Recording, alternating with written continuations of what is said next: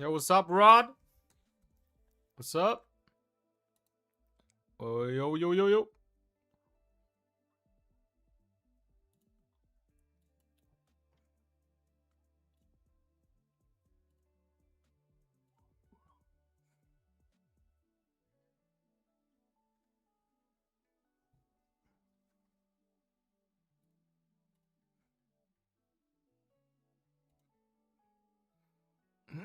You saw nothing? I did. But we gonna watch it again. Like, I was at work when they dropped it, so I was literally sitting on the toilet watching the vid. Or the live stream rather. So it's not like I could have comprehended everything, right? So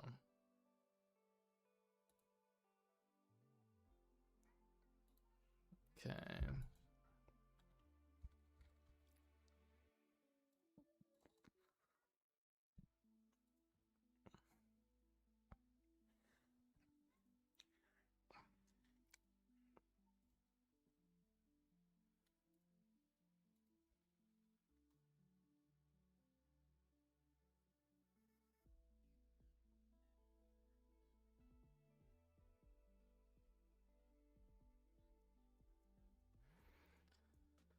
Yo, what's up, Nikos? How are we doing? How are we doing? More RNG suffering today. Yeah, if we get to play the game, then sure, yeah. Because today we gotta talk about the elephant in the room. If you could say so.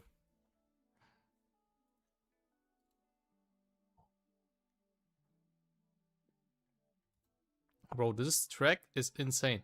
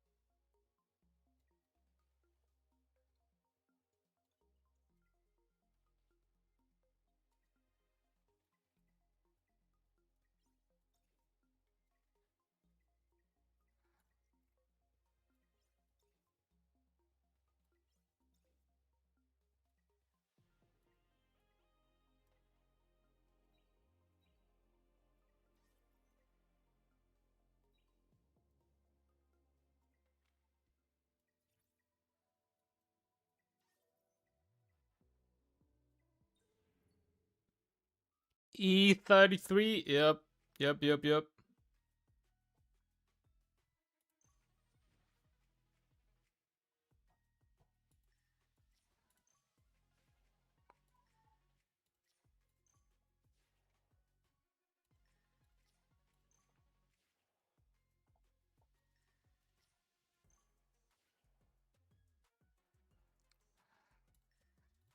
Hmm.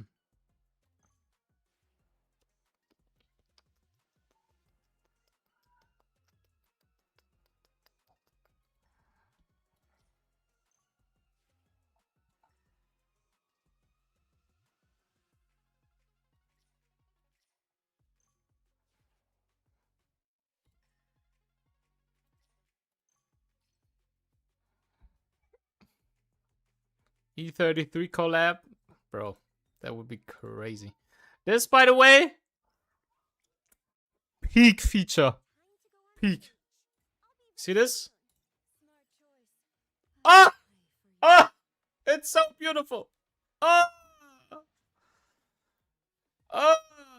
I feel so good about not needing to play the game. Oh my god. Oh my god, not playing the game peak. I'm not forced to play the game, it's peak. With me here, nothing will go wrong. Sorry I didn't handle this cleanly. I'll be more careful next time.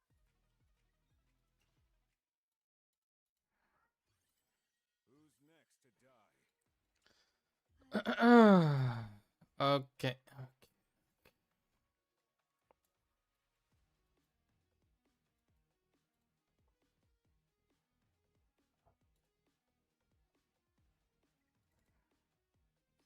Okay.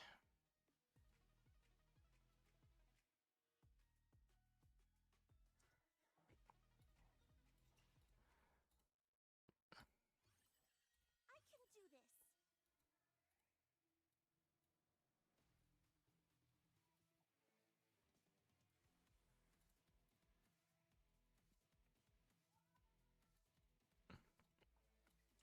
Sorry I didn't handle this cleanly. I'll be more careful next time. I smell the scent of sin.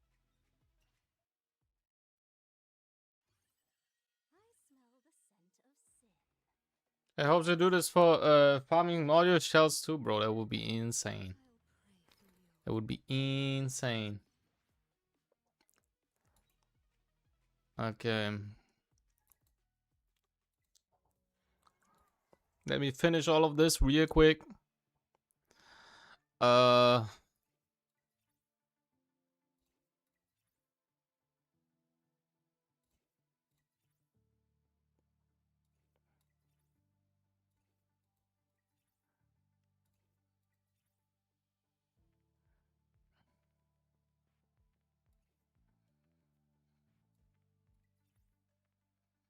Oh, this looks insane.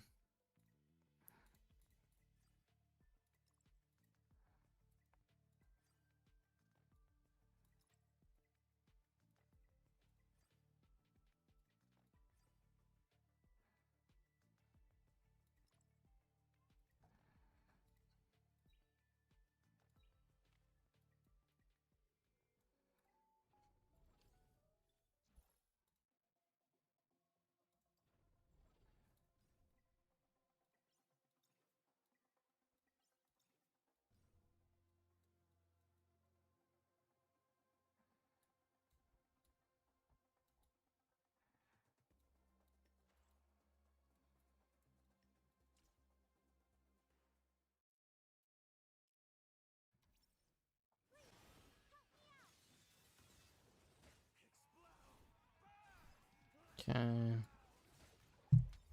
I mean, we already cleared them all. What's the point of waiting for 15 rounds to finish to get all the rewards? I mean, I do understand that, but at some point they also have to kind of like show their fucking investors how many players they have, right?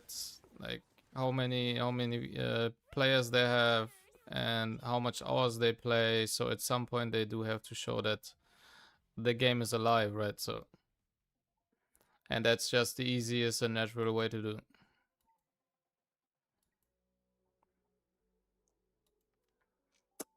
Okay, let's do this. We zoom in, guys. We zoom in. I need to clear all of this real quick, so we can watch the hyper talk again, then write some stuff down, so we can look at the whole picture, and then evaluate it. Yo, what's up, Nox? How we doing? What's up, Sib? New players are getting insane start. Yeah, I saw that. It's ridiculous. I have to see it again because, like I said, I was at work. I was literally sitting on the toilet the entire fucking live stream to watch it, and so I couldn't pay too much attention about what was going on. So we're gonna watch it again.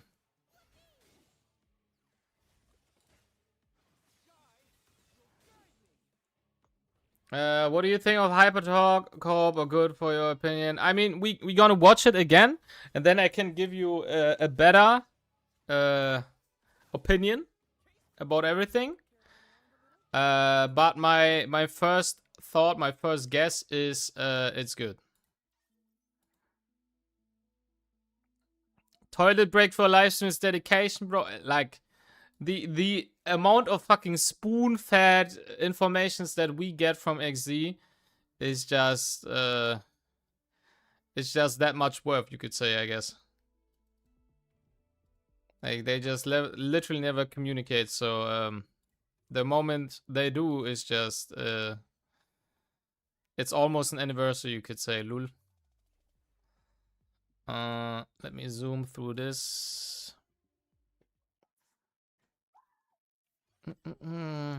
What do you think of back-to-back kinetic LD? I mean, we gotta see how it looks like, actually, because I saw a lot of people talking about how, like, they mentioned that we do not get, or they said basically that we will not get a kinetic, like 2 kinetics a season, right? And they basically compare this statement to what is going on about us getting a kinetic again, but technically it's not 2 kinetics in a season, right? It's just a different season.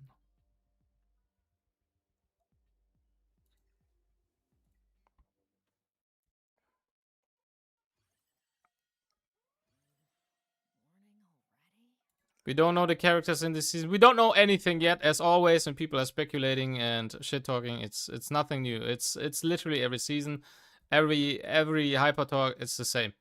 And then if they are wrong on their statement, they are not saying anything and are quiet in their fucking corner. And then if they are right, then they are crashing out and spamming. Look, bro, I was so right on this. You know, it's just the same thing, right? It's silly. It's hilarious. So we will watch it again and then we will evaluate it.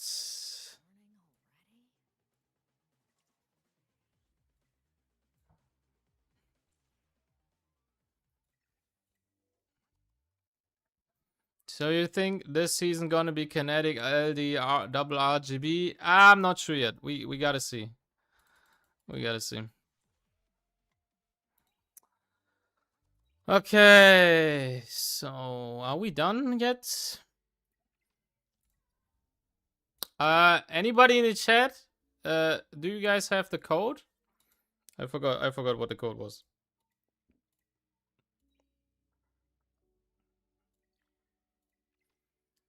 Etheria season 5. Etheria SS5. Thanks, guys. Thanks. Appreciate it.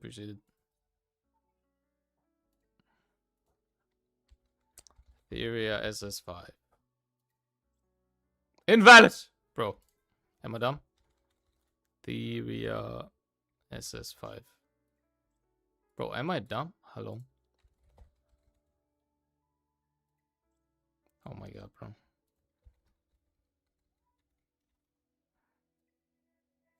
Aha! Case sensitive, bro. Okay. Take this. Anything else?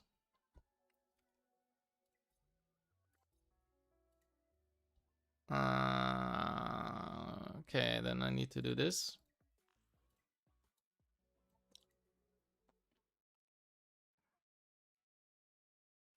Yeah, mud buff, yeah. Okay. GM, what's up? What's up? How are we doing? How are we doing?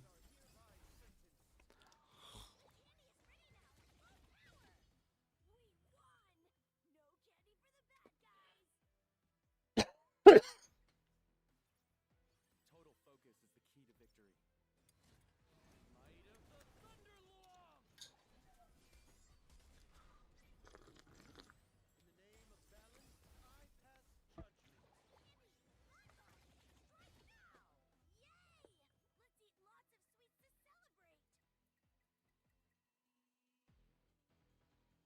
Any thoughts after Hyper Talk? We're gonna through it again. We have to watch it. We have to watch it again because I cannot make decent opinion. Like I cannot.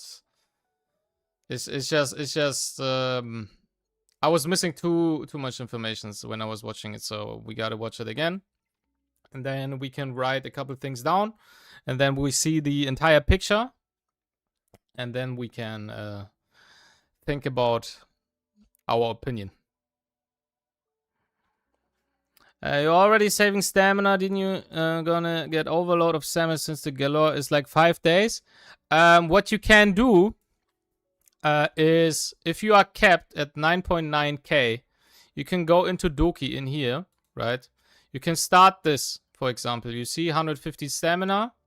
You start this. Hold on. Bro. Okay, you start this. You leave this. You see how you lost 150 stamina? Now you can buy... now you can change your crystals for stamina, right? To fill up the gap of 150. And then you can stop the battle. And then because your fucking stamina is full, it's capped, they will send you the stamina to your mailbox. So you can basically artificially increase your stamina cap with that.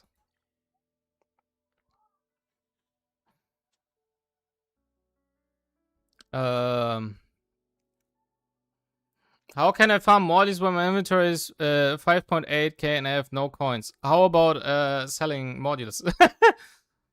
Clean your inventory, exactly.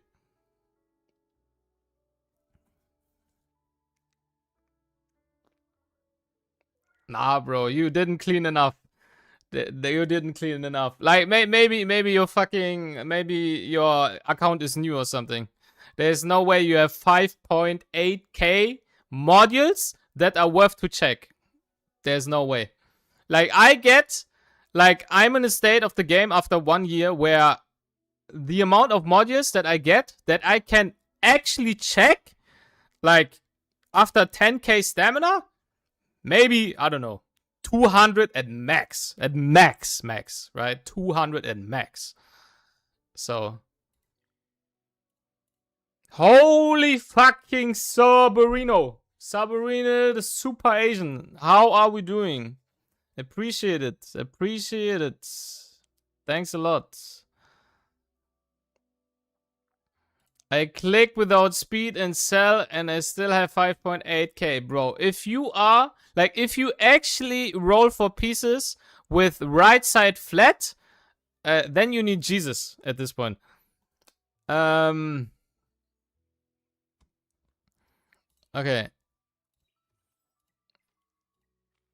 Let me start this.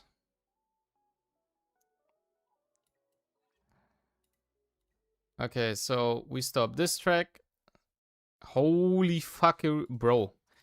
Insane Prime. Keenan Freaks, my goat. I appreciate it. Guys. I appreciate it a lot. Thanks for the Prime.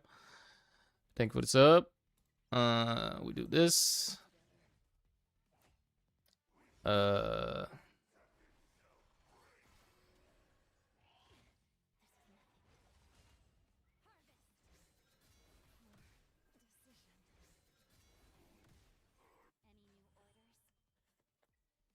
Hold on. Where's the hyper talk? Give me a second. Etheria restarts. Hyper talk.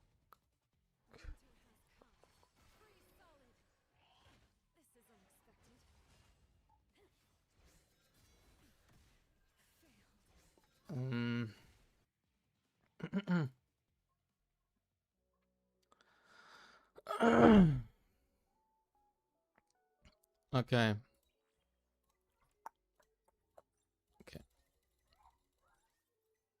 Do this and this. Okay. I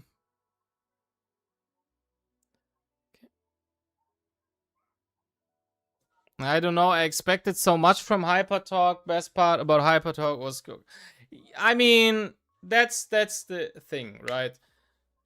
What I realized after a lot of Hypertalks, right? After a lot of Hypertalks and patch updates and balance and so on. People always, they expect something and when they do not get it, it's immediately bad or mid at best, you know, which is just, I don't know, in my opinion, right, in my humble opinion, is it's, I don't know, it's a silly take or a silly mindset. Because if they give you 100, like if they give you 99 good things and the one thing that you wanted is missing, it's objectively not bad. So yeah, at least in my opinion. So let's see, where's the hypertongue?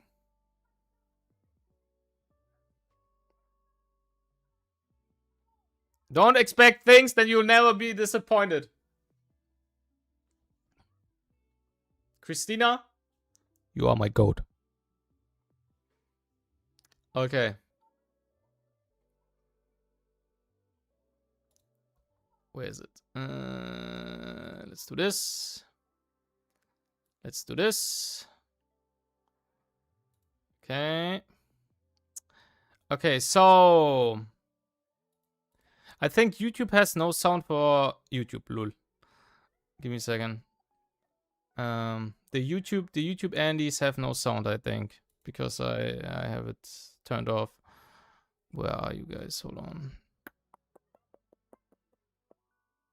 I think it's this. Properties.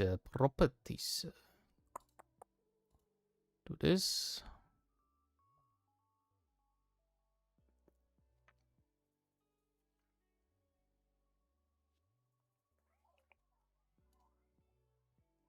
Okay. Okay, let's see. Can you guys hear anything from YouTube? Holy shit, that's loud. Can you hear anything from YouTube?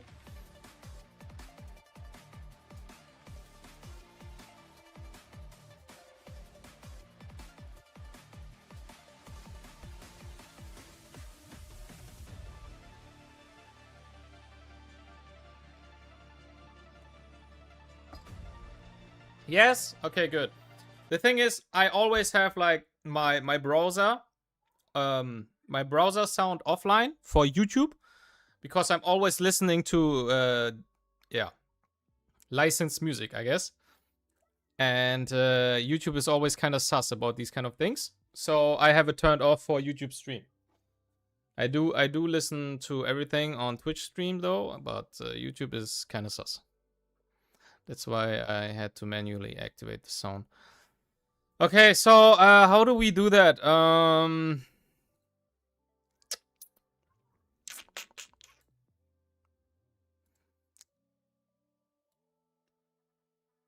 Okay.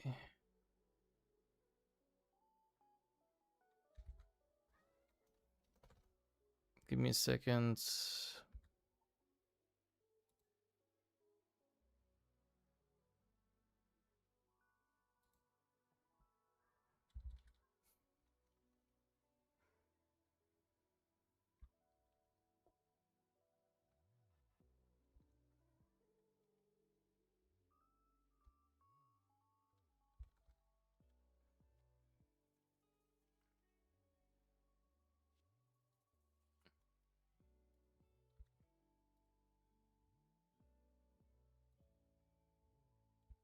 Okay.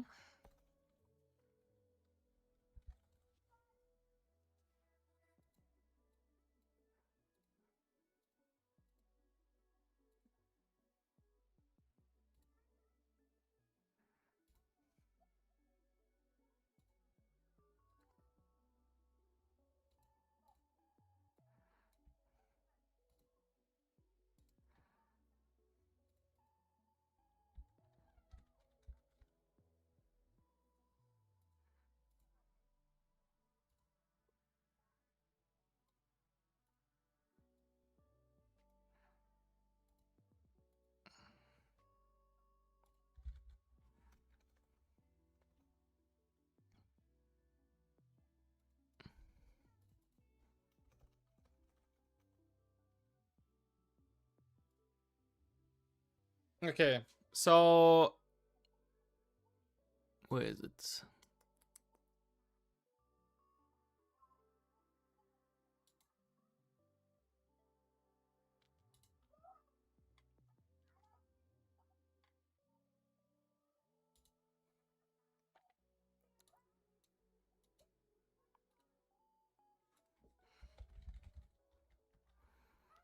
Okay.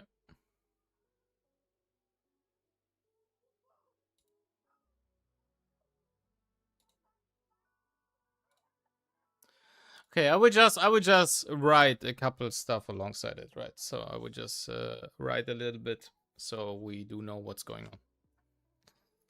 on. Okay.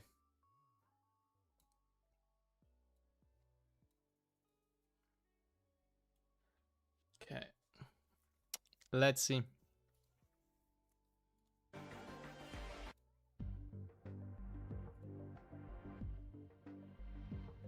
How can I turn off? Okay.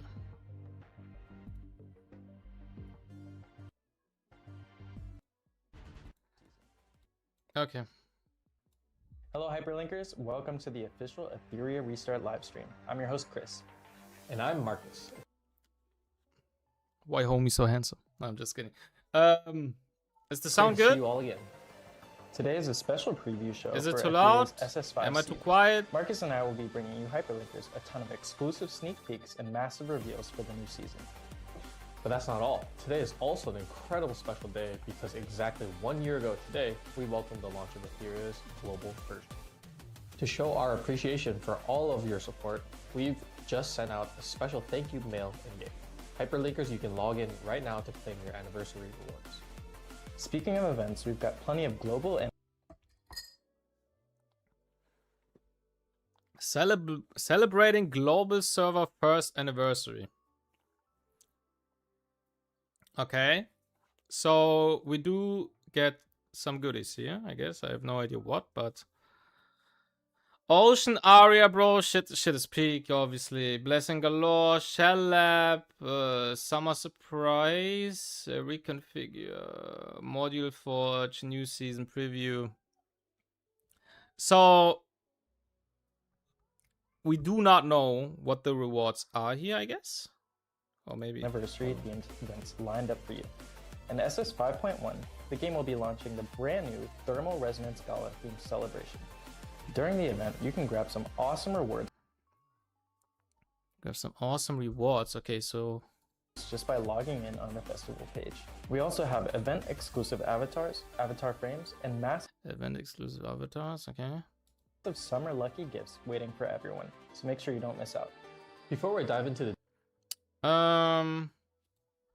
So this is separate, right? Hold on. Okay, thermal logs is this one. And then we also can buy stuff. I would assume this is like the buying symbol where we can spend money. And this is encore drop. So we also have a separate shop, I would assume. And then we get these encore thingies, I guess. I don't know what that is. From spending stamina or something. Anniversary themed events lined up for you.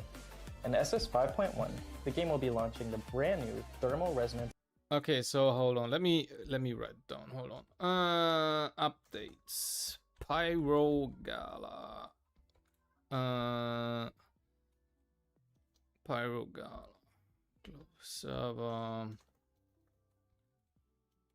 Global server first. Any. Okay. This is like Gala themed celebration. During the event, you can grab some awesome rewards. So we get an Octonode. Octonode is huge. We get Octonode.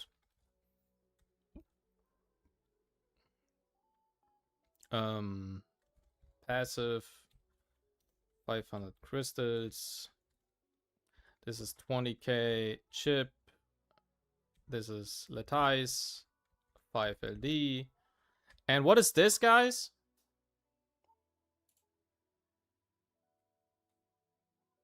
And what is this?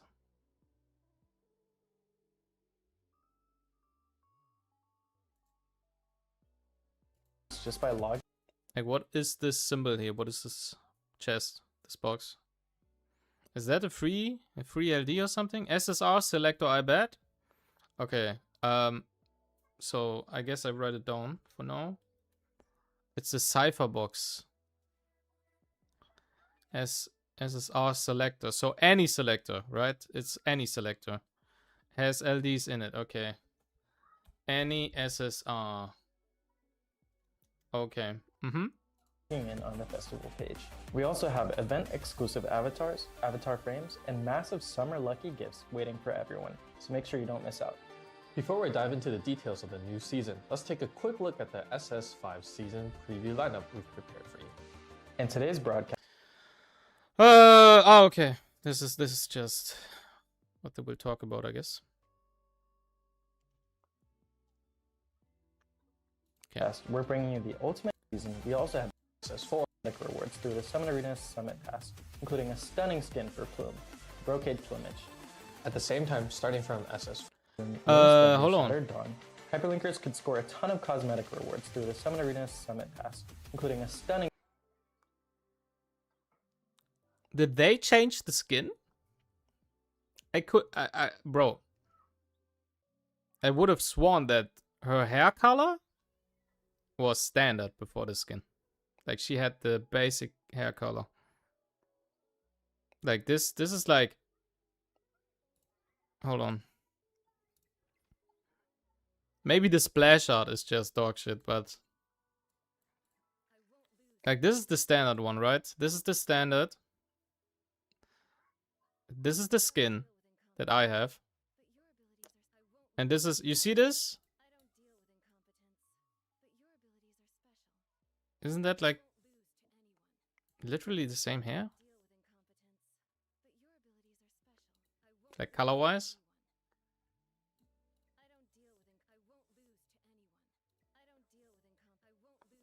Like this is literally the same hair color. So this the splash art, like in this video, this looks like way different.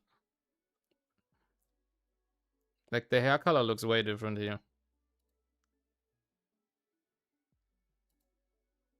It is not the same hair color. Skin for Plume. Especially if you look like in the eyes. Like this is just not the same. Yeah. Anyways. Brocade Plumage. At the same time, starting from SS4, our in-game hyperlinker pass shifted to a seasonal model, with even richer rewards than before. Plus, players could unlock a unique Peak anime skin skin through the premium pass, Sunlit Sea. Bro is analyzing hair color, he's in too deep, yep. And let's not forget, during the SS4 season, we also had the first EWS Series tournament of 2026. Sunlight, yeah. Huge congratulations to hyperlinker Yeah, Etheria congrats. from the China server for smashing through the competition and claiming the championship title. On top of that, the second EUC also took place during last season. I saw a lot of people like shit talking in chat and live stream about like how they don't want to hear this from the winners of the GVGs.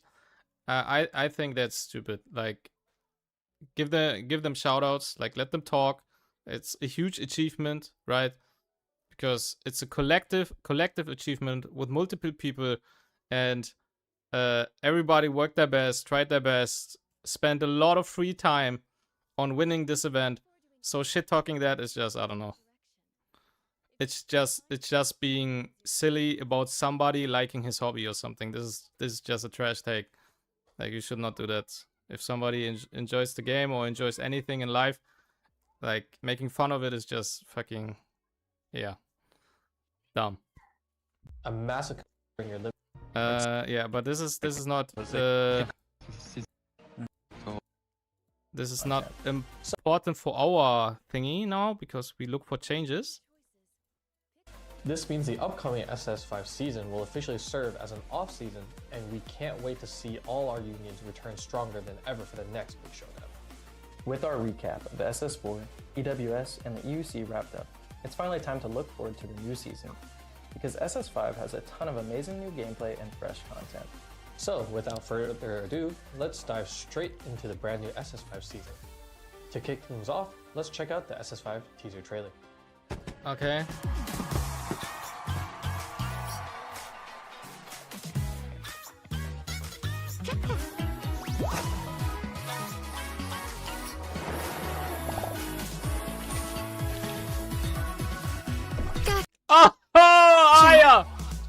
My wife! Huh? Where'd this come from? Okay, I'll be honest.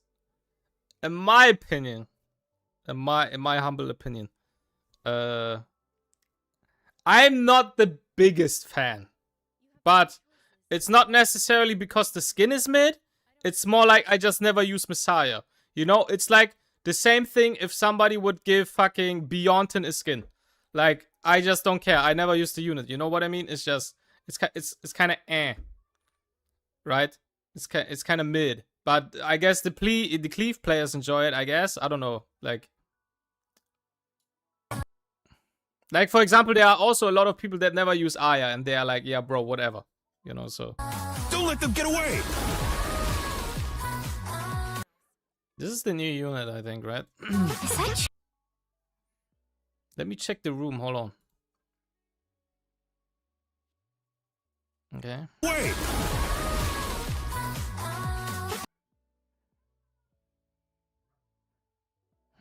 Okay. Is that Choco? Wait, come back here! Oh, Lowen! There it is. I buy, obviously, guys. We are buying. That's not the question. Of course we buy. But, what I'm gonna say is, I really hope that we do get to see some changes in animation. Like, I really hope. That would be dope. Like, for example, Lilium or Tiamat are peak skins, in my opinion. Like, Lilium, absolute peak skin. Tiamat, absolute peak skin. Linglo, absolute peak skin. Even though in Linglo you do not see that many differences in animation. But I would love to, yeah, I don't know, see something dope with these kind of skins. Like, animation-wise, I mean. But we buy it. We buy it. Move out! Wait, hold on. Move out! Move out! Saya, Lowen, Aya, and that's the new unit, right? Out.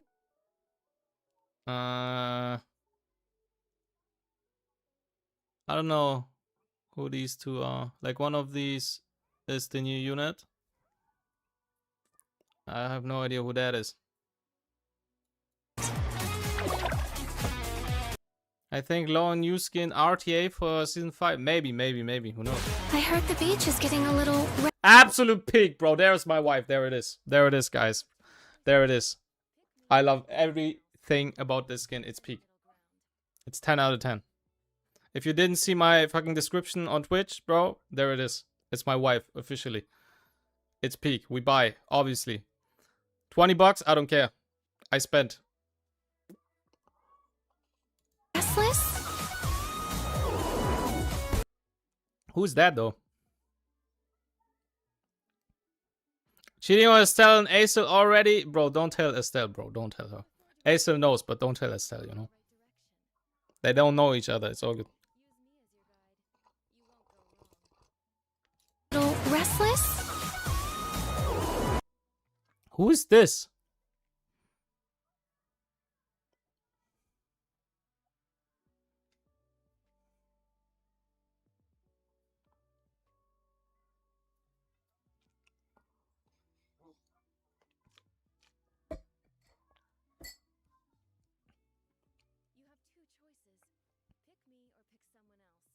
She's the LD? That's a terrible outfit for the beach. Facts.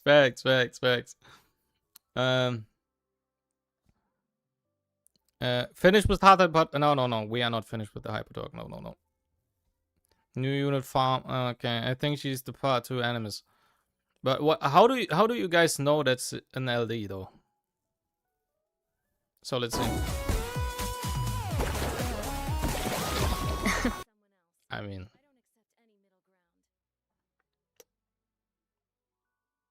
Figaro. I'm just kidding. Peek. Care for a drink? Oh, she can sit me like that, bro.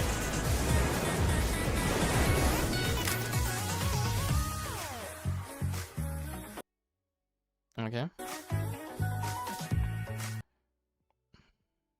doing anything, you need to find the right direction. Mm-hmm. If you can't find it, Bro, it means you're these glasses are fire, bro. What? These glasses look fire. Look at this. That's hilarious. The girl with the witch hat looked way too AI. I don't know. Like, I guess. Like, I don't know. I personally don't care. Solo banner on part 2. Having to choose between summer low and leather jacket low and would be so evil. Bro, just buy both. What do you mean? Just need to stone all these damn bust passes that you can't do shit about. I mean, you have forgetfulness, I guess. Leave my elf lolly alone, yeah. I like that design, I'll be honest. I think that's a good design. I like it personally. This unit also looks kind of fire, I'll be honest. Etheria Summer Special Squad? The UI revamp, beginner rework, new character lineup. Skedaddle! As the music kicks in and neon lights up the night sky, a refreshing beach Bro, bro, look at him. Bro, I swear to God, bro.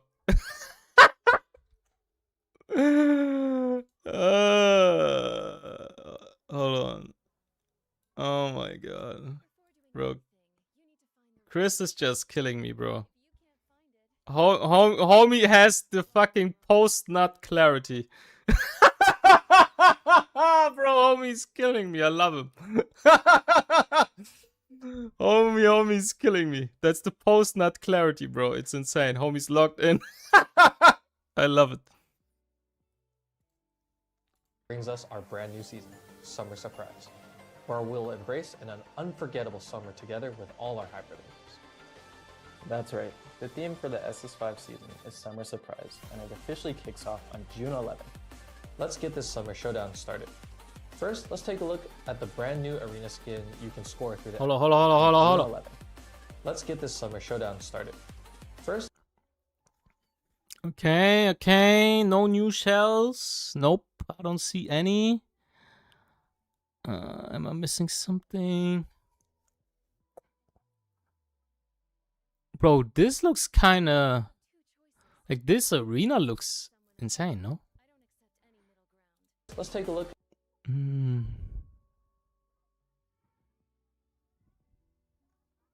Yeah, that's a dope arena. I like that arena. at the brand new arena skin I'll be honest. Personal take. I'm a humongous sucker for units that use these brushes and paint stuff in combat. I love it. It's so peak. I love it in Summoner's War with the fucking art units.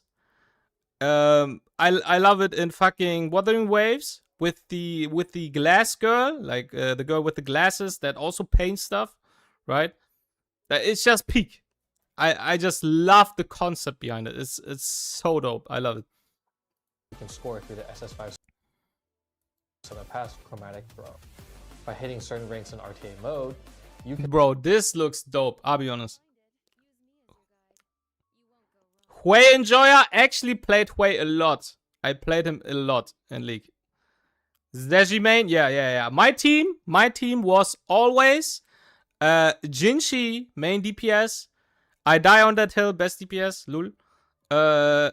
Jeji, and I think I was using Verena back then because I was using my the other support for another team. Like what was her name again?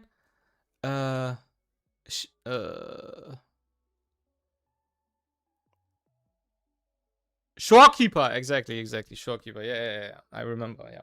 I was using Shorekeeper in a different team with Carlotta, but I was always using Jeji with fucking Jinshi. I use Carlotta, pick Bangman. Yeah. I'll be honest, peak. This is a very good fucking skin for the main character.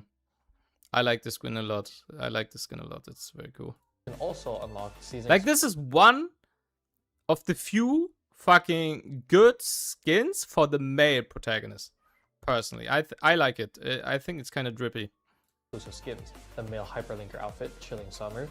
The female hyperlinker outfit. Yeah, this is just, you know, it's peak. Because she's female and you see boobs. Mm.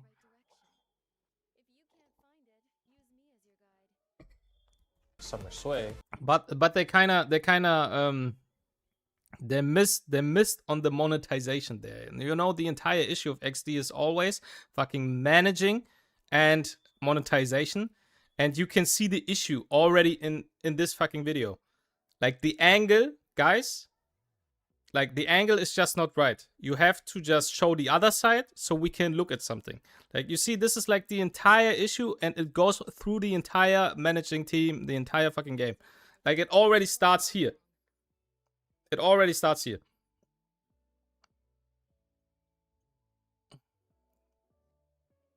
Just admit it, Ayab, you like the flower design. Which flower? Okay. And the Chaku outfit, Idol Chaku. I'll be honest, I like to be teased a lot. So I'm always the person that enjoys unpacking the present, you know, instead of fucking getting shoved down my throat. So I am one of these persons, but this is a bit, you know, like kind of a little bit like left to the side, you know. Then we'll also get to enjoy a gorgeous new outfit for the Animus Low one, Eclipse. Okay, this is peak, bro. This peak. This Omega peak.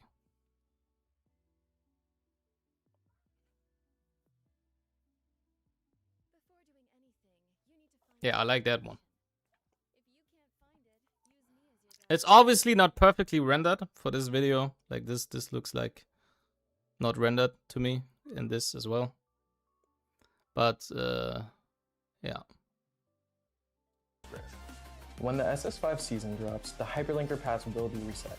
By unlocking the premium Bro, pass, I'll be honest, the best part about the Messiah skin is literally this fucking halo here. Like, this halo is hilarious. This is peak. Like, this is the best part about the skin. I love this fucking halo. The halo is hilarious.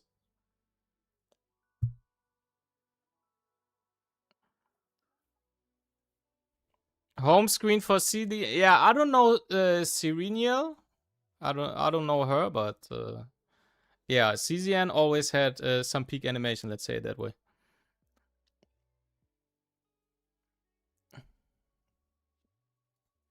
Okay, hold on. Let me write stuff down. Aya skin, Messiah skin, Lowen skin.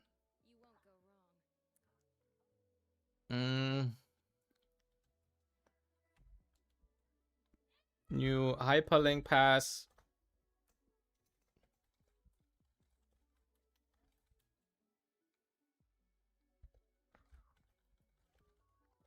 Okay.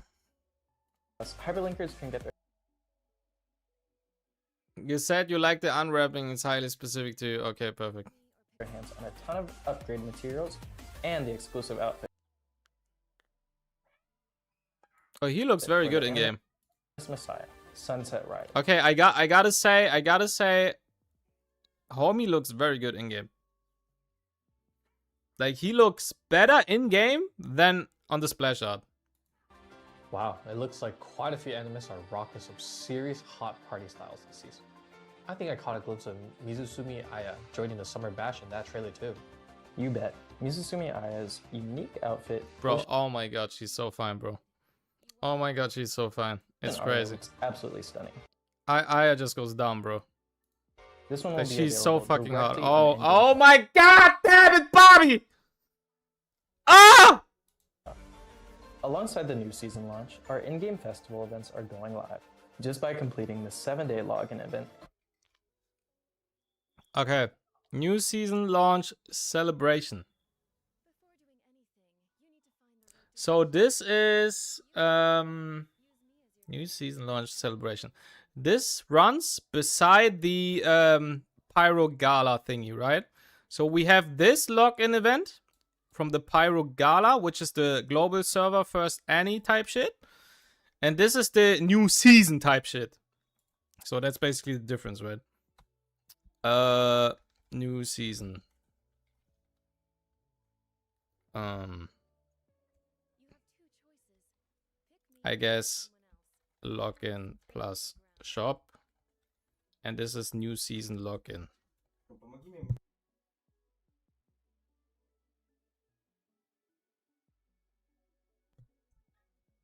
Shut up, take my money. Facts. Okay, hold on. So we get 10 LD summon. Okay, wait, I just read LD. We know what that means. 300 crystals and 1 prism dice. 1 wisher projection. This is the skin for shells, I think. And then we have the passive box.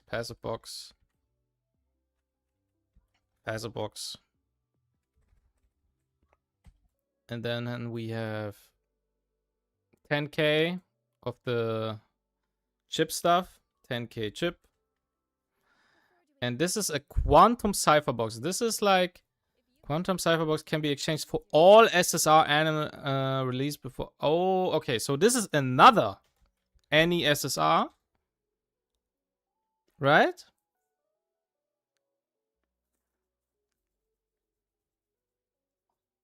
Like we get 2 at this point. We can get 2 SSRs. This is RGB.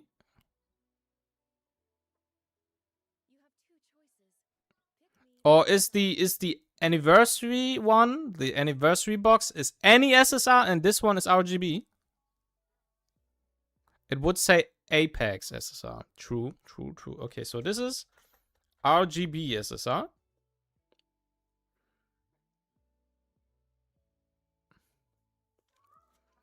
Anyone LD cause change with aura. The image is different. Any is September. Okay.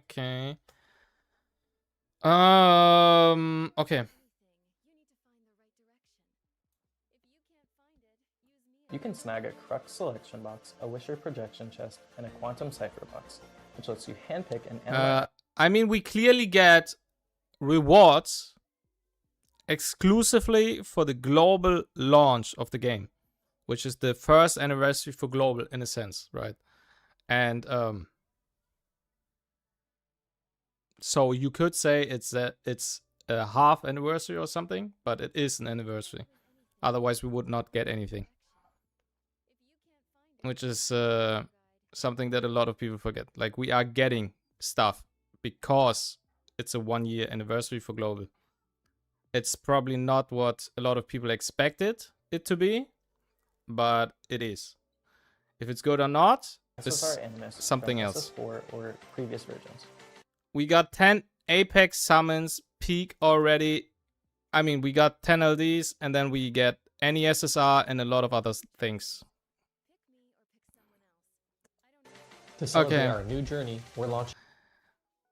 We are launching special kickoff. A special kickoff event during the week-long Blessings Galore event.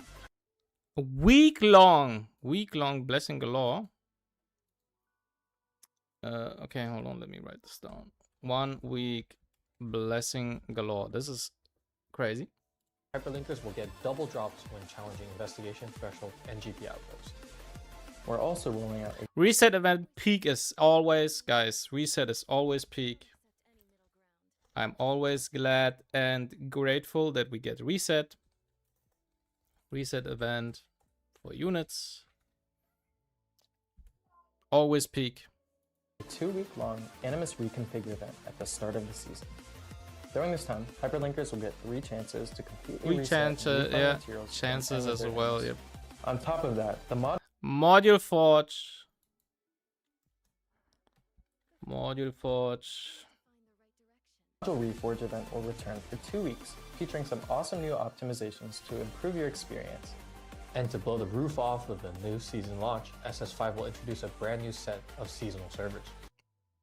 Will introduce the brand new set of seasonal servers. I will play on that. I will go free to play again because I enjoyed it very much last time, and this time I will play again a free to play account on the new server. Give me a second. My father needs help with something. Hold on.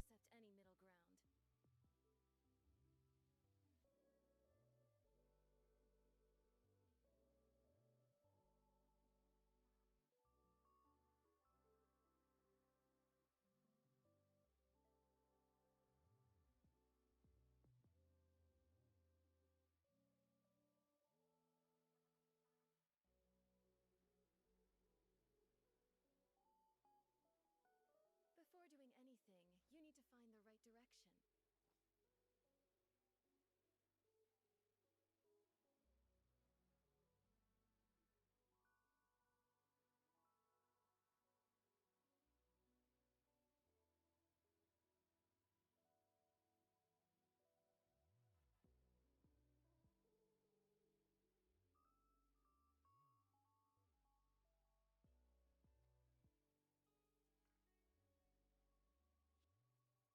You have two choices. Pick me or pick someone else. I don't accept any middle ground.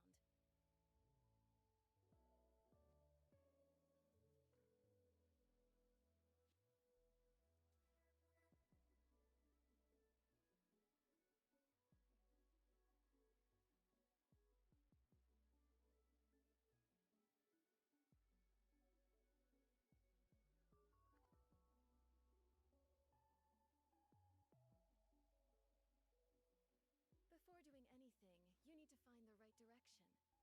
If you can't find it, use me as your guide. You won't go wrong.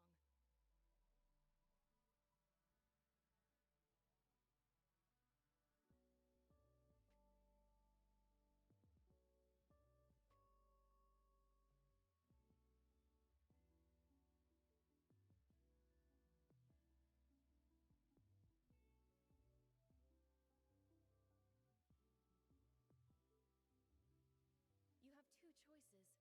Pick me or pick someone else. I don't accept any middle ground.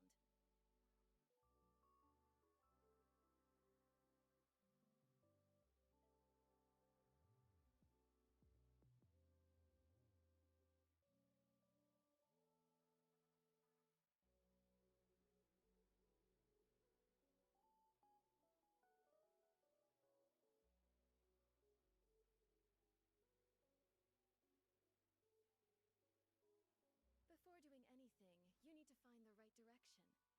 If you can't find it, use me as your guide. You won't go wrong.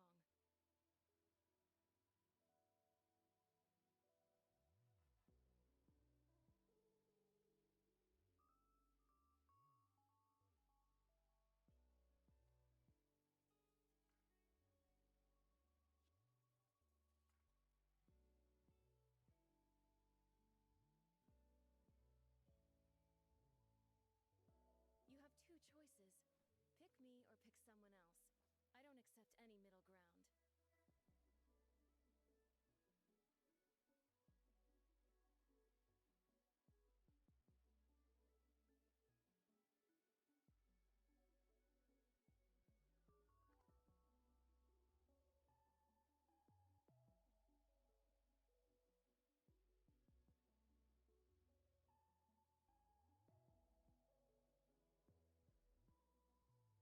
You have two choices.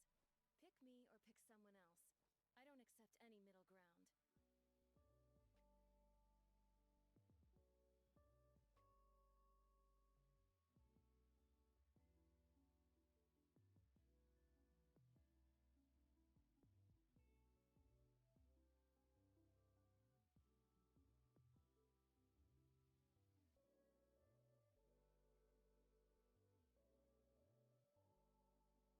Okay, we back.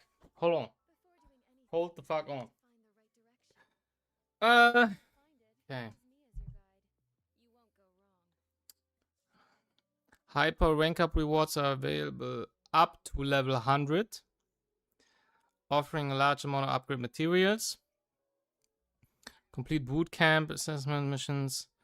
and earn training points to claim rewards. Summit Arena new player protection. Before reaching diamond rank or level 100, hyperlinkers will not be matched against level 100 hyperlinkers. In my opinion, that's just my opinion.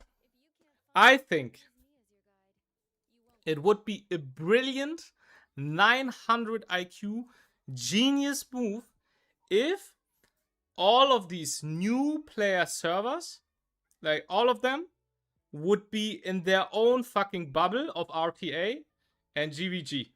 Because then they can literally, like, I don't know, for like 2 seasons or maybe 1, or for this season only, I don't know. For this season, they basically only fight under each other, you know? It's like everybody's on the same level, in a sense. And then you have this feeling of accomplishment because you were like the best out of the new players, in a sense. So in my opinion, they should like just let them do everything in their own fucking bubble with all of the new player servers. That would be dope. That would be fire. And then after the like end of season, then you can just implement the new servers to the regular fucking RTA and GVG. Because like imagine you are a new player and then for whatever fucking reason you are fighting Keka. I don't know. You know, this will highly pretty likely actually not happen, but imagine. It's kind of silly. So yo, what's up, Hunter?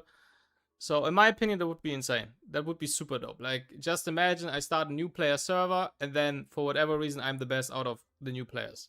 That would be hilarious. I think that would be quite fun. Okay.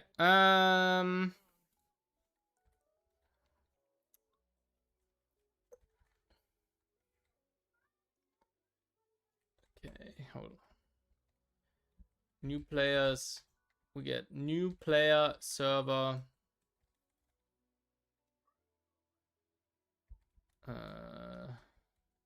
Sprint server. These servers come with exclusive catch-up Adept's bubble update incoming. events, including 14 consecutive days of double drops to help you gather more upgrade materials.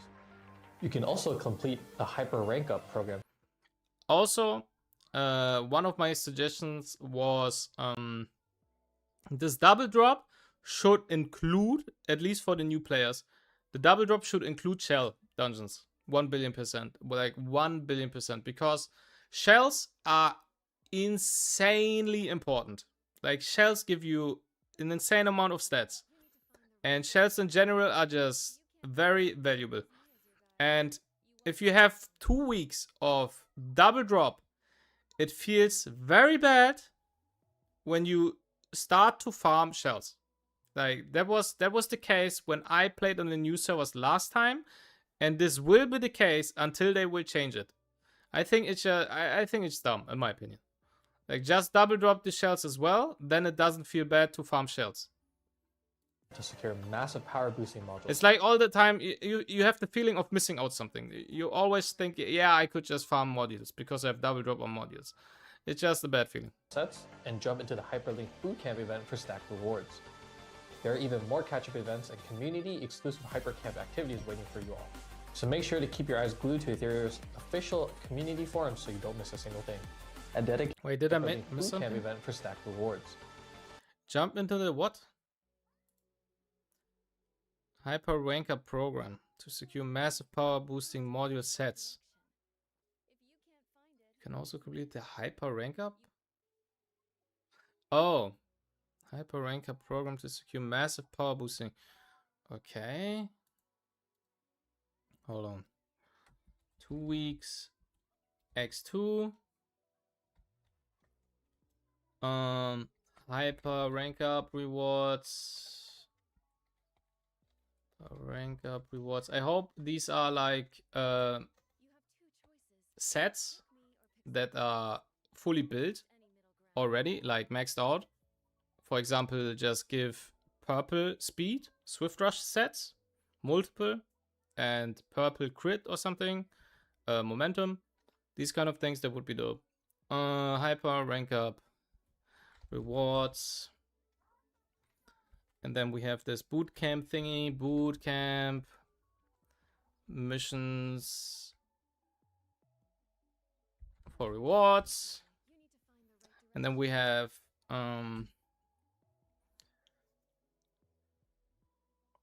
new player protection. New player protection. Okay.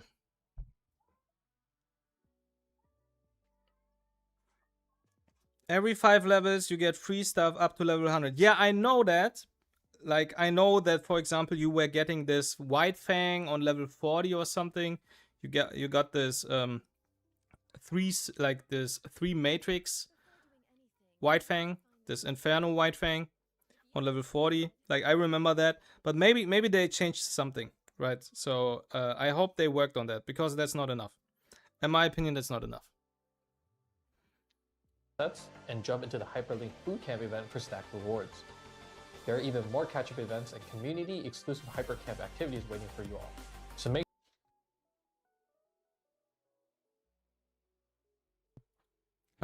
it's the same. How do you know though? You have two choices. Pick me or pick someone else. I don't accept any middle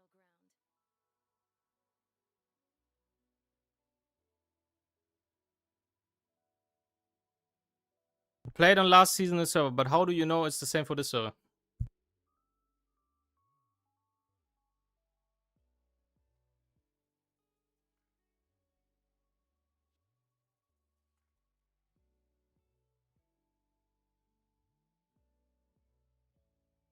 Okay. They didn't say anything about it. Yeah, so there's a difference in knowing and assuming, you know? Like, I would assume that you are right on that, but we don't know.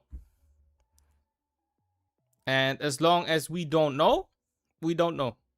The only thing we know is that we don't know. Make sure to keep your eyes glued to Etheria's official community forum so you don't miss a single thing. A dedicated pre-registration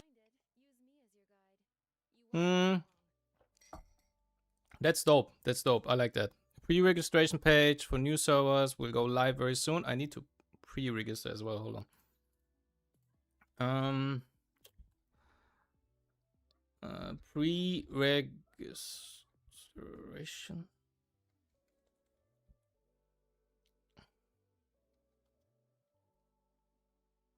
Okay.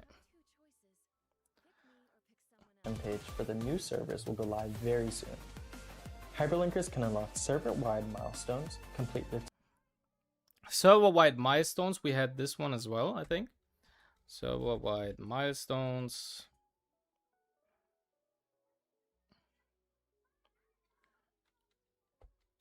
Server gifts. Is that new? Server gifts. Score exclusive new server gift codes. Is that new? Server gift codes? Like, I do know we had this, yeah, like you were able to earn these points for your server or something.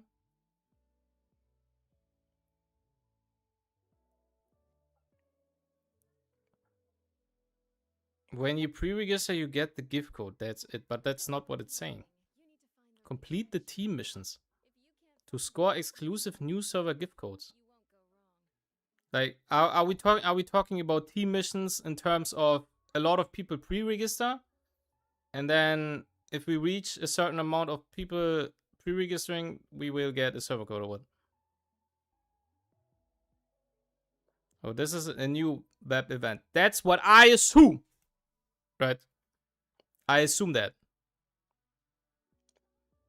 Because this sounds like that's something else. That's different. So I will write that down.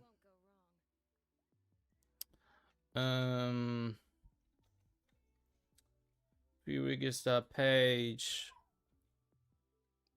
Team missions. Wait, hold on. Let me listen again. What did he say? can unlock server Dedicated pre-registration page for the new servers will go live very soon. Hyperlinkers can unlock server Hyperlinkers can unlock server-wide milestones. Server-wide milestones, complete the team Complete the team missions to score exclusive new server gift codes. In my opinion, this can mean two things. Either we are talking about in-game, so we have to complete specific missions and like in-game missions, and then we score exclusive new server gift codes, or it's from the pre-registration page.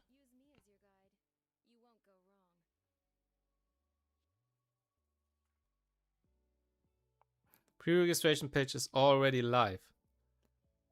Oh.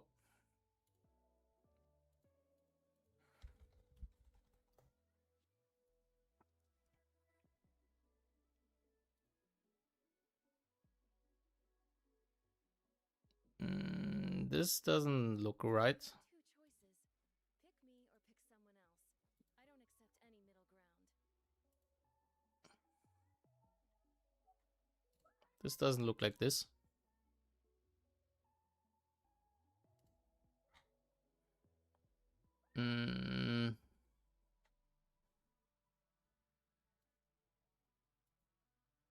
Aha! Appreciate it. Okay. Okay. You see. Okay. Current pre-registration 11,800. Yeah, we also have to do that.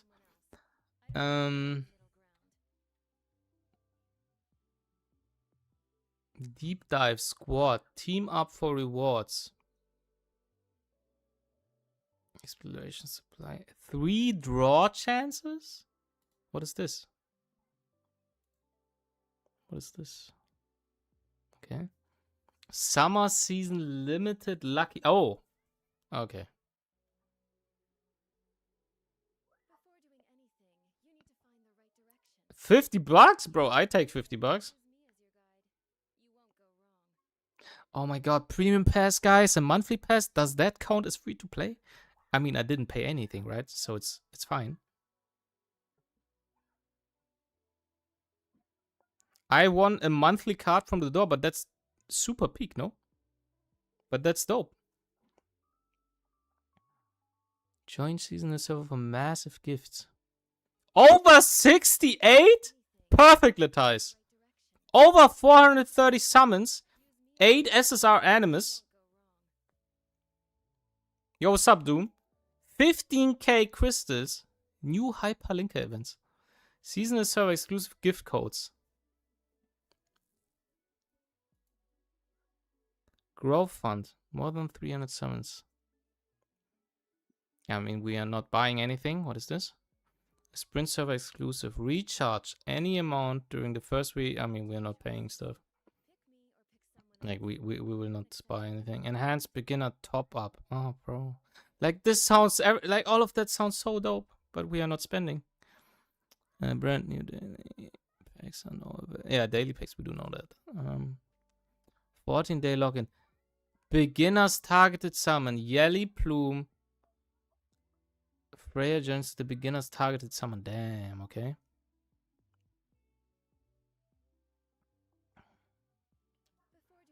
Growth boost. The maximum level for hyper rank up has been increased to 100. Oh, okay. This is this one. Yeah, so this is the white thing.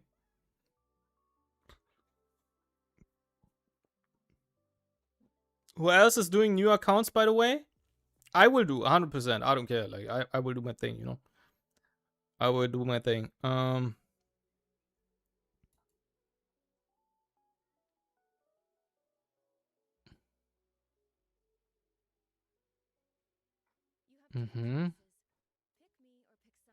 this looks dope.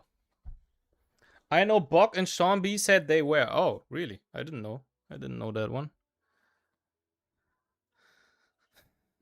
I'm doing it for 2 weeks max, I think. If I do another account, I will get 3 rats in a week and regret doing it. I can see that. Yeah, this is dope. This is dope, bro. Like 68? Perfect Latice. 8 SSR animus. 1 billion summons. A shit ton of crystals. Like, this looks so good. This looks like a lot.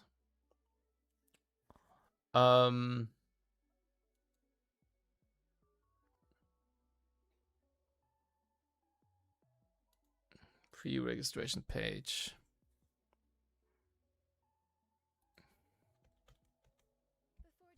Shit ton of rewards. So at milestone server, gift rewards, new player protection, bot camp missions for rewards, hyper rank up rewards. Basically a shit ton of rewards. Okay. What were your thoughts on this season, by the way? You mean on this season? At the moment? Or what? Missions to score exclusive new server gift codes, and even get a lucky draw chance to win a $50 Amazon gift card or some rare items. This pre-registration page will go live right after today's stream concludes, so check out our official community announcements for all the details. Rally up with your friends and get pre-registered. To ensure a much smoother experience for all the new hyperlinkers joining the world of Etheria, we've got an exclusive look at a major optimization coming with the new season. In the SS5 season, the development team has completely overhauled the main quest. I mean, that's peak, you know. That's peak. That's clearly peak. Also, we see a special chapter down here, so... No idea what that means, though.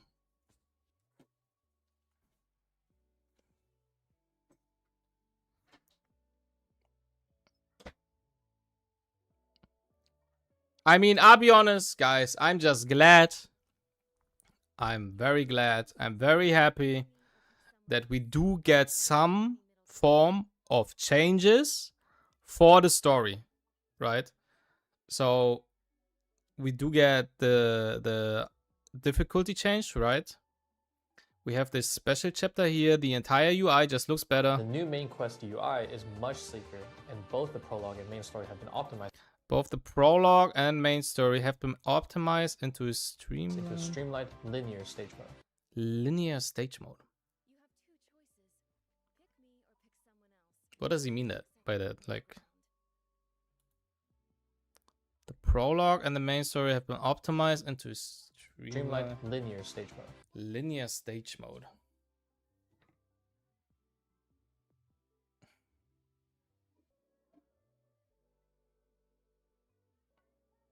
Does that make rerolling faster? Lul. This means new hyperlinkers can dive into Etheria's core gameplay loop. Much faster while effortlessly catching up on the main lore. I don't get it. Am I dumb? Hold on.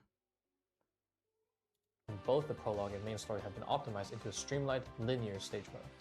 This means new hyperlinkers can Animus Ascension Protocol. No idea what that is.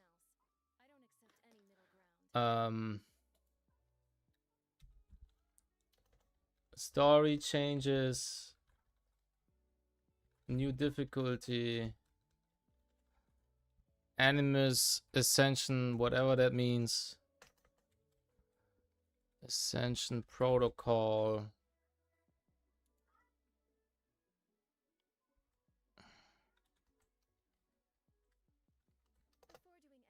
Protocol. 2020 see dive into Etheria's core gameplay loop much faster while effortlessly catching up on the main lore. But this is a separate thing. This is like for everybody. This is not new players. To ensure a much smoother experience for all the new hyperlinkers joining the world of Etheria, we've got an exclusive look at a major optimization coming with the new season.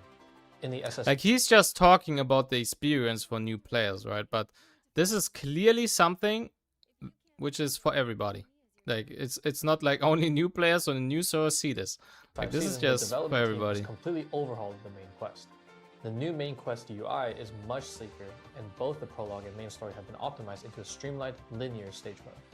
This means new hyperlinkers can dive into Etheria's core gameplay loop much faster while effortlessly catching up on the main lore. On top of that, we're introducing a brand new hard mode to the story.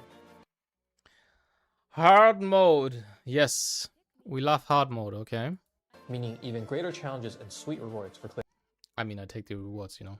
Like a lot of people are saying, yeah, but hard mode is not hard, you know, because we one-shot everything anyways. But I do take the rewards, so how about shut up and take the rewards? How about shutting up and take rewards, bro? When it comes to progression tasks, Okay, so, okay, there it is. Animus Ascension Protocol. Okay, hold on. Okay, buddy.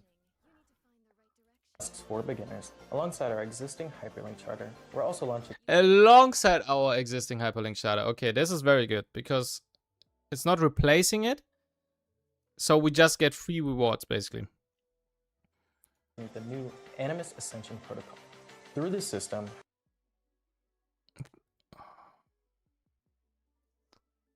Hold on. Bro, this is so good. Like, this is like stuff that I literally suggested, by the way. You know? I literally suggested this kind of things. Like, I don't know. It's actually so good. existing hyperlink charter, we're also launching the new Animus Because this is just so fucking good for new players. Like it's like the same thing as in E7, where you have this path of air. No, not the path of air. It's for the dungeons, for the wyvern type shit. You know, like if you are a new player and you have no idea what's going on, the biggest issue is literally understanding the UI as a new player. I'll be honest. But if you know where the fucking the beginner guide is, then you literally just get for Wyvern, which is the speed, the swift rush dungeon, basically. You literally get all the units to clear it. It doesn't mean it's the fastest team or anything like that, but it means that you basically have a guide to tell you how something works and give you the answer at the same time, so you have an understanding of what is good, why it's good, and why specific units work and why they do not work. So I do like that. I'll be honest. This is very good for new players. Ascension Protocol. Through this system, Clear Chapter 3, you get Linglo. Level 10 Linglo is a Latize.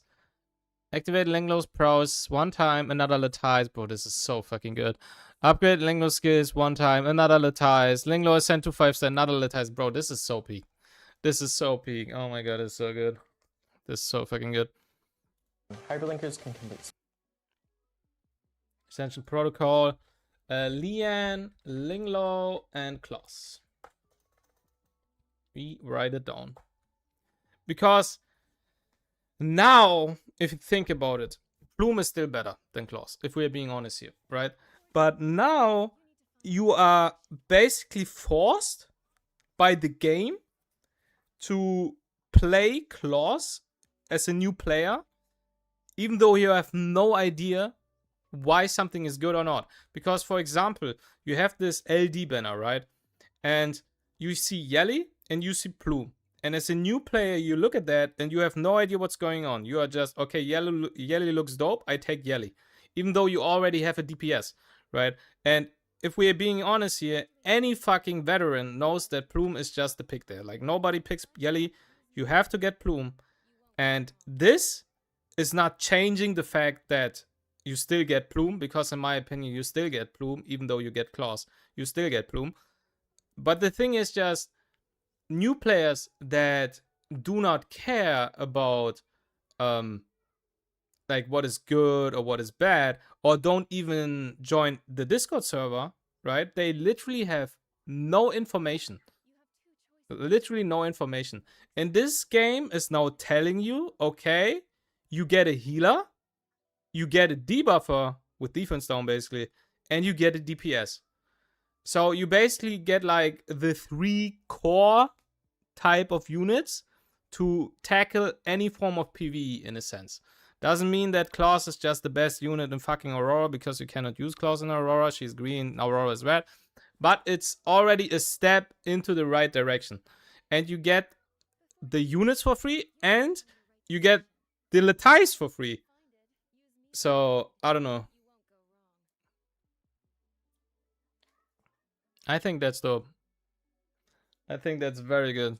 This is like this is literally the right step into the right direction. Specific missions to unlock and fully level up. Like, guys, we all know, we all faced this one random guy that played Lian in 3.5k Mythic RTA. And homie, 1 out of 10 times lost the game. But when he won the game, it was because of Lian one-shotting our entire family tree. And was always hilarious to watch. And now we all get Lian for free. Maxed build. Except the dupes, I guess. But then we can at least, like, play her a little bit, which is hilarious. Like, I personally will try out Lian now. Because I just get her for free, so why not? If you get her for free, why not?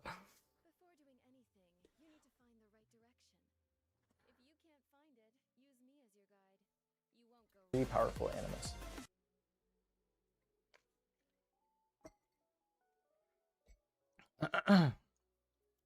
Wait a minute. Something seems a You cannot get the Latize for the unit, then reset the unit and expect to get normal Latize. You will get back the Latize exclusively for the unit. This is not how it works. However, what works is, for example, you pull a unit 5 times, right? And you max dupe the unit, right? So you have a max, like you have a max duped limited unit, and you throw 12 Latize in this unit, right? You have a maxed out unit. Then you go to the event for the prowess up, and you get the unit Latize, right? If you get the units Latize, and you already have the unit max duped and maxed everything, right? Then these Latize will convert to normal Latize. This is how it works, you know? This is how it works. And if you would reset the unit, you would get 12 normal Latize. However, if you will not build the unit immediately with 12 normal Latize, but let's say 5 unit Latize and 7 normal Latize, and you reset the unit, you get 5 unit Latize and 7 normal Latize.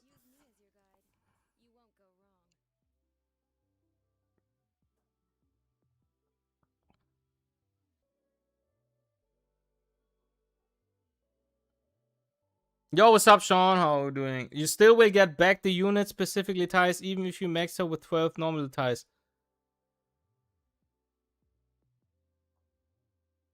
What? Wait. You build the you use 12 normal ties to build the unit. You reset the unit, you will get 12 normal ties. That's a fact. No? Like, you used 12 normal ties. So you get 12 normal ties back if you reset the unit. You get the ties that you converted in normal ties. That's not how I remember, at least. That's not how it worked, in my opinion. Like, if I remember correctly, there were units where I was using a lot of unit ties, and when I reset the unit, I got unit ties back.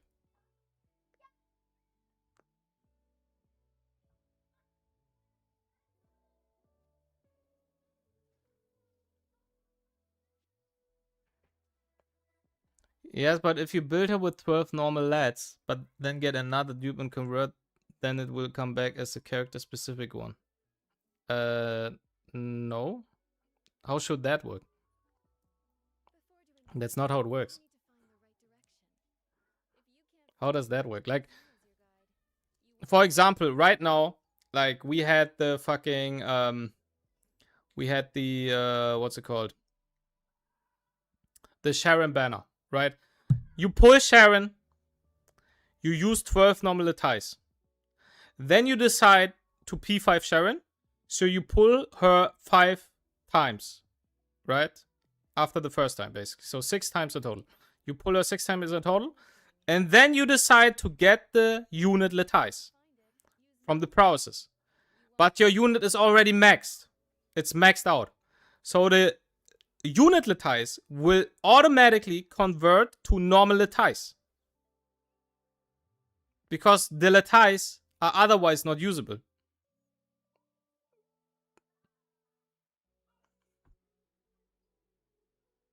You have to use normal lattice, then the specific lattice becomes a normal lattice. Exactly. That's how it works. It's like Dev saying, if I use 12 normal lattice on a unit, I get one specific lattice. I convert the specific lattice into normal lattice. When I reset the character, I get 11 normal lattice and one specific lattice. Yeah, exactly. Yeah. That's exactly how it works. So you never have like free lattice in a sense. You always have binded lattice for the unit. But yeah, I know what you mean. I know what you mean in that sense. Like you always have these unit lattice in a sense. That's how it works, yes.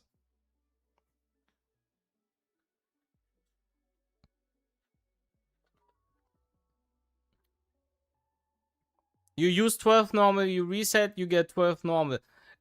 You get 12 normal, like if you use 12 normal and you reset, right? If you, for example, got 5 specific before you reset, the 5 specific will turn into normal, right? So you have 5 specific, right? 5 specific, 12 normal. And you used all 12 normal on the unit before you use the specifics. So because the unit is fully maxed, the 5 specific will turn to normal ones. So you have 70 normal. However, if you reset the unit, you will not get 12 normal. You will get 7 normal and 5 specific. So in total, it's the same. After the reset, you still have your fucking 5 specific and your 12 normal. Like, this is how it never changes. That's exactly, like, this will never change. You cannot go plus normal lattice, if you know what I mean. It's not like you are fucking losing anything. It's just that nothing changes. Like, nothing changes. It's just if you reset the unit, you will always get back the specific unit lattice because you changed your specific unit lattice before that in normal lattice. You know, so the system somehow has to equalize this change by giving you back the specific ones. So it's not like you lost any form of fucking lattice or anything. It's just that you will always have the 5 unit lattice and you will always have the 12 normal lattice. Like, this is just how it works. I didn't know that and it sucks for the future. This is just how it works. This is just how it works. It's not like you lose anything. It sounds bad, but it's not like you lose anything. It's the only bad part about it is if you P5 a unit with 5 specific lattice and you max out the unit and then the unit becomes bad and then you decide to reset. What will happen is you will get specific unit lattice back, a certain amount, right? You will just get them back.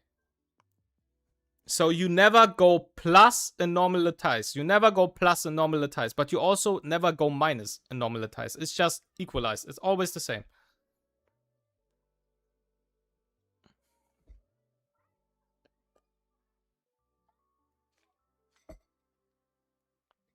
Before doing anything, you need to find the right direction. If you can't find it, use me as your guide. You won't go wrong. Someday I reset Jiang, get array exclusive lattice, kinda dumb. Yeah, it always looks at the total amount. It always looks at the total amount. It's not looking only on the unit. It's always looking at the total amount. It's like if you would reset your ray, you would get ray exclusive lattice. But you will never get fucking exclusive lattice for a unit of, like, if you reset Jiang, it's not like you get any other specific unitized, then Jiang. That's not how it works. That's not how it works. You will always get only the specific unitized for the unit, not for fucking what's it called? Not for other units. Okay, hold on. Okay. Level up 3 powerful animals. Wait a minute, something seems a bit off here. Isn't Lingwell, who's already given out on day 7 Yes, that's true. of the Commission Chronicles, included in that lineup too? Of course, the dev team totally anticipated that. Not only will the Ling The dev team totally anticipated that, guys. When was the time that you have ever heard of that sentence coming from XD? This is literally the first time that they anticipated something at all. Insane. Insane cinema.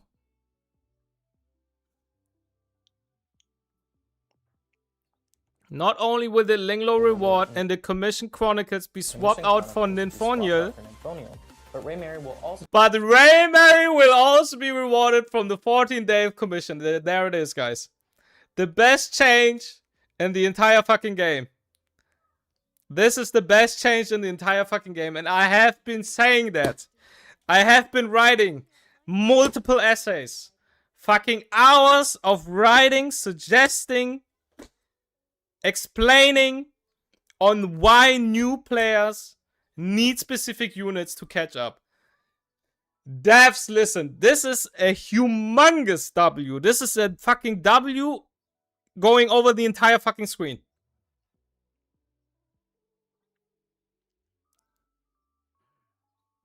This is absolutely peak. This is absolutely fucking peak. This is insanity. This is ridiculous. So I get extra Ray dupe. Let me think.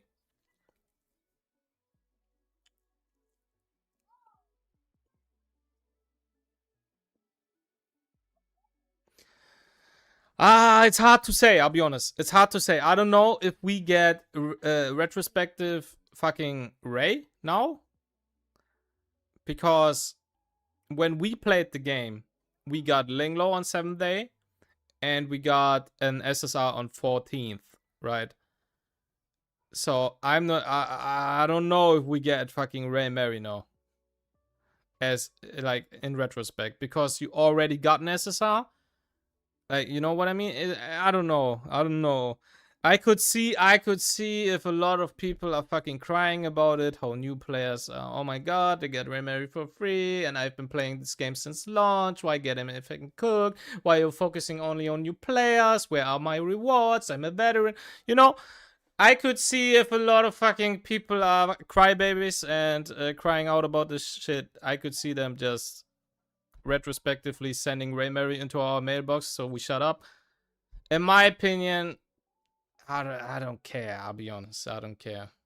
Like I just want new players to have a very easy and a very good beginner friendly new player experience. That's what I want as a veteran, as somebody who has spent 5k plus on this game and who has been playing this game since fucking beta. I don't care. I want new players to get 1 billion rewards so they have a chance to somehow catch up. Somehow. New player experience should be so free now. Get Ray and Info Plume. Yeah, it's insane. Like this is just insane. Plume. This is not even everything. Like you get also LDs that you can choose. It's absolutely ridiculous. Hold on. Plume from banner. Ray Mary. Hold on. I need to write that in caps. Ray Mary. For free. And then Ninfo as well. Lul.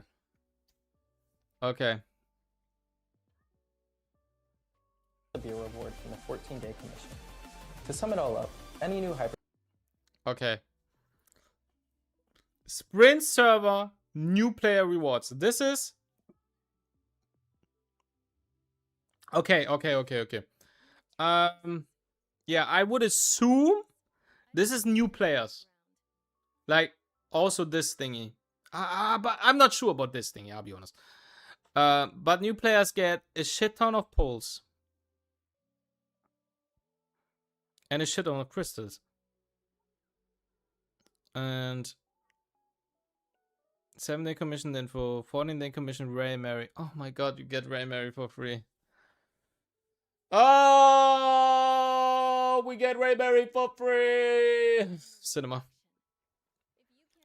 Unlock more archives. Earn 3 selectable SSRs through new player and seasonal events. This is absolute cinema. There it is, I said it. Absolute cinema. Take a picture, bro, and I don't fucking know. Like, it's just undescribable, like how good that is. This is just insane to me. This is just insane to me. They give you everything to play the game. It's good. Yes. That's the thing. That's what I've been saying. They give you everything now to play the game.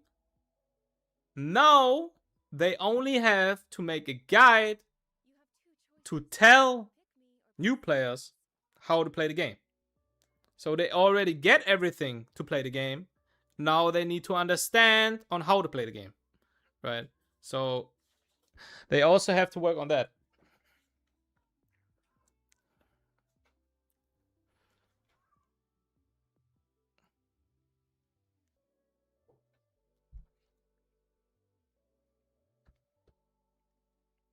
Hypercurrent option makes BB way easier too for new players. Yeah, it's insane. Ray Mary for free. Ninfo as well. Hold on, let me remove this. Get this into this. Plume Yelly. Okay, Nympho as well.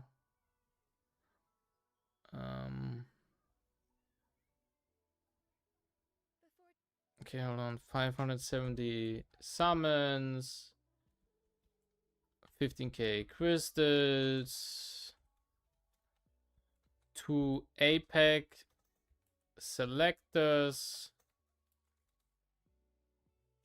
1 RGB selector. Okay.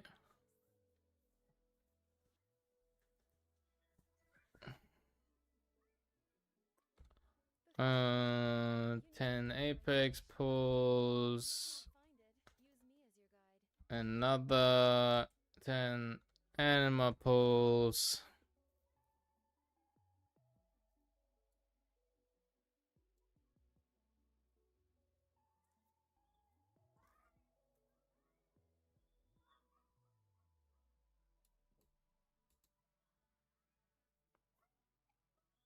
link and jumping into the SS5. Yeah, this is insane. This is absolutely ridiculous. This is the best new player experience in terms of catching up that we have ever had. This is absolutely insane. This is absolutely insane. Like you get literally Ray Mary, you get Ninfo, which is arguably the best buffer besides Santic. You get 2 Apex selectors. Right? So you can select XC if you want. You can also select Lilium long term if you want. This is just insane. This is absolute peak. This is absolute peak. Devs, listen. This is a devs fucking listen moment. Like, I personally, literally, I just feel listened to. I'll be honest. Like, I wrote so many things on what to do, on how to change the new player experience and everything.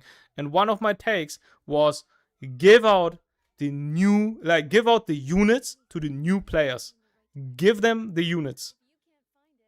Like, I literally even gave the example of how I played in season 3 on a new player server. And the running limited banner unit was back then Bornova. And the fact that Bornova was running at the time just made new player experience so much easier, because Bornova is inherently good into anything that is PvE related. And they literally gave you a DPS for Doki Doki, because you were always getting Lian, but Lian was red. And then they gave you Bornova for Doki Doki. So the fact that Bornova was running at the same time as the new player server was just absolute cinema. And that's why I was also saying that now we just cannot get another Bornova banner, right? So always thinking about how, yeah, we have to push a fucking good PvE unit at the start of a new player server, at the start of the new season, is just very dumb. So just give them the units. Like, it's just insane to me. Like, season 3 new player experience was absolutely ridiculous. You were getting Bornova. I also pulled Plume, and I also pulled Ray Mary, because at the same time, besides the fucking Bornova premium banner, 2 weeks after Bornova banner, we also got fucking Ray Mary rerun. So it was literally the best fucking new player experience at this time, but it was always like it was just random in a sense, right? There was nothing planned. It was just the stars aligned. The stars aligned for this fucking moment for new players to be to have an insanely easy experience in PvE. And now they literally give you the units. And the fact that they give Ray Mary for free is like, it's like, Jack, listen to me. I'll be honest. Like, it's like I had a personal conversation with Jack, and homie listened to me, and he literally just did it. Playing a month and having Plume, Ray, XC, XL, kinda wild. It's insane. Sean, it's ridiculous. This is by far the best new player experience that we have ever had in Etheria. And this is what I have always told XD, what I was fucking writing essays about, on what to change and what we need for new players. And there it is. There it is. Like, this is a humongous W. I'm just speechless. My vocabulary in English is not enough to express how fucking good it is. Ray Mary for free. 2 targeted Apex selectors for free. This is crazy. This is crazy. You can get Lily. You can get Plume from Banner. You get Ray Mary for free. You get Ninfo for free. You have everything that you need, and you can use your Apex selector to fucking get a DPS that you want. You can get Lilium if you want. You can get Excel if you. It's insane. It's insane. You get everything you need for PvE. PvE is solved. There it is. Now, new players only need to know on how to play the game. They get everything to play the game. Now they only need to know how to play the game. Yeah, the new player experience is insane. This is literally insane. Lilium probably better overall than XL. Yeah, PvE wise, yes. I would agree. I would agree. And on top of that, we also get a shit ton of Letice as new players. So we can just build all of these units. We can just build all of them. We can 12 Letice Ray, 12 Letice Plume, 12 Letice Lilium. Like, PvE is solved. Hello, what did I miss? New player experience is solved. That's what you missed. There it is. They only need, in my opinion, to push a new player guide. But I think we get to that, to something similar, I guess, in a couple minutes in the video.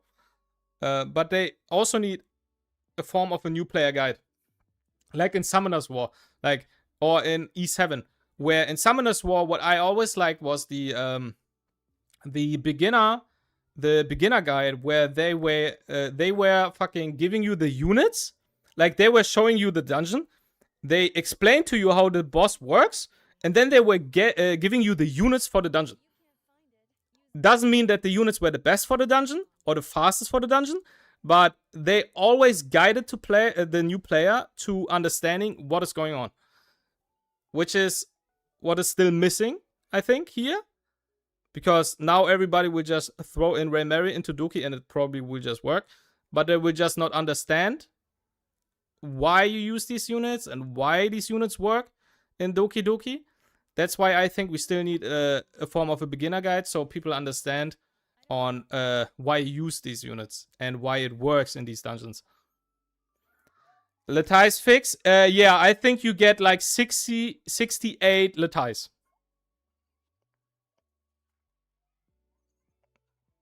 As a new player, like on the server, 68 or something.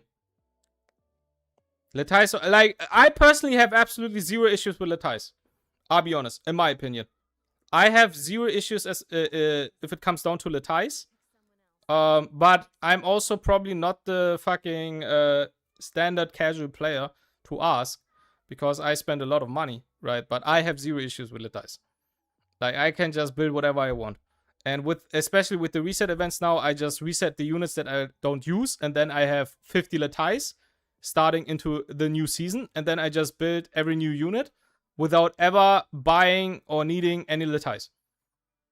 And then beside the reset Latize and the Latize before the reset that I already have, I also get Latize from events. So I literally have zero issues with Latize. Like, none.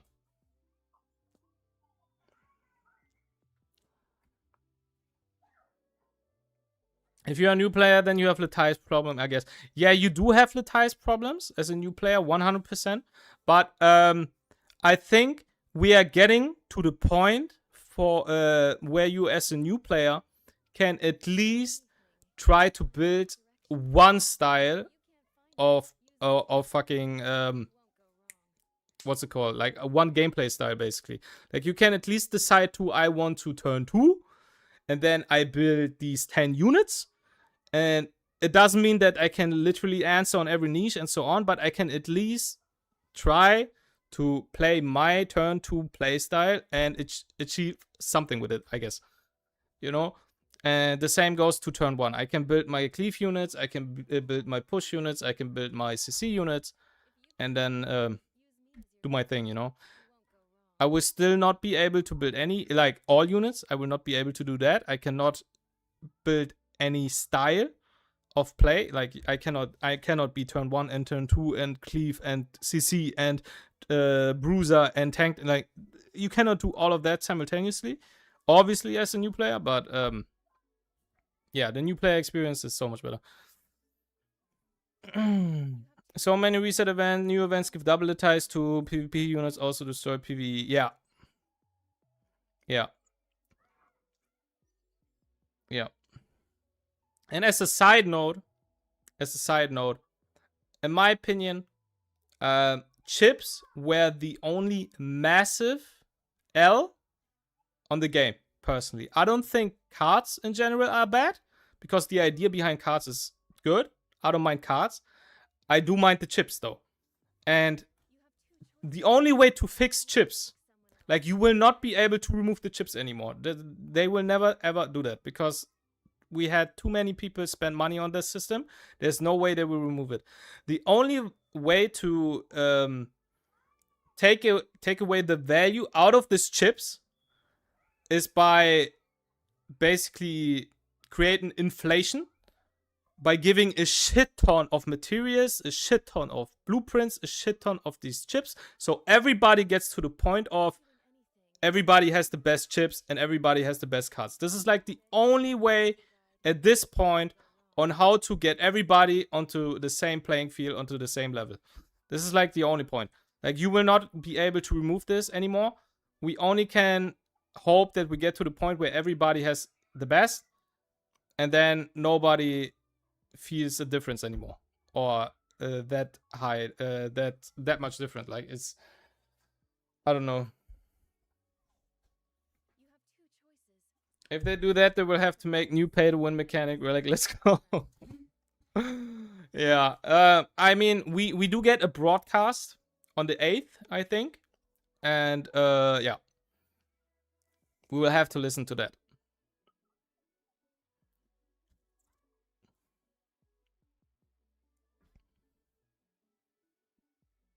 It's going to be even easier to snatch up these awesome perks on the seasonal servers, so there's never been a better time to join the world of Etheria. Aside from the new season intel and the seasonal server updates, we have another incredibly important update coming your way. In the recent version 4.3 patch, we made some significant adjustments to the imprint system. Moving into the SS5 season, we'll continue to roll out balance optimizations for it. Let's take a look at this quick sneak peek video of the upcoming balance changes. Hello, Hyper. This is Abio.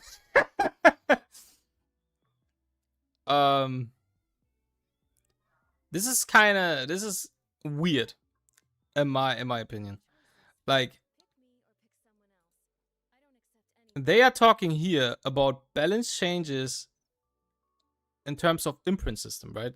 They were trying to balance the imprint system, and then they go over to, yeah, let me show you guys how which units we balanced. Like, I thought they will show me some changes to imprint system when I was listening to this, and then they just throw some random units at my face. That was hilarious. 4.3 patch, we made some significant The way they lead into this is such a bait. Exactly. They baited my ass as well. Like, we made some significant adjustments to the imprint system. Moving into the SS5 season, Moving into the SS5 season, okay, I expect now something about the imprint system. we'll continue to We will continue to roll out balance optimization for it. Okay. roll out balance optimization. Okay. Let's take a look Let's take a look at the quick sneak peek on the upcoming balance changes. Okay, show me the fucking sneak peek for the imprint system balance changes. at this quick sneak peek video of the upcoming balance changes. Hello, Hyperlink. What do you mean, units? Homie was talking fucking 2 minutes about imprint system, on the balance of the imprint system, on, like, why am I seeing units?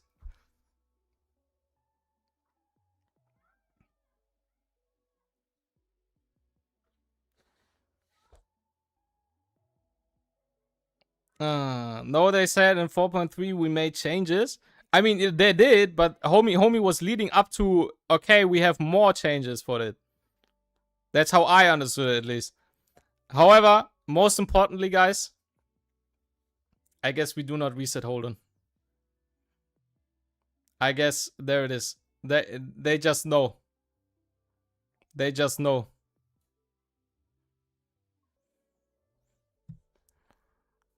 They just know.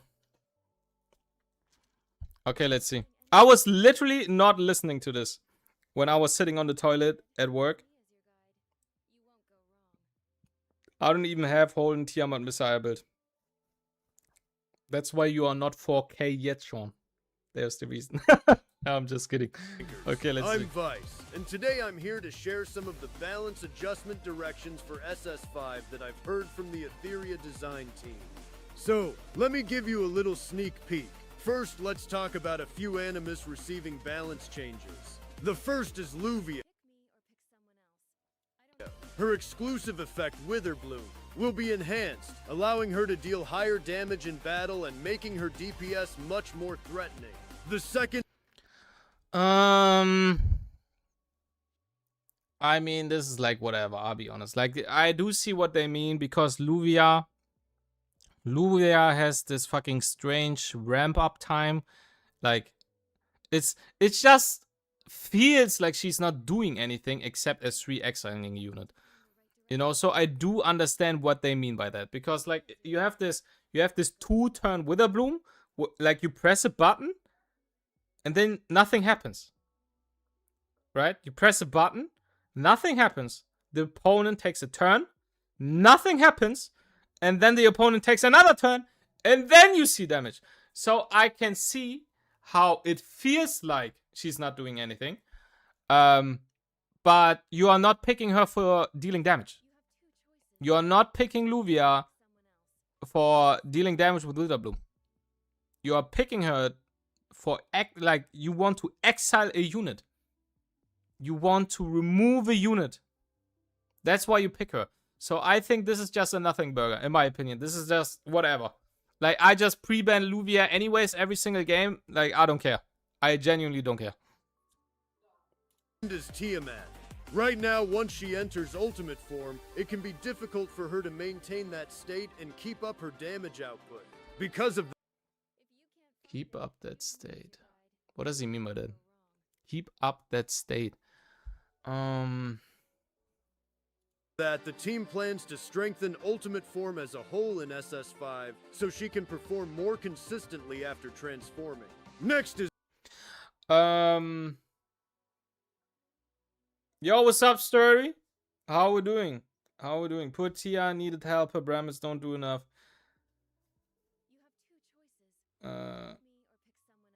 Do you like the AI voice? I don't care, bro. I don't care.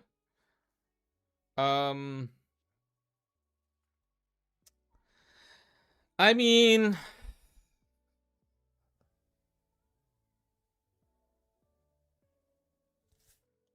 yeah, I don't know.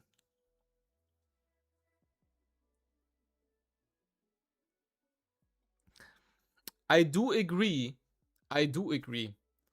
that her ultimate form does feel weak in comparison to other OP units, right? I mean, of course, she transforms, and when she gets to Bramble and she's max HP and everything, like the stars align, then she's a menace. I do see that. However, most of the time, you never get to that point. Because nobody is trying to slow play turn 2 mirror without Aesir. And Aesir is just the queen of turn 2. And I do see how fucking Tiamat feels very weak in her ultimate form. I do see that. But I have no idea what they mean by enhancing her ultimate form in general.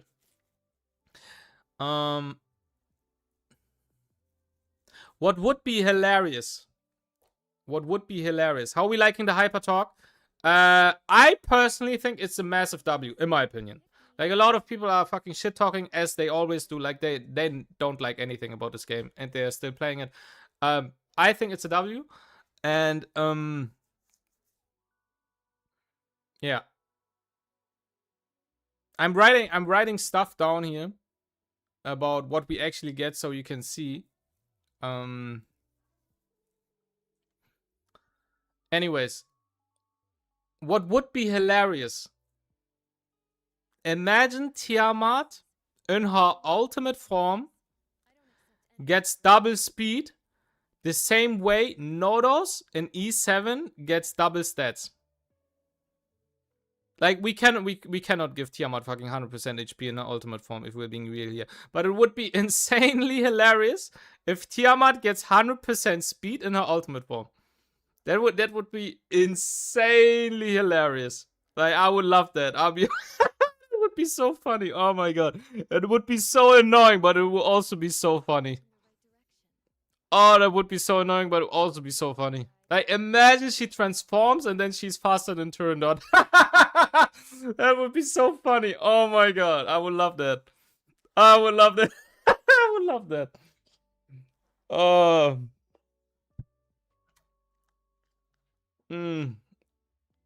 Tiamat transforming from Amber should stay in old form. Can we not say it? Yeah, I don't know. Because homie is like, where is it? Right now, ultimate form, it can be difficult for her to maintain that state. So it is difficult for her to maintain that state if she's not getting damaged and you do not have a healer. Difficult for her to maintain that state and keep up her damage. And keep up her damage output. Her damage output is tied to her current HP. So what are we doing here? Right? Like, he's mentioning her damage output, and he is mentioning Second is Tiamat. Right now, once she enters ultimate form, it can be difficult. Yeah, he's mentioning the maintaining the that state part, basically maintaining the form, and he's talking about the damage output. The damage output is tied to her current HP. So in her ultimate form, maybe she has damage reduction, maybe she gets even more healing, but then she's more dependent on healer in general. So I could see her actually getting damage reduction.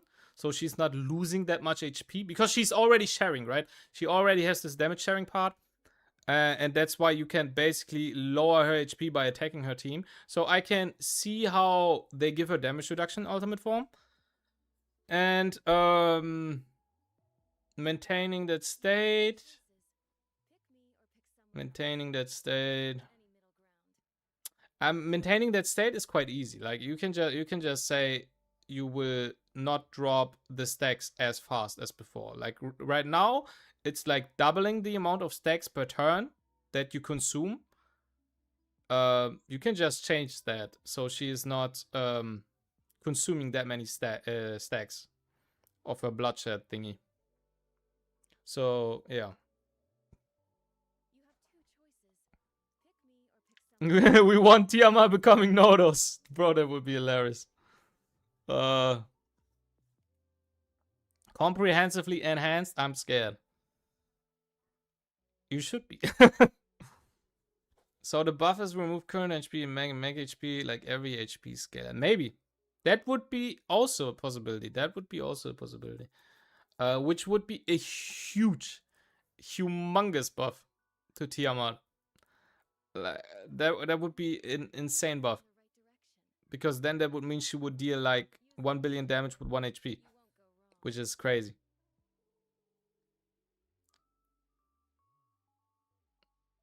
Also getting buffed with new model set. Yeah, about the module sets, we get into that. Okay. Difficult for her to Is that a new unit in the enemy team? Yes, that's a new unit. maintain that state and keep up her damage output. Because of that, the team plans to strengthen Ultimate Form as a whole in SS5 so she can perform more consistently after transforming. Next is Lowen. In the Okay. Deserved. My opinion, deserved. current environment, her pressure isn't quite strong enough. So the However, I'm very scared, I'll be honest. Like, I'm just gonna say it. I'm just gonna say it right now. Lowen is not bad. Lowen is by far from being bad. She's far away from being bad. However, this can get out of control very quickly. Because what Lowen does, or what she's trying to achieve, is insane. Like, it's just, like, Lowen is, in a sense, Alluvia, I guess. You could say Lowen is Alluvia, but in some aspects, just better.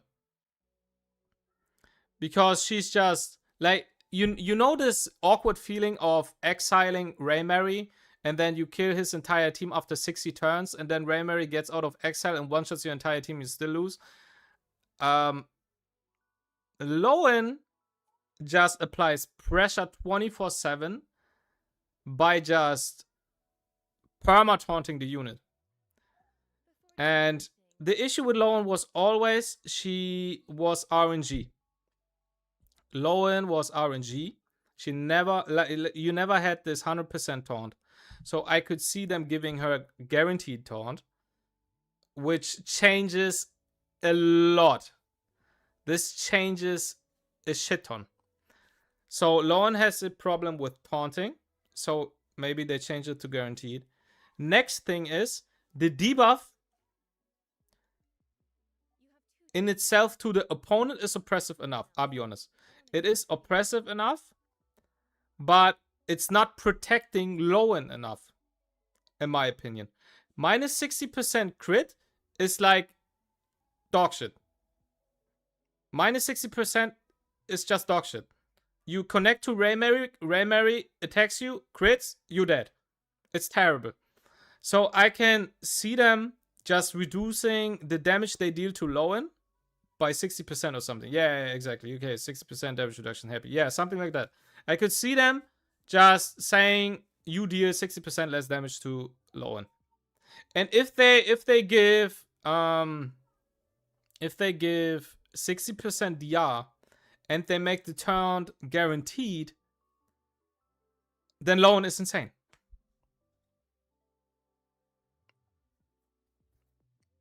I'll be honest. Like, that's just insane. Like, if Lowen, like, only changing the taunt to being guaranteed makes Lowen absolutely broken. Absolutely broken. And it will be a pick on 1-2 again. 100%. Because right now the best units are Kados and Exi. These are the best 2 units. And Lowen is the best duelist in the entire game. Nobody technically can 1v1 a Lowen. Because that's her entire fucking purpose. Right? She takes 1 unit out. That's her entire fucking purpose. So nobody can 1v1 her. And if she has a guaranteed way of binding that unit, plus having damage reduction, meaning surviving that unit, it's insane.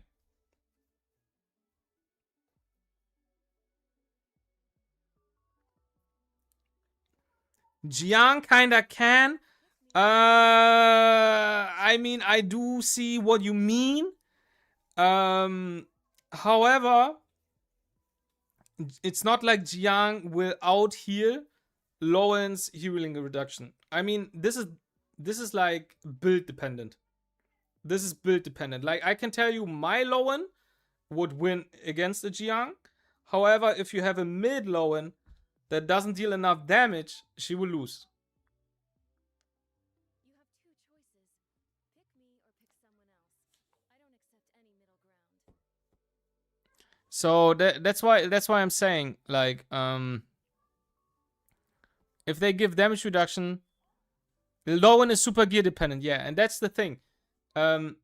Every bruiser in the game is gear dependent. Every bruiser, like you have to imagine the best units or the best unit class, I guess, to get most out of stats are always bruisers.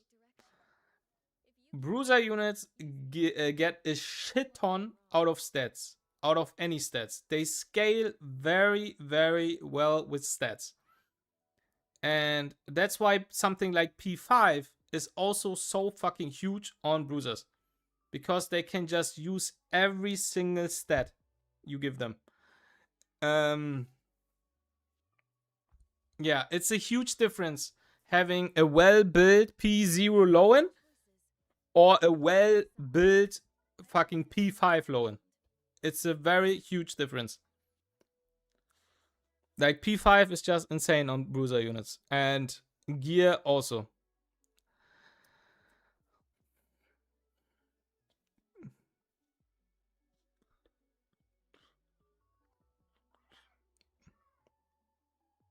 The team plans to enhance both her. Also, as a side note, that's huge. I'll be honest. I just noticed, actually. You see this? They changed the animation. That's dope. So they do change the animation. That's peak. I love that. I just realized it. Yeah, so I could see them also changing the S2. I could see them also changing the S2 because the S2 of Lowen is kinda underwhelming in the sense of we rather just use S1 because S1 is long-term more DPS. Because she not only does the damage, she also taunts and she also pushes herself. So she basically gets to press S1 more often.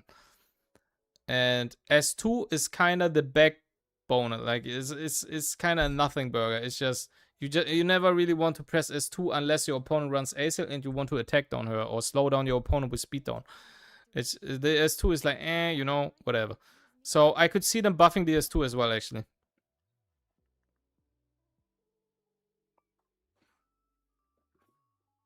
S2 defense down instead of attack. Yeah, that would be crazy, I'll be honest. If Long gets defense down and S2, it's gonna be a game changer. I don't know. I don't think it's a game changer. It's obviously better, but I don't think it's a game changer because you pick Lauren for a specific purpose and she's not good in executing that purpose at the moment. Or rather in the Archon fucking meta. Like, you were not able to pick Lauren because Lauren literally never taunted an Archon unit. Never. Forget it. And because she wasn't able to do that, she had 0 pick rate. Because she was not able to execute her game plan. If they change that to guaranteed, she just does what she always tried to do, now way better. And this will just, I don't know. Like, in my opinion, Lauren gets back to being a first pick, second pick unit. 100%. If that's a guaranteed taunt, and then she gets damage reduction on exaltation, that's already peak. Massive. And then the S2 change on top of that, Lauren best unit. Insane. It's crazy. Her skills and her exclusive effects. Oh! I just realized! They show the animation! Bro, I just realized. Exaltation. To Yo! Bro, that's dope as fuck! Bro, that's exactly what I want to see from his skin. That's so dope. That's actually something that not a lot of games do. Like, they change the fucking skin in terms of look, but they don't touch the animation. And they actually changed the animation. make her The much animations are dope. Like, look, bro, she's throwing guitar, bro. Oh my god, that's so dope. That's so dope. more intimidating in battle.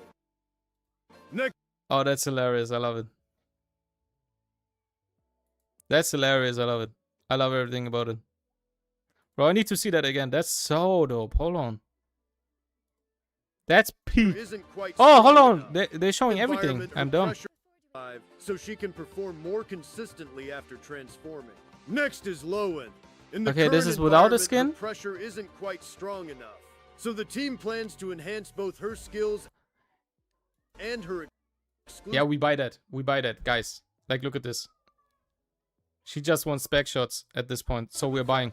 Exaltation. Like, to this is crazy. make her much more intimidating in battle. Next That's up is crazy. the counterattack focus. Okay.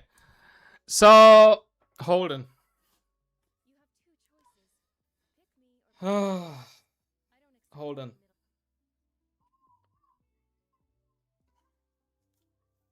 Calm down. Calm down. Okay. Yeah, guys, I tried Holden.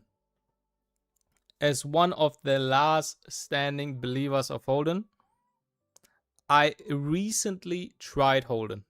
I also tried him on full damage with fucking Crow, and then Palin S3 him, and so on. And I tried a lot of different things, and he just does way less damage than XC, right? And XC has more utility than him, and Holden is just like Holden. The thing is, Holden was always this utility unit. Homie was never top 1 damage. He was never a pure damage unit. Never. Rahu was always dealing more damage. Tiamat was always doing more damage. Holden was the one that bring the utility with the fucking pushback and the reset and the strip. You know, Homie was always the utility unit. However, now we're at the point where his utility is ass. His utility is just not good enough in what he does. He's just not bringing enough. It's just like he strips, okay, and then attack downs, which is like except you fight Aesir or Kokari. Rest down is like okay, I guess. Counter is like okay, we don't attack Holden, so homie does nothing. And the only thing he brings is just a pushback into reset, which doesn't even work against Excel because you cannot cooldown increase. And then it can also miss. And most of the time Holden is not even fast, so you can just control him and whatever. It's just Holden has too many downsides. Like, it's just not worth. He's not dealing enough damage. He's not enough utility. He doesn't have enough of anything. Like, he tries to be everything, but he's nothing at the end. It's kind of, I don't know, sussy.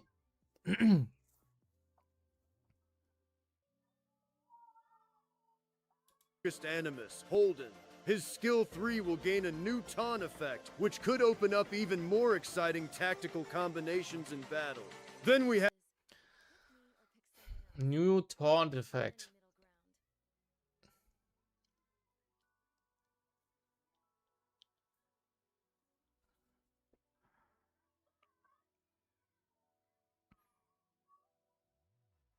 I'll be honest, out of every CC in the game they could have given him, I think taunt makes the most sense because homie inherently tries to counter. So you're basically forced to attack him.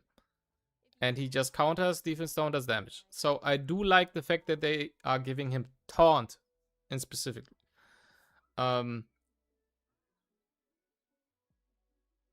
This sounds to me like homie is a utility unit now. A turn 1 utility unit. So I could actually see them increasing his base speed for whatever reason. And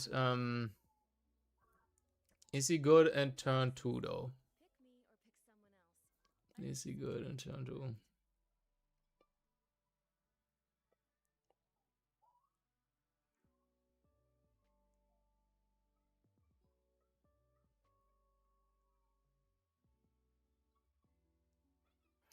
I don't know. I don't think he's good in turn 2. It's a strip CC and single skill Tenebrian. Yeah, nah. I know what you mean, but no, he's not 10A. The only unit that comes close to being 10A is like Sharon, but 10A is just a different beast.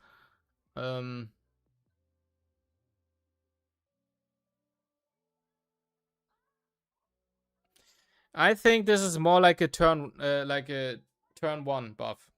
Like Holden looks way more attractive to turn 1 now because Holden is actually a very good utility unit with this change for turn 1 because now you have literally the option to make decisions on what you need. Like, for example, if your opponent runs CC, right? Your opponent runs CC. Then the natural answer is you pick Cleanse. Your opponent runs Cleave. Your natural answer are counter Cleave units. Valyrian, maybe a Dinah, a Veronica, a Tiamat, these kind of shenanigans, right? However, one of the best CC units, especially in the past, was always Obel. Because Obel had the upside of being either a strip or either CC. So you had options with him. If homie was going and your opponent had fucking immunity, he's your stripper. If your opponent has no strip, you need CC, he can CC, right? So you always had these options, and options are always insanely valuable. Now with Holden, as a comparison, you can pick him on 4-5. Your opponent answers with Cleanse, and you are like, okay, I'm good. I still have my cooldown increase. I have still my pushback, right? And if I get to the point to control you, I have my S3 with the rest down, which is insanely valuable for CC. I have a CC in itself, which is my taunt, and I can strip if I need to, right? So Holden is actually giving a shit ton of options for a turn 1 draft, in my opinion. I think Holden is actually back. I think genuinely Holden is back on the menu for turn 1. I think he's even better for turn 1 than he is for turn 2. Because options are just insanely valuable. Insanely valuable. Like, if you need a strip, homie can strip. If your opponent goes fucking debuffs, homie does enough damage. He has a pushback, he has a reset. Right? And he's tanky as fuck because he's a defense scaling unit. And you can run him now Amber if you want. Like, homie looks very valuable for a turn 1 draft. In my opinion. Right? Imagine your opponent goes fucking, I don't know, Kados, Excel, Turandot, you know? And then your opponent has no cleanse, you can go double CC with Holden. Or if your opponent goes anti-cleave, you can also draft Holden and CC. You know, it's just crazy, in my opinion. You can pick him on 4-5 and homie does everything you need. You can just choose. I think it's insanely good. He looks very good for turn 1.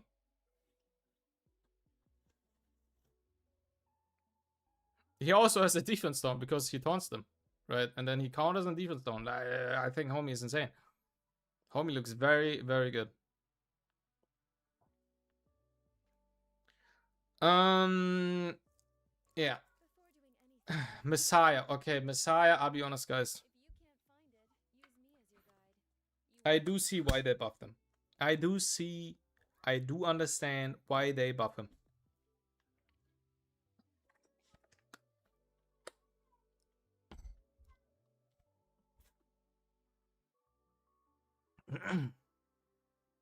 The issue is, I really do not want to change my pre-ban. I really do not want to change my pre-ban. I just want to never face fucking Luvia for the rest of her existence. And buffing Messiah is kind of sus. Like Messiah, everybody, like anybody who's not playing the game and thinks he does know things, but at the end they do not know things, they are always saying turn 1 is dead, CC is not playable, cleave is trash, and so on.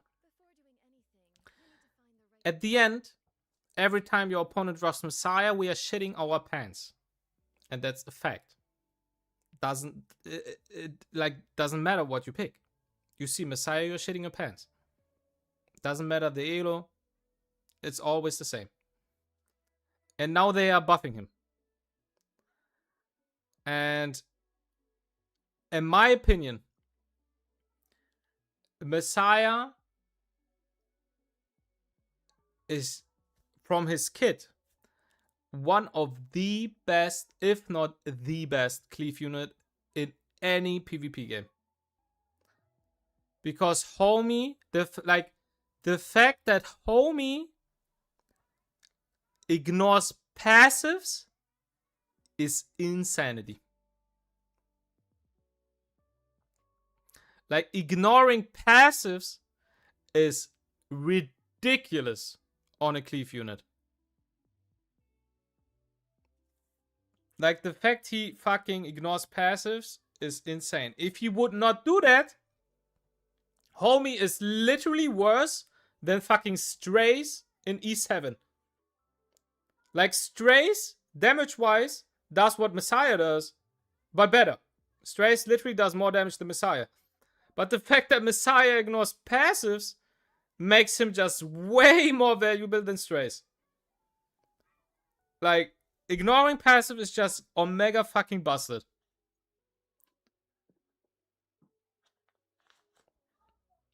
And now they are buffing him or changing him or whatever. And I'm shitting my pants already. Because I don't want to fight homie. If I do not have Valyrian on my team, I'm shitting my pants on the spot. If I'm facing Messiah and I do not have Valyrian, I'm shitting my pants. That's how it is. Have Messiah. His exclusive passive, Judgment, has always stood out as a very unique mechanic in Etheria. In the new season, the team will be making broader adjustments to his skills around that mechanic. Broader adjustments to his skills around that mechanic. So they are basically not necessarily changing the passive. Maybe they will change a couple words and then it does a little bit like interacts with his entire kit more. I think that's the goal of the changes here. Like, we do not know what that means, obviously, but I guess that's the goal. Because, like, where is it? So everybody gets on the same page. Right? We are talking about this.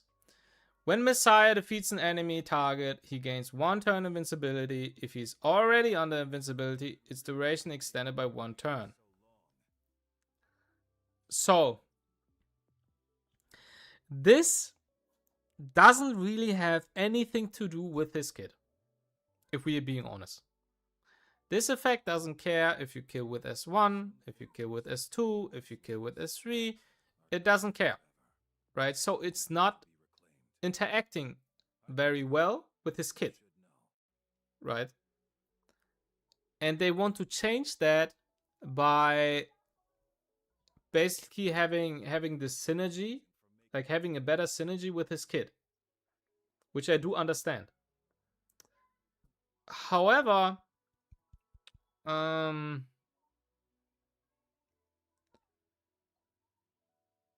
not sure about what they are trying to achieve here. I'll be honest. Because he gets invincibility from S3, right? So if you see you see Messiah, right? In your RTA game, the last thing you see before your losing screen is him pressing S3. So he's already getting invincibility from here. And you get invincibility extended if you kill. And now they are trying to change his entire skill kit to somehow work with this. But this says it looks only if a unit dies. So this skill inherently doesn't look at his kit. It looks at the opponent's state. Is the opponent dead? Yes or no? It's not doing, like, it's not interacting with his kit at all. It only checks if the opponent dies or not. Now they are trying to change his kit so it works with this. But that's inherently not possible because this passive never worked with his kit. You can literally slap this thingy here on XC and XC gets random invincibility by killing a unit. Right? This doesn't interact with him at all. So I do think they have to change this.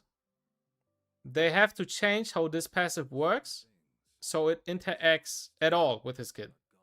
Before they can readjust what this does or what this does or whatever anything does, they have to change this. So I do think they changed the passive.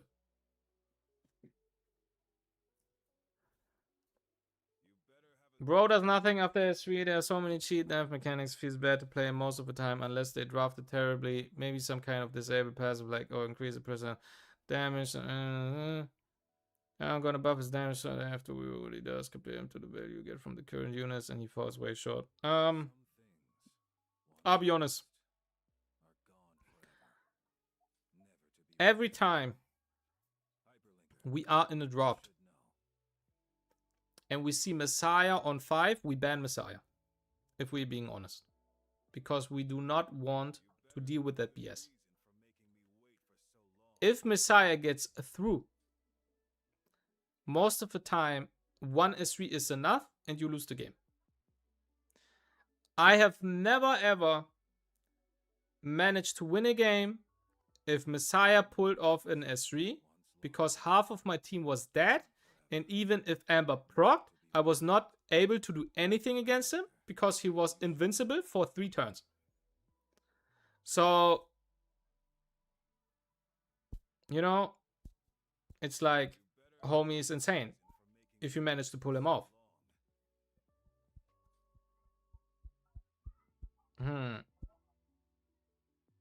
I could actually see them making him very nasty. Very nasty.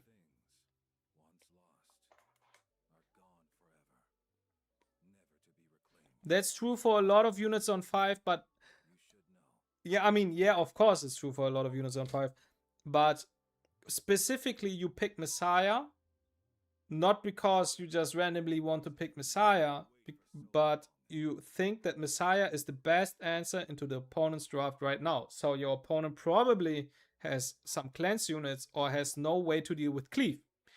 And the best cleave unit in the game, straight up, is Messiah. Homie is the best unit, best cleave unit in the game. It's just that it's very hard to pull him off because Homie is a fucking turtle and is very reliant on his team to enable him at all. He's not like Sanyu, who is self-sufficient, the fastest unit in the team, presses S3, and wins the game. I mean, now she's not getting to the point to win the game, I'll be honest. And Quano is the same shit. And Messiah is just highly dependent on his team. However, and we have to see things on how they're gonna change this, but they can make Homie insanely nasty. They can make Homie insanely nasty. Imagine. We are in a world where fucking unicorns live. You see fucking butterflies swim, you know. And then you see Messiah starts with invincibility. It's a yellow buff. And you think like, how do I deal with that shit?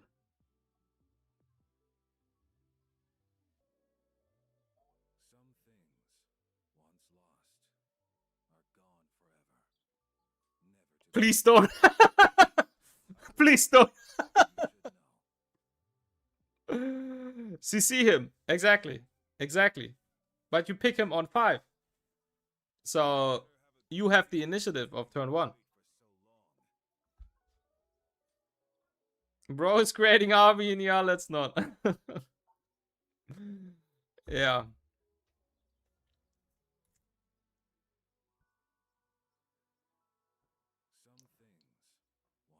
I don't want to imagine that word. Yeah, I don't know, guys. I don't know. I'm not sure. I'm very, like, I am indeed kind of scared about what they are going to do with him. I'll be honest. Because Homie was never bad in what he does. It was just that Homie needs too much effort to be worth picking. Like he just needs too much ramp up. He needs an entire team. That's why we had this fucking meta of lock Messiah, pick Tsuki on 4 and Beyond on 5. Because Homie is just not self-sufficient. If they somehow change his kit now where he is self-sufficient, then we have problems. Like, if you somehow change his kit so Homie is self-sufficient, not reliant on his team, and you can pick him on 4-5 or 1-2 even, or maybe on lock, in any comp, then we are getting to fucking... Then we are having a huge fucking problem.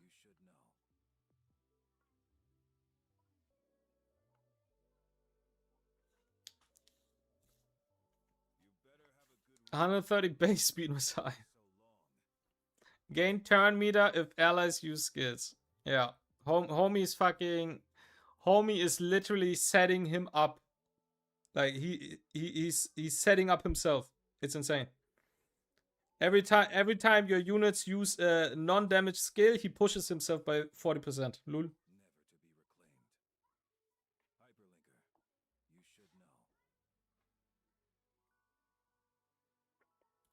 And we're looking forward to seeing what new tactical possibilities he might bring. Finally, there's Kokarati. As a damage-focused Kokarati, guys! The new best unit, Kokarati. Write it down. Homie is here to steal the deal. Homie is him. Coke karate. Homie had too much coke.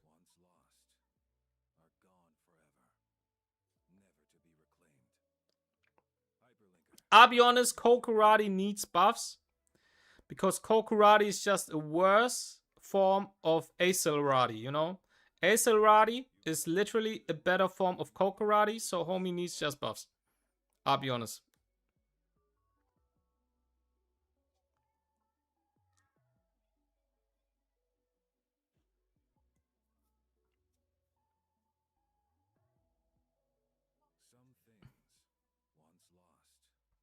He's power crap AC, yeah, basically. I mean, obviously he has this upside of fucking,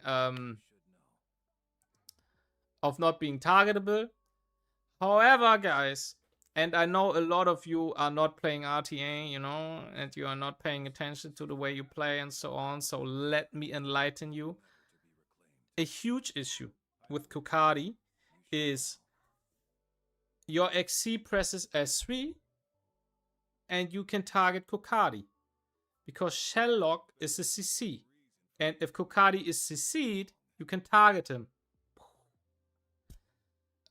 So he has literally no defensive capabilities against XC. It's just bad.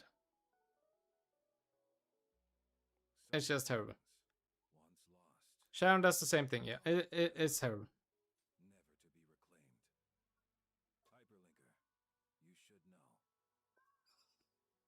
Give Sherlock to Messiah, so. Sharon is not a CC. I think it's not a CC. Sharon cleanse block is not a CC. I think. Sherlock is a CC. That's why Sherlock works in Doki.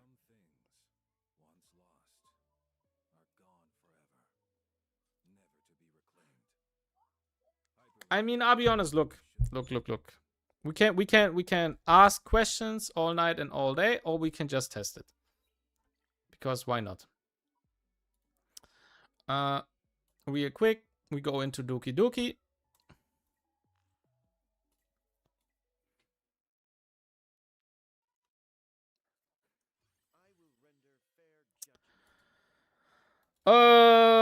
Who was going first here again? Oh, wait. Like this. Where's Sharon? Sharon, this. Oh, Butcher, this.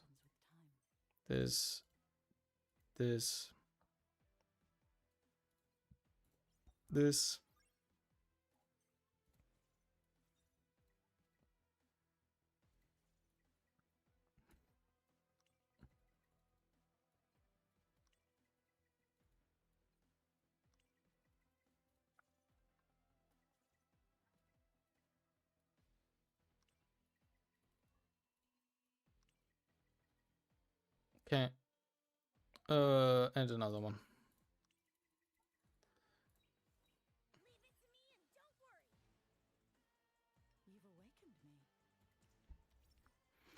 Okay, so we press S3.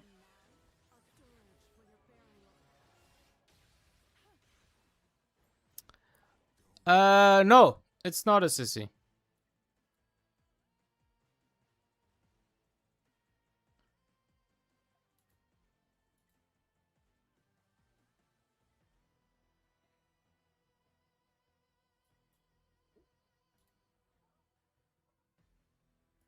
You see? This is not a CC.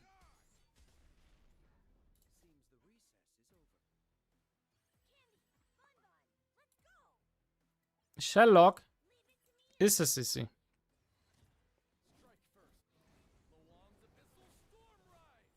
You see? Sherlock is a CC. That's why Sherlock makes Kokadi targetable.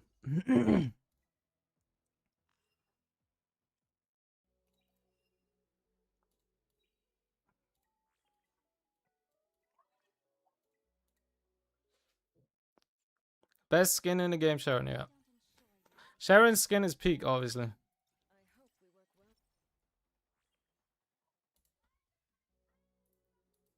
Animus who specializes in extended battles, he hasn't really been able to hold his ground in the current version. The team plans to enhance his exclusive effect, Calamity Flame, improving his offensive power while also extending his sustain.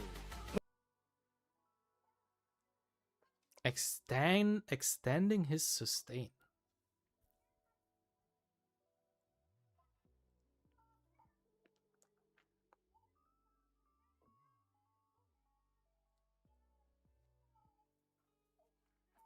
Extending his sustain. More turn meter push. I mean, that's not sustain.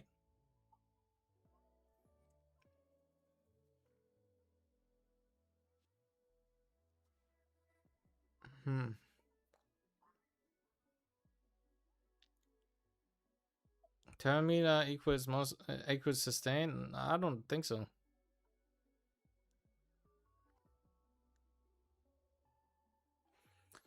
Lifesteal in his passive, maybe. I could see that. That I could see. Innate lifesteal, yeah, I could see that. I could see that, which would make him way better. And they are talking about improving his passive, which is the main damage component. Improving DPS doesn't necessarily mean we are increasing the numbers, because DPS is nothing else than damage per second. So if we increase the amount of stacks he gets, right, we basically didn't change the multipliers, but we artificially increase his damage by giving him the stacks faster, which they also did for Acer. And I think you will just get more Calamity Flame stacks and maybe lifesteal. I could see that.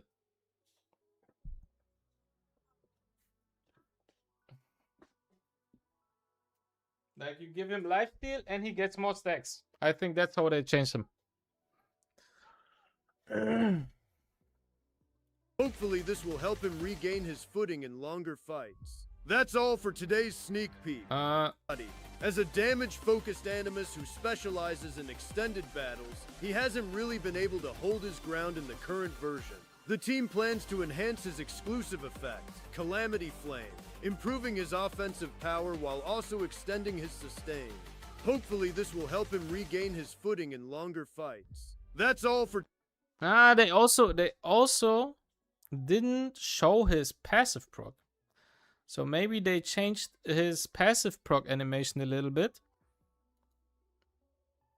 because we didn't get to see anything of it. So maybe it's actually true that team they plans to did enhance something. his exclusive effect, Calamity Flame, improving his offensive power while also extending his sustain. Hopefully this will help him regain his footing in longer fights. That's all for today's sneak peek. Please note that the balance adjustments described in this video are only early plans provided by the design team. The final SS5 balance update will include changes to more Animus and additional content. So please refer to the official SS5 balance adjustment announcement in the community for the final details. With that said, let's head back to the preview live stream. Bye-bye, hyperlinkers! Now that we've covered the balance adjustments for the new season, it's finally time to introduce the brand new Animus joining the roster. That's right, let's kick things off with a teaser trailer to get our very first look at this new incredible Animus, Nathan.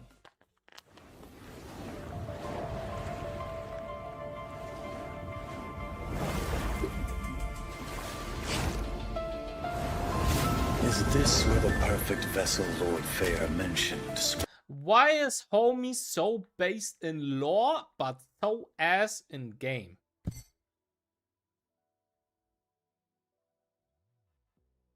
Like, it feels like homie is pulling the strings behind the scene all the fucking time anything happens, but he's dog shit in game.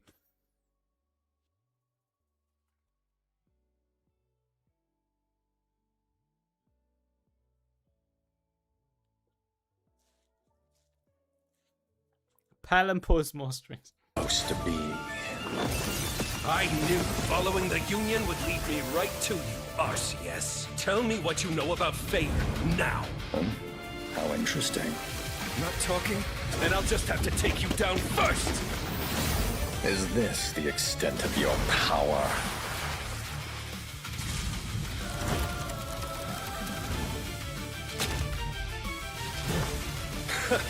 My patience is wearing thin.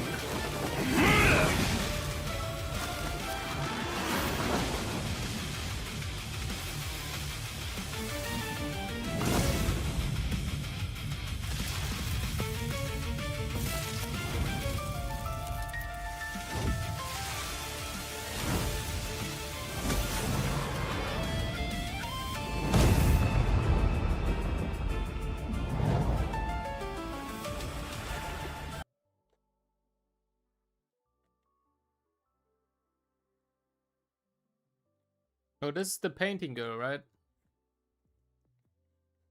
The one that we saw in the summer event thingy.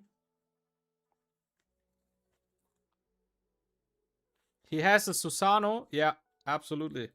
I personally really like visually how he looks.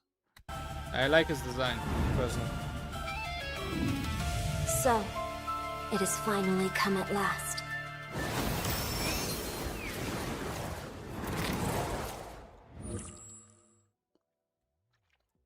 I think homie looks dope as fuck, I'll be honest. And I think I always loved that Etheria was keeping the male female ratio. Like I'm just not into fucking 99% are women. Right? I just want like 60% women, and then I appreciate some of them because they are hot as fuck. But if everything is hot as fuck, nothing is. So I do like the fact that everything is just holding the balance. Like you have some really cool dudes in this game. I like that.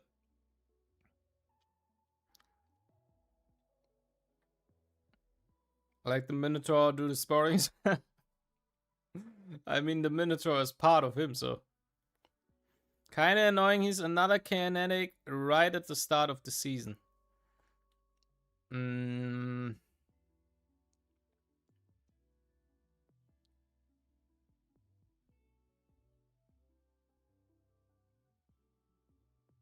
Yeah, I don't know. I don't really care. Like, it's just that we had Kados at the beginning of the season, third season, right? Season 3, we had Kados at the beginning. Then we got Luvia at the end of the next season, of season 4, even though everybody expected her to be at the beginning of the season 4. Right? Or she was mid-season, right? Was she mid-season? She was in the middle of it, I think. And was Sharon. She was mid-season, yeah, okay. So we had Kados beginning of the season.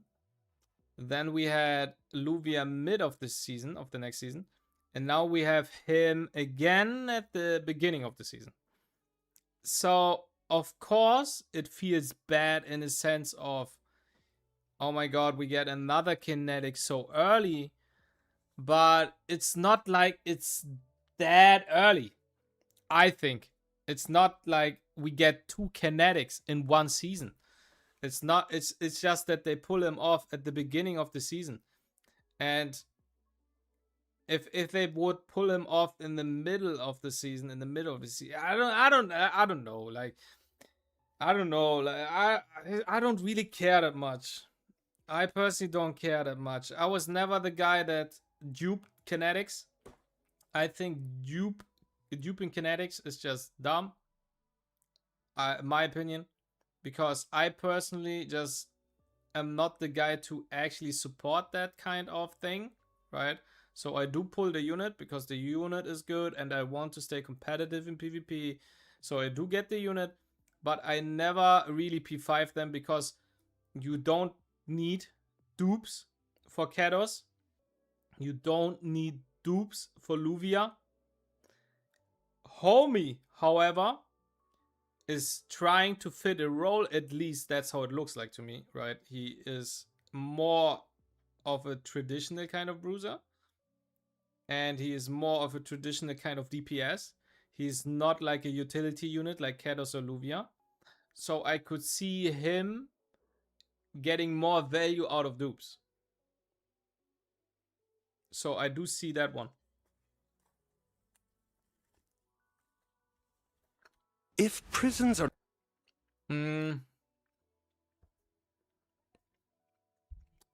LD kinetic RGB. Did we have 2 LDs this season? We had Sharon at the end. And then who? Exactly. We had XC. Oh, XC is from this season, bro. I had so much PTSD from homie, I forgot that, bro. Insane. We got XC and Sharon this season. And then we get him next season. Yeah, and then we get an RGB after him.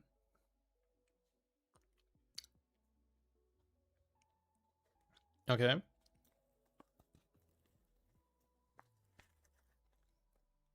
not meant for the incarceration and judgment of the guilty, then their very existence is meaningless. His face looks a little bit like Kados.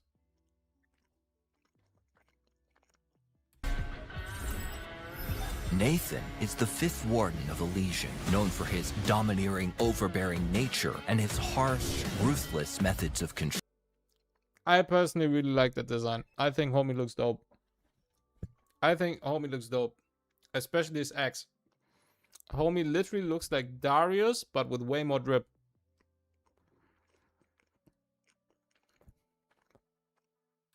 As one of the new wardens appointed after Elysian's reconstruction, The cape is literally Bonova, by the way. The cape? Ruthless methods of control. As one of the new wardens appointed after This is like Bonova cape. After Elysian's reconstruction, Nathan rarely stays within the prison district. Instead, he often leads the capture squad out into the field, hunting down escaped fugitives. Nathan is a kinetic, HP-based damage dealer. Higher speed Kinetic HP based damage dealer. allows him to break through enemy lines with ease, Higher speed. making him a He's also an Amber, okay? fearless vanguard on the battlefield. If you ever find yourself dealing with him, take note. Nathan cares nothing for This looks just dope as fuck. Like, nobody of you guys can convince me that this doesn't look crazy. I think that looks dope as fuck. manners or rules. Capturing fugitives and completing the mission are the only things that matter to him. Only real results earn the right to speak with him as an equal. Might is the foundation of all things. If you want to put an end to evil, a fist or an axe is more effective than anything else. Wow, Nathan looks absolutely badass in that trailer. Look at this affinity icon glowing. Could he be another kinetic animus? You nailed it. Nathan is indeed a kinetic animus.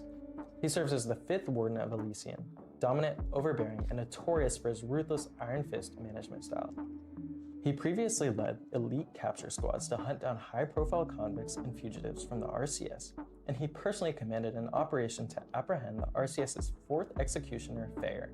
But that's not all. We also have a super cute new animus joining the roster, Sylvia. Let's roll her teaser trailer right now and check her out.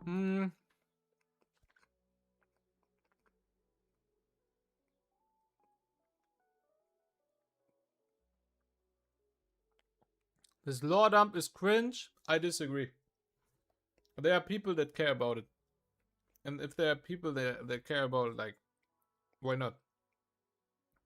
They waited an entire year for the story. So let them have their fucking law dump on the units.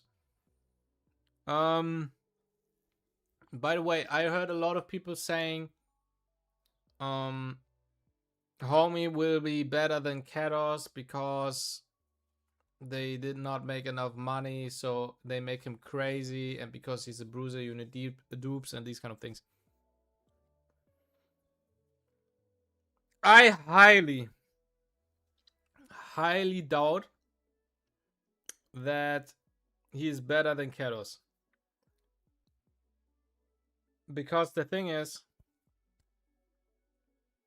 Kados' entire concept is impossible to power creep. It's impossible because Kados is literally what, like, you have to imagine you are in a turn-based game, right? Things happen by units getting a turn. The entire win condition is the more turns a player gets, the higher the chance for him to win. This is literally statistically a fact. Most of the time, players with more turns win the game. That's just statistics. And Kados is literally a unit that steals turns, steals turn meter, and cooldown increases AoE. Homie is the incantation of misery and depression if you ever fight against him. So homie is just like power creeping Kados is just impossible. I do not think that it's possible to power creep Kados. His entire kit just is too good in turn-based. Like, I think homie is just crazy. I think homie is just absolutely ridiculous. A wise man once said that Kados is mid, bro. I have no idea who you are talking about, but I think homie was dumb as fuck. Yeah. I don't think the new kinetic will be better than Kados. 1,000,000,000% on. And yeah, I don't know. I'll be honest. Just get your fucking new kinetic. Let him BP 0. Continue playing the game. Famous last words clip. Oh. I spend most of my time. I like this design. I'll be honest. I'm just a huge sucker for this entire painting fucking concept. It's just so dope. Painting in my room. You're welcome to drop by for a You can paint in my home. chat whenever you like. I'll have some delicious treats waiting for you. Sylvia's origins are I'll be honest, the splash art goes insane. I love the splash art. Shit goes fire. The splash art looks so dope. Am I dumb? I love the splash art.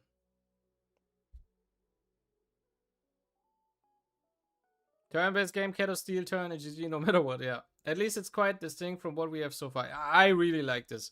Like, I'll be honest, her entire design, like the splash art especially, looks to me that she could have literally been a fucking collab unit.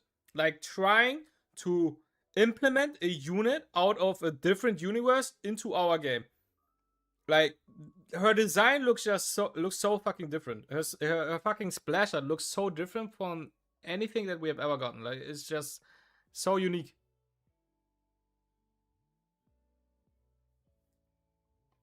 Like, this could have literally been a collab unit.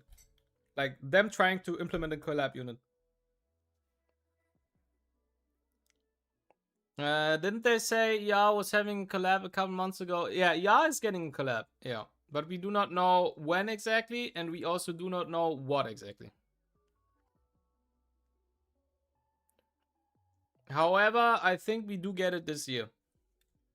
unknown, yet she has drawn special attention from the Union and is temporarily recuperating under its care for special reasons. To others, she is always someone to be admired and longed for, but in truth, an unknown extra-dimensional life form known as K7546 resides within her body.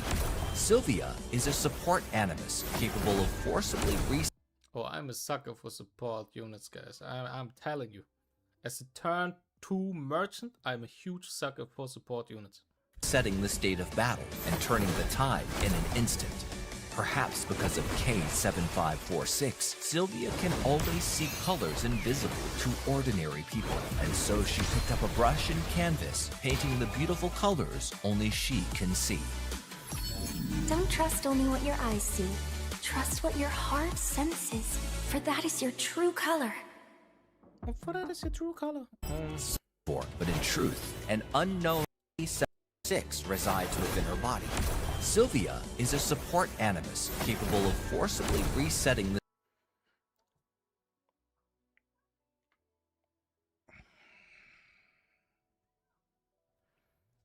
capable of forcibly resetting the state of battle.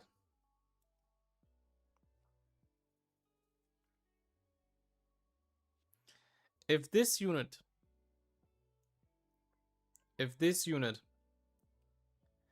resets the fact that I just got one shot by Senyu and fucking Quanu Cleave, if she can reset and revert that, I have to deforce from Aya and remarry.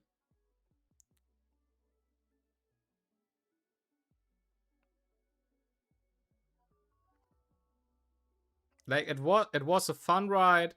I had a great time with Aya. We were a loving couple. We had our awesome moments together. But if she resets, me getting one shot,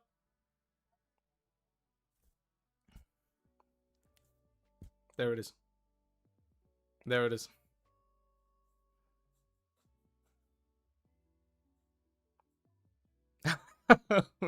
If that's the case. Doom is dropping the ball of turn 1 and he's becoming a turn 2 merchant. There it is. If she does, we are all gonna marry her. Yeah, there it is. There it is. Sylvia, best new unit in the game.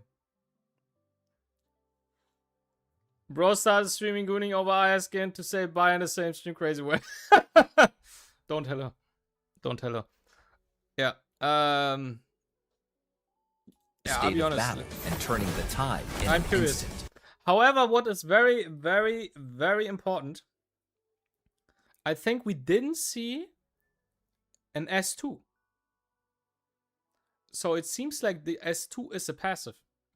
Perhaps because of K7 This is the S3, obviously. Union, and is temporarily recuperating under its care for special reason. S2 was shown earlier. For some reason not here. Really? To others, she is always someone to be admired and longed for, but in truth, an unknown extra-dimensional life form known as K7. Need a start of hyper. 7-5. Oh, yeah, I remember that. I think you're right. But let me where was it?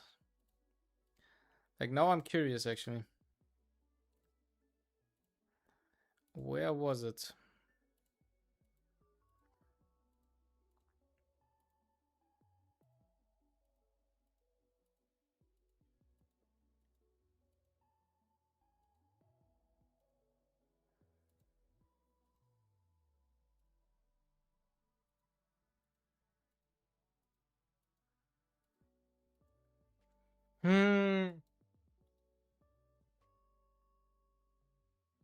Yeah, bro, I don't know.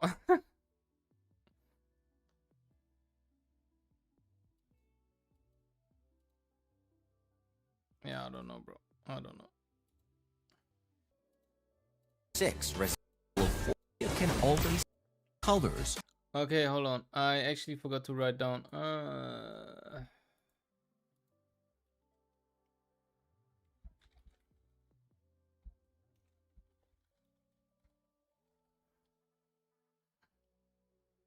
Only she can see. Don't trust only what your eyes see. Trust what your heart senses, for that is your... What is that red shell on Holden? Another 3 hours. Don't train. extra-dimensional life form known as K7546 resides within her body. Sylvia is a support animus capable of forcibly resetting the state of battle and turning the tide in an instant. Perhaps because of K7546, Sylvia can always see colors invisible to ordinary people, and so she picked up a brush and canvas, painting the beautiful colors.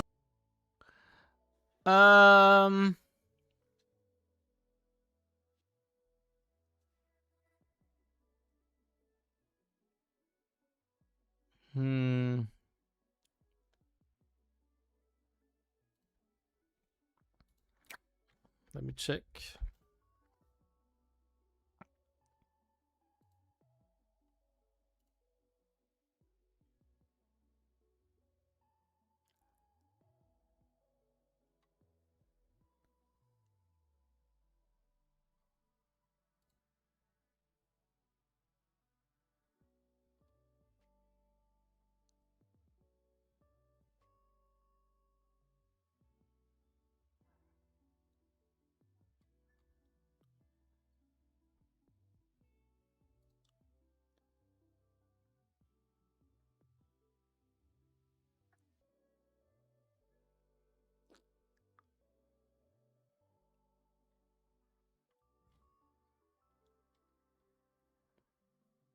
Yeah, it could be.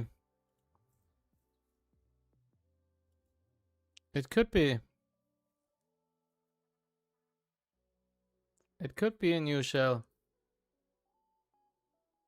Because this is a fucking, what's it called? A rare shell, right? This is like one of the first shells that you get. 1255. Let's get this summer showdown started. First, let's take a look at the brand new arena skin you can score through the SS5 Summer Pass Chromatic Throw by hitting certain ranks in RT. So she does have an S2. Yeah, she does have an S2, yeah. This does look like an S2. Chromatic Throw by hitting certain ranks. This is such a dope fucking painting, bro. Like a painting of mountains in this old type of art style just looks so good. This reminds me of the Summoner's War painting units. This looks so dope. In RTA mode, you can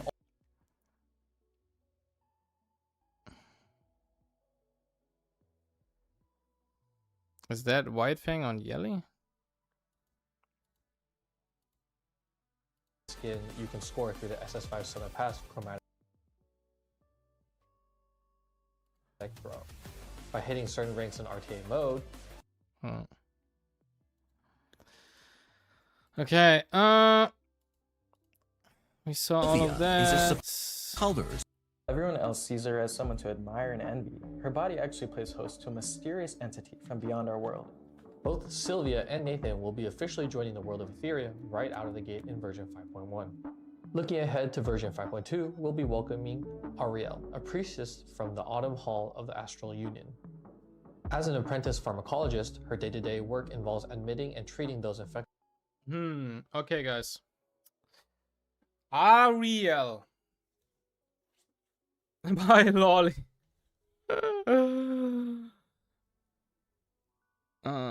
Homie's going down memory lane over a painting. We're on track for 5-hour hype joke. Yep.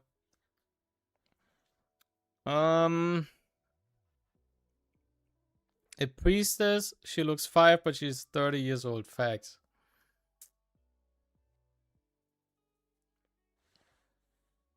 I don't want to pull an LD lolly. I mean, I would pull an LD lolly, but we don't know. Do we know that she's LD? And Nathan will be officially joining the world of Etheria right out of the gate in version 5.1. Looking ahead to version 5.2, we'll be welcoming Ariel, a priestess from the Autumn Hall of the Astral Union. She is in the LD slot. What do you mean LD slot? As an apprentice pharmacologist,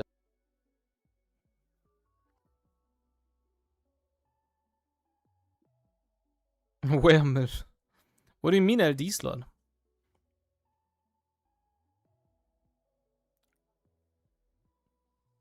After kinetic, we get LD. There is an LD every other banner since launch. I mean, yes, but it doesn't have to be her.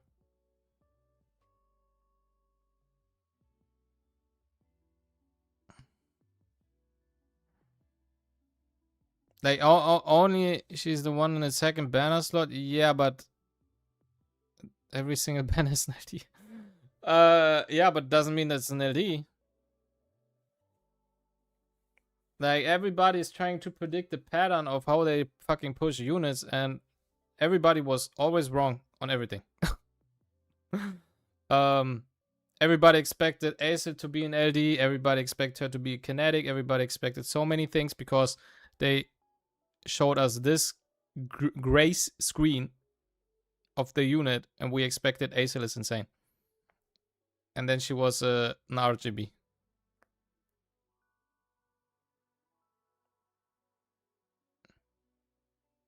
Just like people saying Sharon was gonna be kinetic. Yeah, it's.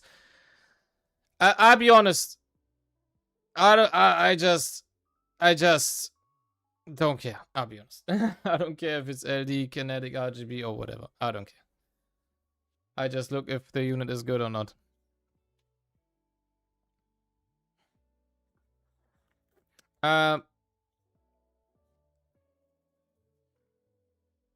Is that unit this unit?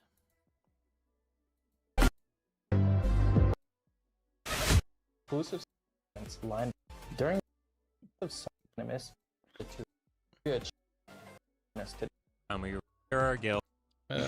Where's the vid? and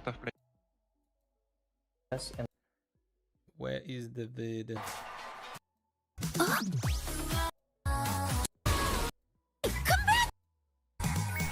Care for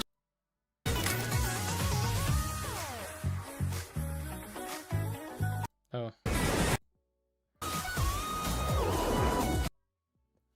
But that's not her, is it? Hold on.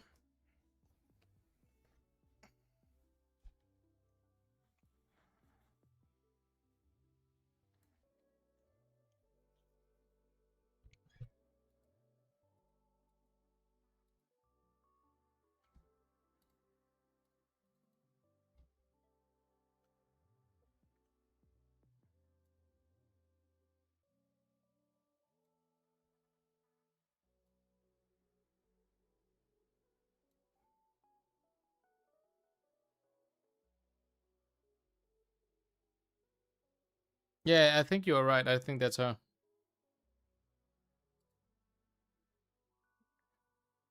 Like, the hat is literally the same.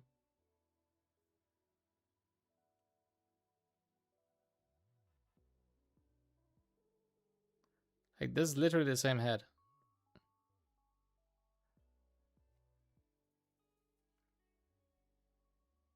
Yeah, short hair. This is the hair, I think. It's also short hair.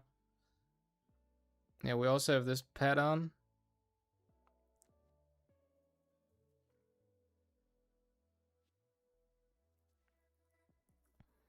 Yeah, looks like her.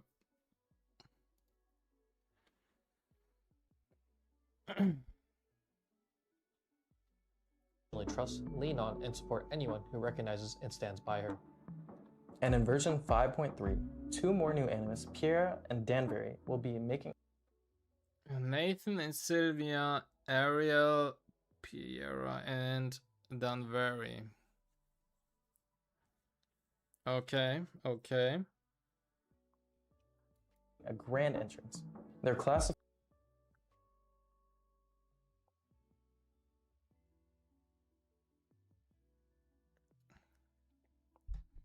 Payra. Very nice, very evil. In development, stay tuned. Are these our collab units? Question mark. Are these our collab units? Anybody knows the what's her name? Payra. Anybody knows the Payra or Danbury or something?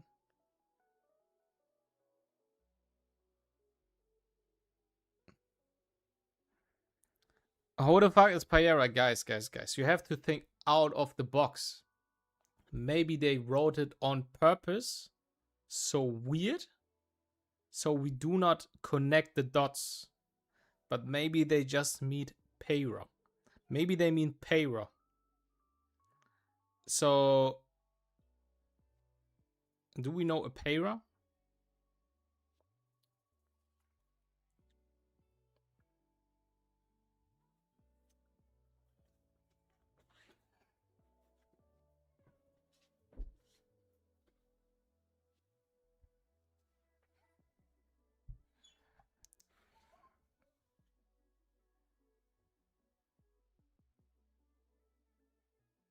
Those are original characters, I'm afraid. Who knows? Who knows? Classified files are still heavily under wraps for now, so hyperlinkers make sure.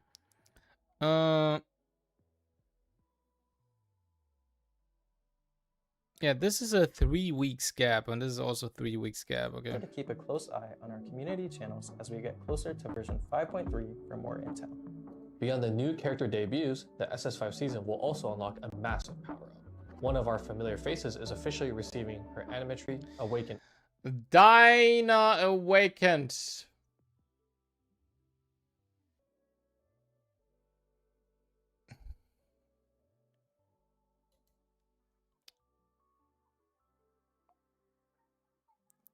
Insane cinema.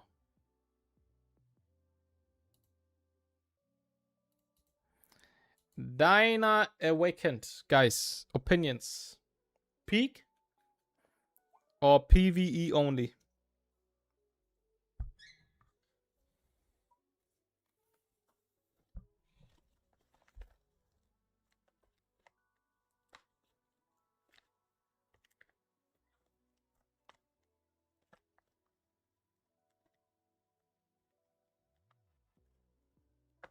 I can tell you that everybody who knows Artia knows how he reacted to this.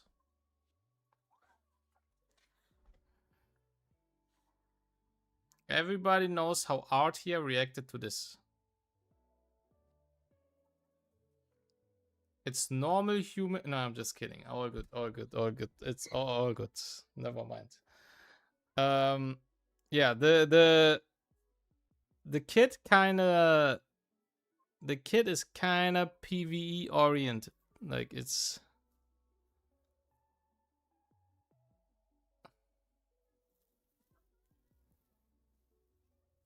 It does look PvE oriented.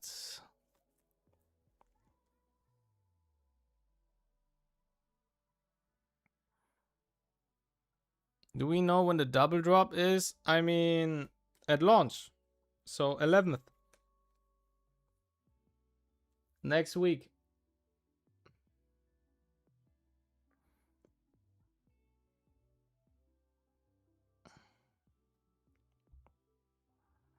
Increases the infliction chance of all debuffs from the skill.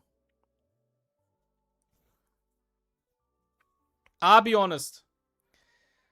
My opinion, biggest flaw of Dinah's kit is the fact that the S3 was doing something else when some specific debuff was already applied.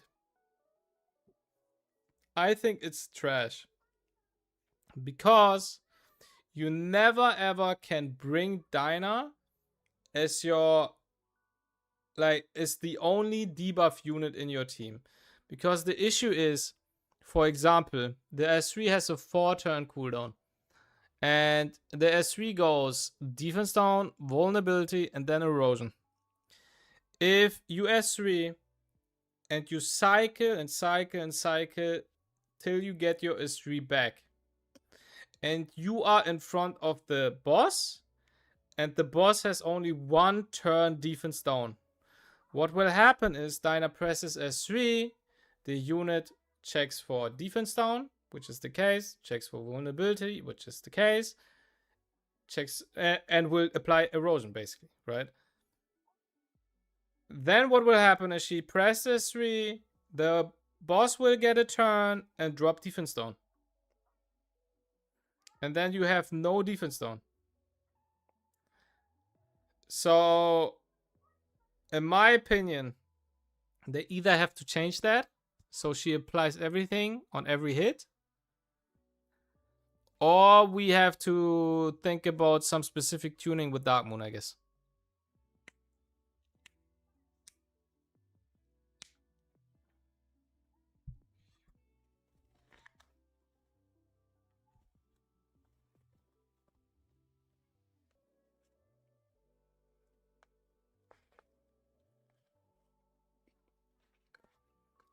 Also, this adds a new passive effect triggering erosion, increase all allies damage dealt. This screams PvE.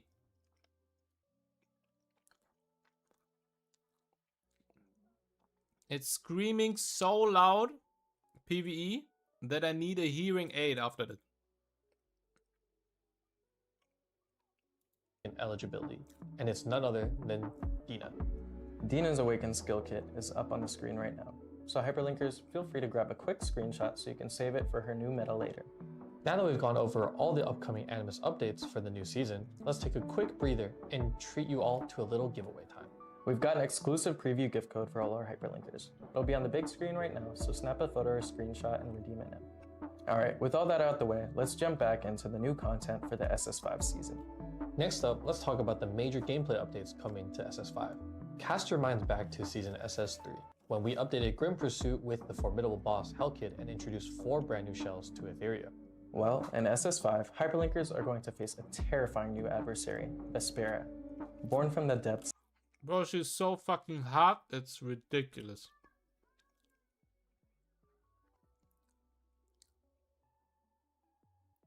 Like, I would give back shots until I pass out, bro. This shit is insanity.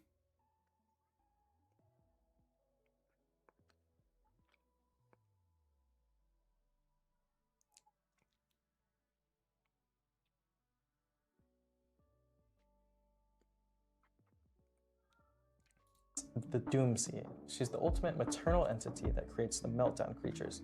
She'll be debuting as the latest ultimate boss challenge in Grim Pursuit. I can fix it. The famous last words. The famous last words, I can fix it.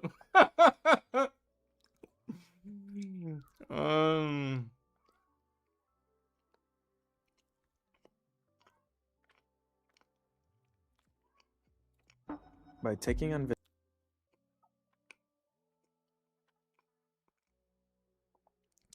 Someone check on bro in 6 months.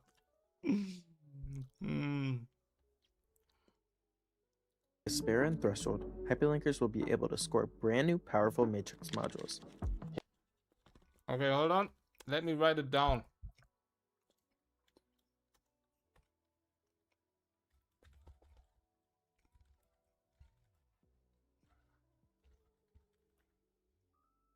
Here's the breakdown of what they can do. Overflow grants a protective shield to all allies. Profanation ramps up your damage. Boss challenge in Grim.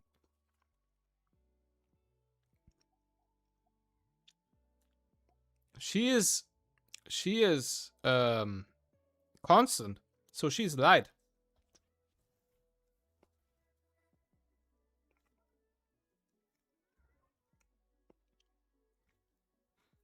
That's very interesting. Pursuit. By taking on Vespera and Lilium one-shot angle, there it is. Threshold, hyperlinkers will be able to score brand new powerful matrix modules. Here's the breakdown of what they can do. Overflow grants a protective shield to all allies. Profanation ramps up your damage output when striking shielded targets. Virulent Toxin gives you a chance to deplete your target HP whenever you apply debuffs. Chasing Dawn boosts your own turn meter right after using non-attack skills. Unyielding Oath elevates your damage reduction and converts incoming healing. Ebullition Strike continuously scales up your damage when you're repeatedly striking. There is the favorite time of our Elsa. The favorite time of his day. And it's me talking about this for 5 hours.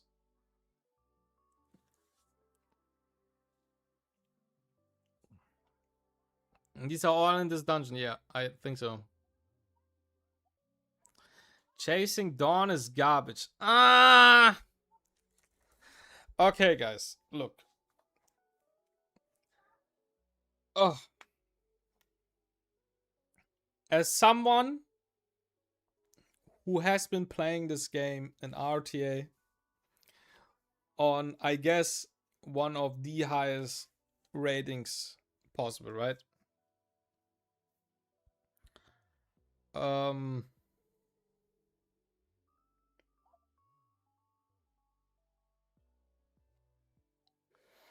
Chasing Dawn. So the thing is, first of all, we all have to keep in mind. We all have to keep in mind before we think about what the fucking sets do. We need to know the numbers. It's the same fucking story as with every other unit that they release. Always need to see the numbers. Second thing is, these are sets.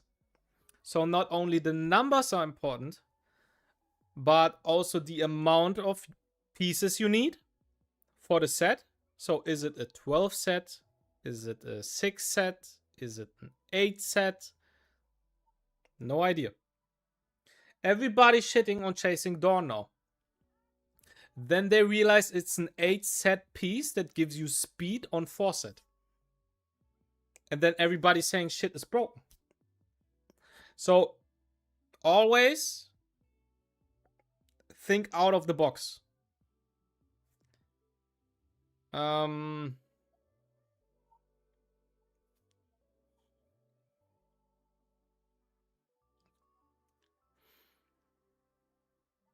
We don't know enough about this new metaphysics, on my honest opinion. That's absolutely correct.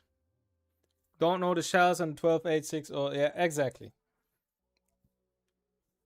Chasing Dawn and Harmonizer could be good on Link, maybe.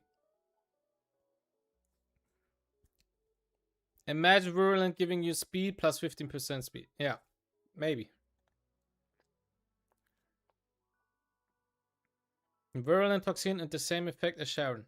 It's not the same effect, no. It's not the same effect. Virulent Toxin hold. I mean, maybe. So, the thing is, guys, for now, we only can evaluate on what we can see here, right? On what we can read here. So, if we think about the effect in a vacuum, Virulent Toxin, in my opinion, obviously depends on the numbers, sounds very interesting. Because if you have ever tried to soup somebody or CC somebody, which you only do if your opponent has no clans, by the way, you were taking too much time in doing that. It took too long to execute your game plan by perma CCing. Because most of these opponents' units have like 60k, 50k, 70k HP. And it's just very hard to kill them and control them for multiple turns. Which is a huge issue.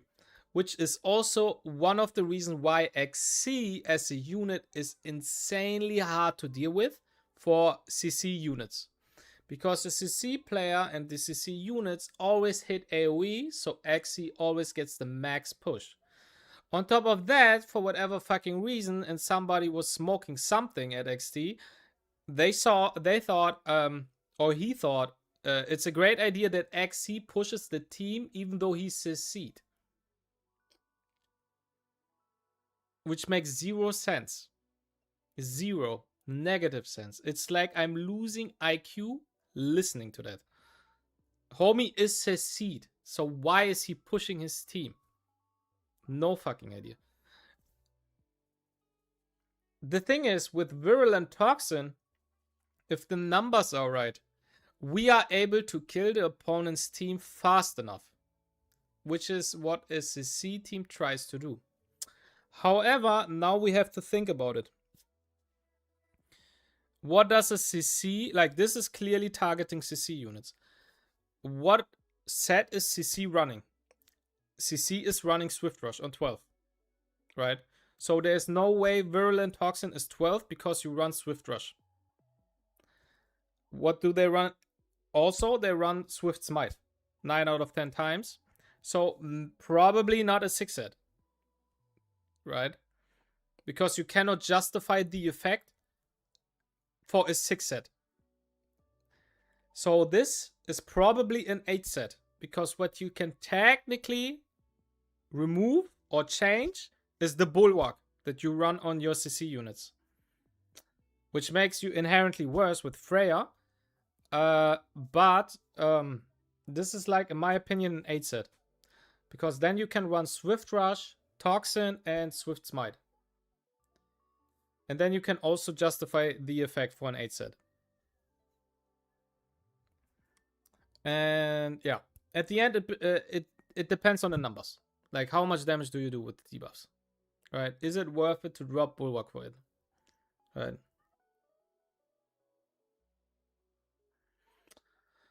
Yeah. Watch them nerfing XC, and the change is exactly taking that away. So on X2, we go all in on her. It depends. It depends on how good the sets are. It depends. Like, if you ask me, I can see Artia sitting in this boss 24/7 because we have this. A Bulletion Strike, or whatever this fucking name is. When repeatedly dealing damage to the same enemy target within the same turn, the damage gradually increases. I could see this is the best PvE DPS set. Because you just run Fury Edge on 6, you run Momentum on 12, and then you run a Bulletin Strike on 8. And then you basically drop Fury for a Bulletin... this fucking name. For this strikes set, basically. And because you always target the same enemy unit in PvE,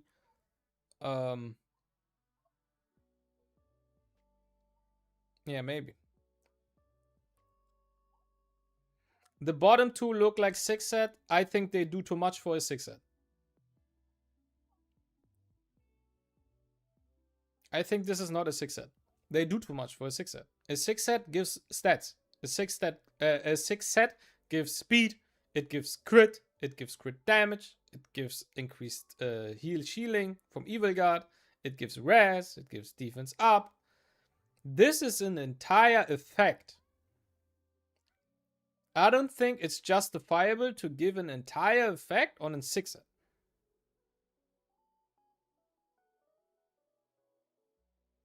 I don't think these are 6 sets. I don't think any of these are 6 sets. I think we are looking at an 8 set and 12 set pieces, like sets. These are 8 set and 12 sets.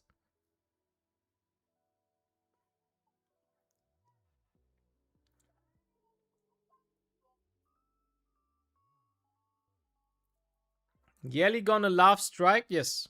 This does indeed look good on Yelly, I'll be honest.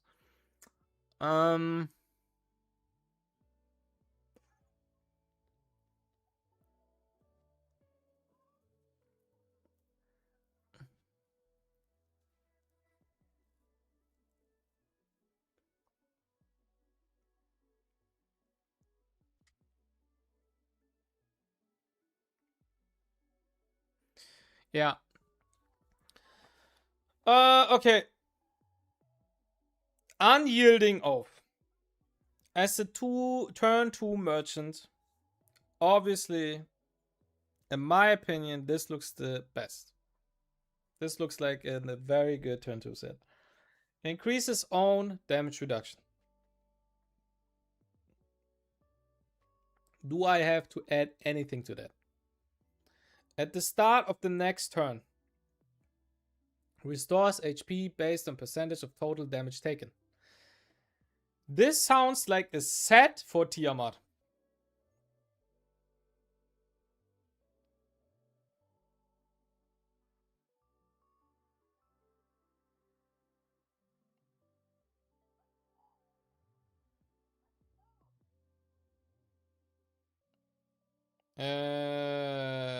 They do can, Patrick. They do can. Because they are adjusting the shells for it. They are changing the shells. So we do get these set effects on the shells.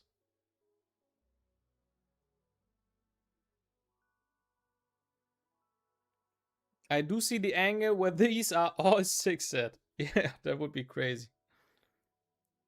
That would be crazy.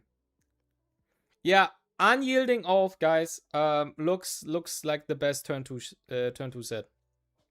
I think this is a 12 set, and then it's competing with Bloodbath. And then the question is, do you run unyielding off or do you run Bloodbath? And most of the time, I think a turn 2 unit wants to run this.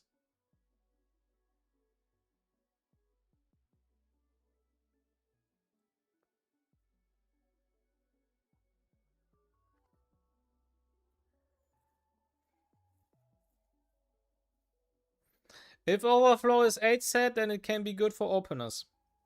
If Overflow is an 8 set, Freya is insane. Because then you cannot RNG lose against your S2 missing a Dreamweave. Because you inherently on the opener push everybody by 1, and then you push another 2 times, even if you miss a Dreamweave.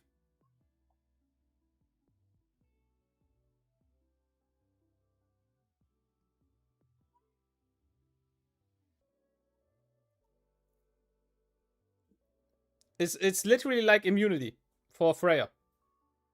Overflow.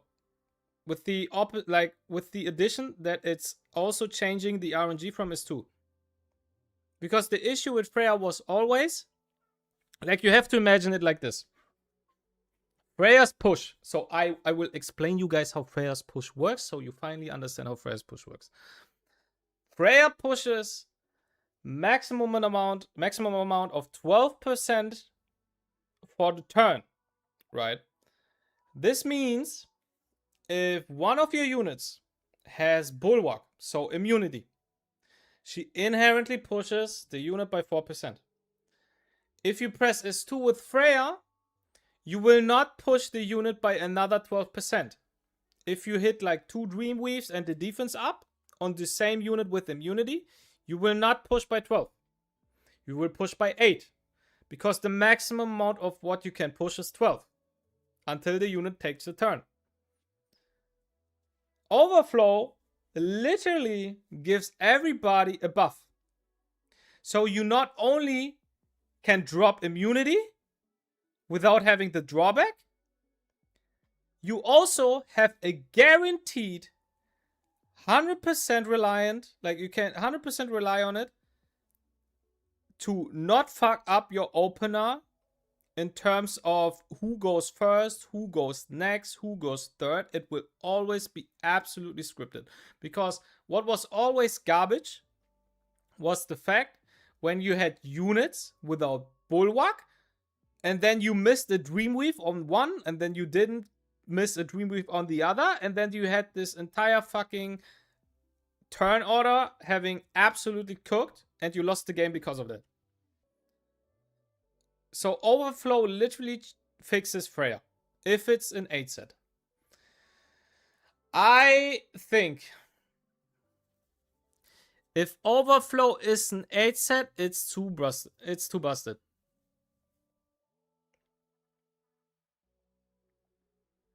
I can see them pushing this as an 8 set.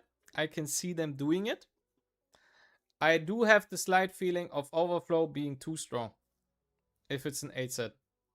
Because what you can do now is you can give your anti-cleave units that you can pick on 4-5 against anybody who tries to cleave. You can give them Bloodbath. You can give them Overflow. And run triple HP right side. And then the entire cleave playstyle is literally dead. Like, there's just no fucking way you play against this. The only way you can deal with that is running a strip as your first unit, which opens yourself up to BS, which is drive, which is Lighthouse, depends on how much damage you do, or Aya with the fucking shell. Then I gonna basically Doom will drop the game. If Overflow is an 8 set, Doom will drop the game and then play E7 instead, because cleave is not possible. So I do hope that Overflow is not an 8 set, personally. I think the effect is too strong for an 8 set.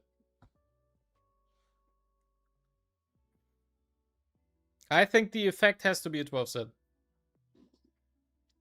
There has to be a downside. There has to be a trade-off. You always have to miss out on something if you build something specific. If you build Overflow, you make yourself strong against cleave, but you are weak in turn 2 with your units inherently, because you only get your fucking shield at the start of the battle and then you literally have no set. Right? You get the shield at the beginning of the battle, you have no set afterwards. But that's the entire purpose of the set. If the set also has Bloodbath beside it, you have the Bloodbath value and you have the Overflow value. So there's no downside. The only downside is you have no Bramble, which is not even that bad if you are not using Overflow on a unit that doesn't want to Bramble.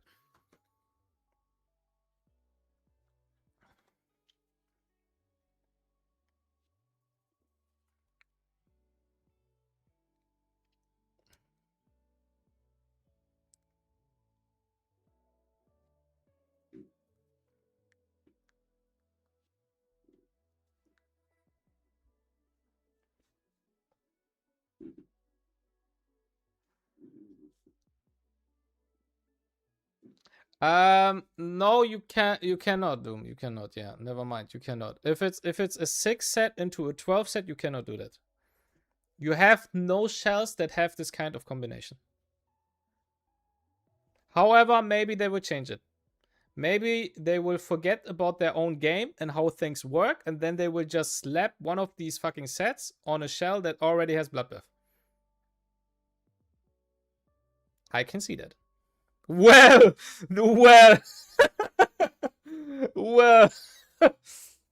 it can happen. It does. I mean, I'm very certain that's a possibility.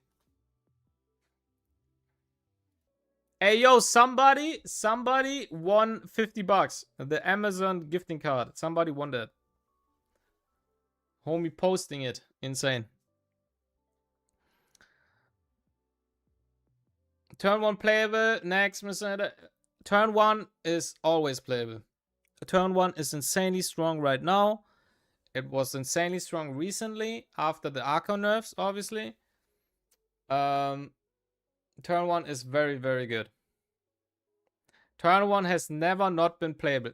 That's correct.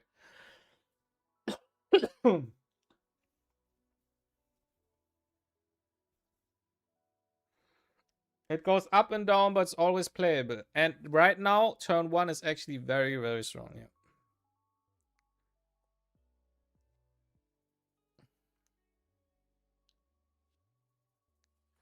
Okay, so let me cope on Chasing Dawn, guys. Numbers are important as always. I have to mention that. It's saying after using a non-attack skill, increases own turn meter. Basically means, or at least we think, if we press S3 on Linglo, she pushes herself. Right? Now, this can be absolutely busted. Absolutely insanely ridiculous. Because if you have it on a unit that runs Gigabyte and Chasing Dawn pushes by fucking 35%, it means we push by 35%, then Gigabyte procs and we get another 35%, so we have a back-to-back turn almost. That's why I'm saying numbers matter.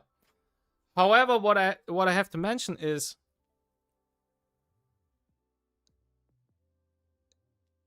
how does it work with non-attack skills that proc passively? It says after using a skill or non-attack skill. However, it doesn't clarify if they mean us as the player pressing the button or the unit using the skill. If they mean the unit, then technically it can proc from the unit using the skill by proccing it. If it's basically like for example Aya, right? Aya is a good example. Aya, she takes a turn, she cleanses and so on, right? So you cannot push herself or anything. However, what Aya does is if you kill something, right? If you kill something, you have this effect of her pushing herself, right? Or if anything dies, basically, then she pushes herself if her S3 is not on cooldown. Does that count as using a non-attack skill? Because it's a non-attack skill and it triggers because some like a unit in your team dies.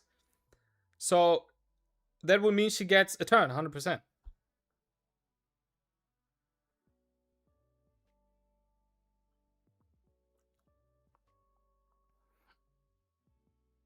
Exceed passive, for example.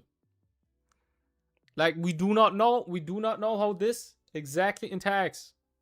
We have no idea. Right? How about Tiamat passive? Sharing damage. It's something that triggers always. One of your units are damaged. It's a non-attack skill. Does that mean Tiamat moves herself every time one of your units get hit?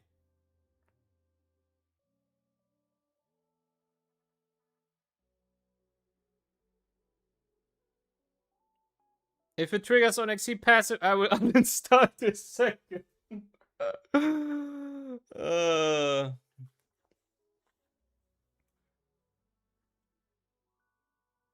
Yeah, we have no idea. I think it's animation. I would also assume it's animation. Right? I would also assume that, but I don't know.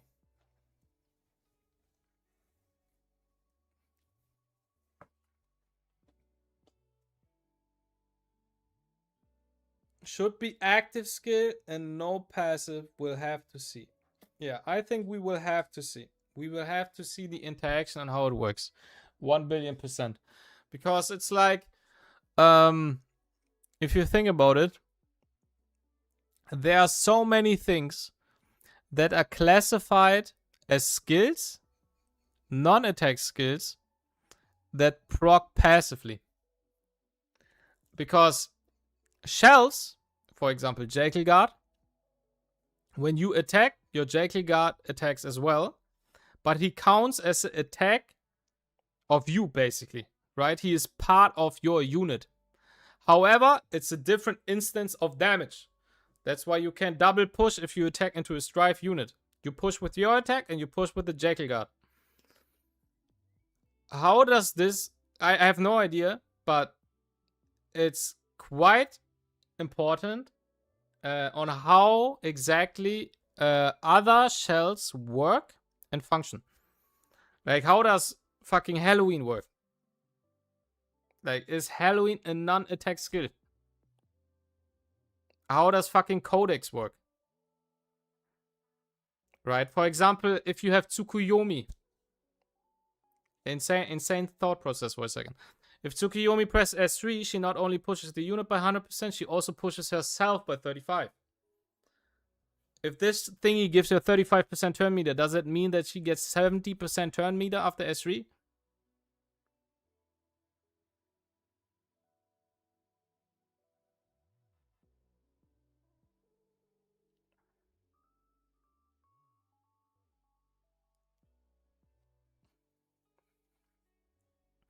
Fia S3 is a non-attack skill. I would say so, yeah.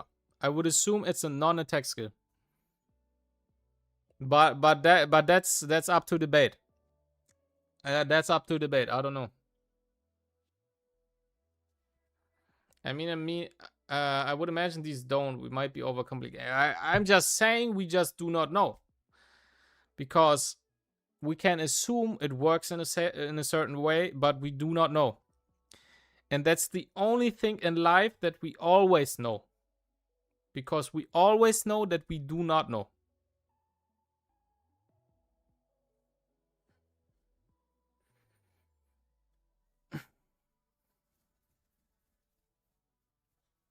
There's so little info. Yeah, we do not know anything. We do not know the numbers, what type of set it is. We just don't know. So we also don't know how the interactions are.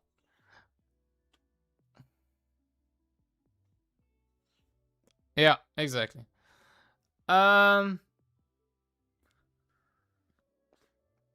Profanation deals increased damage when attacking shielded targets. I'm gonna say it. Shit actually fire as fuck.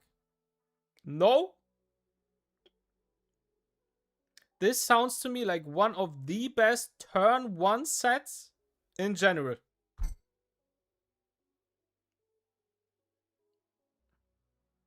I think this shit is crazy. Because it gives you the... Now think about it.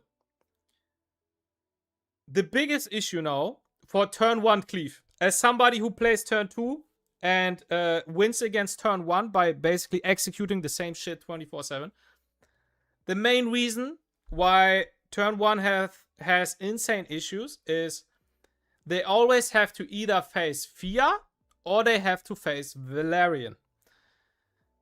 They can only pre-ban one. So if they pre-ban Fia and they run Profanation to face Valerian,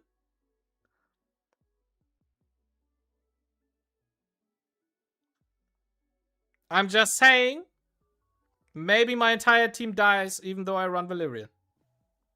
I'm just saying. It sounds niche, but it can also be busted as fuck. But also Cleave can't really run 8-piece sets right now. Yeli, Senyu, Kwano, all force 12 Swift. That is true, but it all depends on the numbers. Like, how much damage do you get from this Profanation? If it gives you like 20%, then it's not worth, right? It's absolutely not worth. But if Profanation gives you fucking 60%, 50% more damage into a shielded target, it might be worth. I'm just saying.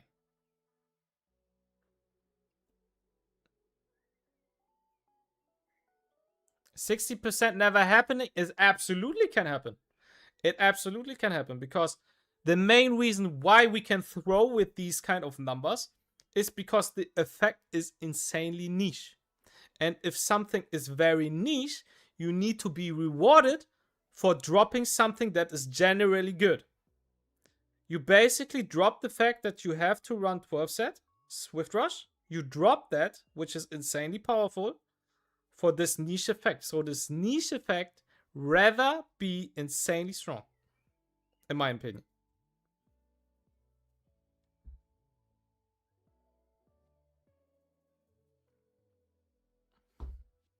If it's an insane number, I could build like full damage Jelly or something. You don't even have to build full damage Jelly. You can also just run a fucking, I don't know, a 2-set. Like, how many pieces you use? You use like 4 Swift Rush pieces because you hard force it. Maybe you get Profanation on your fucking ref, and then you run 8-set Profanation, 3 pieces of Swift Rush, so 2 pieces Profanation, 3 pieces Swift Rush. Then you have the 8-set of Swift Rush, and then you have your Fury Edge or your Swift Raid. You know?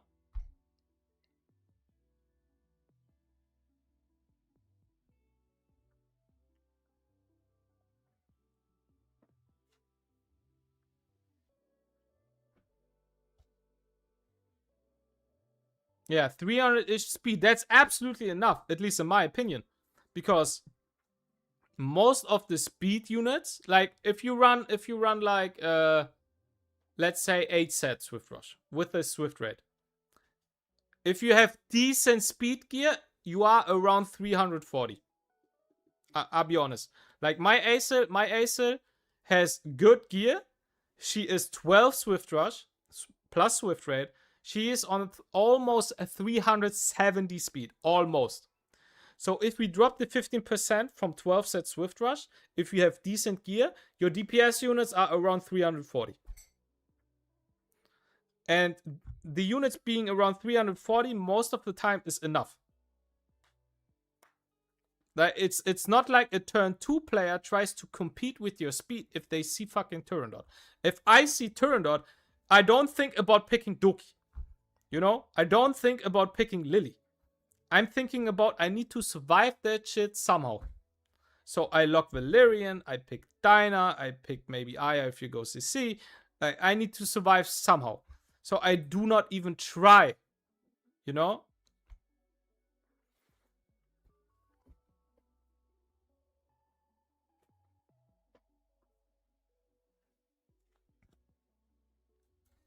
We have to consider if the percent damage increase drops when you kill the shield on the same turn of the skill damage. Yeah, but that's not how Valerian works, right? Because Valerian, she just gives a shield when you attack.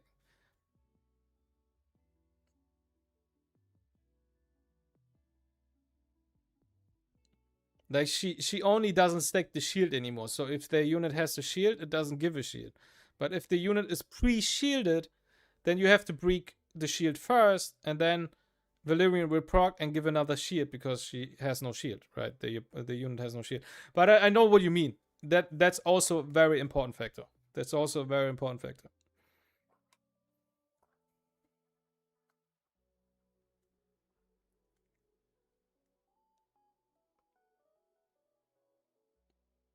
Yeah. Anyways. Overflow is insane, I'll be honest. Overflow just sounds very strong to me. Like, Overflow sounds like the best thing you can do against Cleave, literally. Like, I can just pick my fucking Dinah, give her a fucking Overflow, and use her as a Cleave merchant. Anti-Cleave merchant.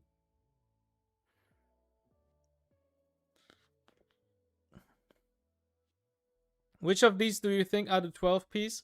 I think Unyielding Oath is 12. I think Overflow is 12. And Chasing Dawn is probably 8. Profanation is 8. Toxin is 8. And Strike is 8. So I think we have 4 8 sets and 2 12 sets.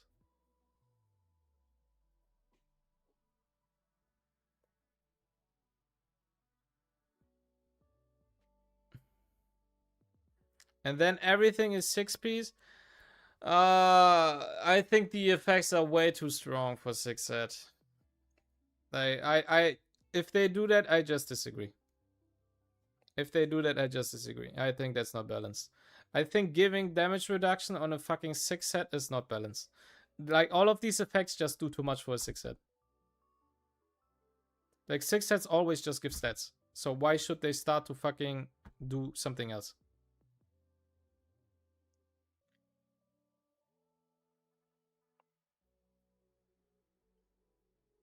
What if the stats are just very low? They are still just the best.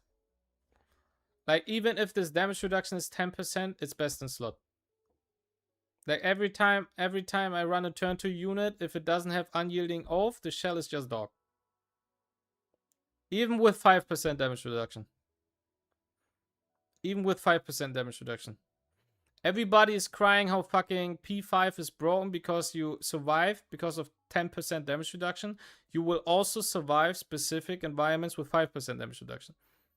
There will always be those games where you win because your unit survives with 1 HP. 5% damage reduction is absolutely enough for this set to be best in slot. Unyielding and Bloodbath, for example. If you can run Bloodbath and Unyielding off, it's insane. And then you slap a fucking Bramble on it, and then GG's.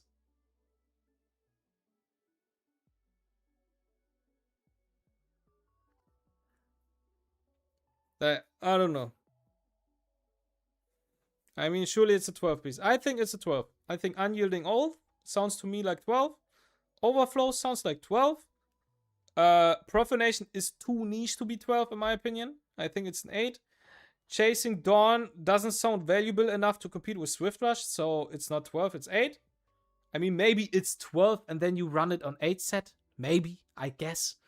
Toxin sounds like 8 because it does so much, and Strike also is 8 because it does so much. It's like these sets are just doing too much to be 6 sets. I don't know. Like all of them do too much, but yeah. I think we have these two are 12 and all of that are 8.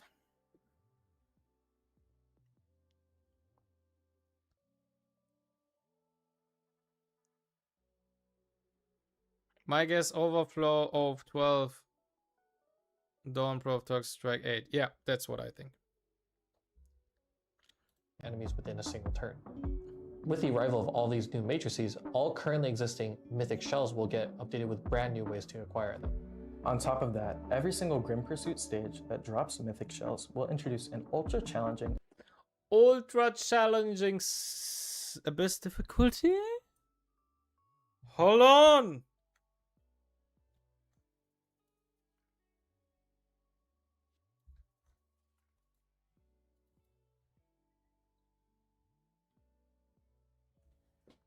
So this is Amber, obviously. This is Amber. What are these?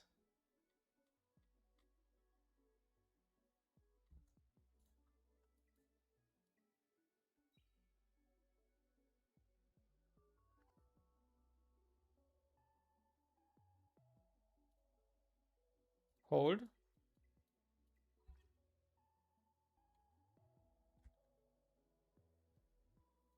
Wait.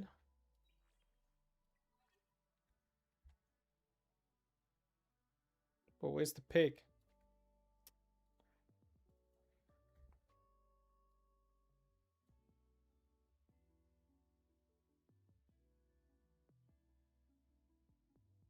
Like this is Amber. This is clear as night and day. This is like the first clear reward. This is the first clear reward. This is a pull. Like for first time clearing this is a pull.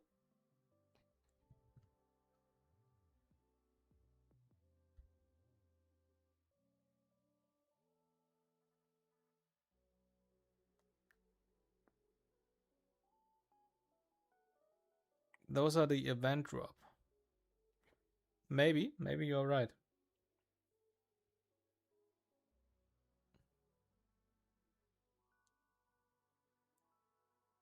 But what are the gems? You guys are talking about gems. What are the gems? Like these are pulls. This is Amber. What are these two? These are no gems, guys. Do you need fucking... Do I have to give you my glasses or what? These are no fucking gems. You get 100 gems when you first clear. Bro, these look not like fucking gems. This is clearly a pull. This is clearly Amber. What are these? This does not look like a fucking gem.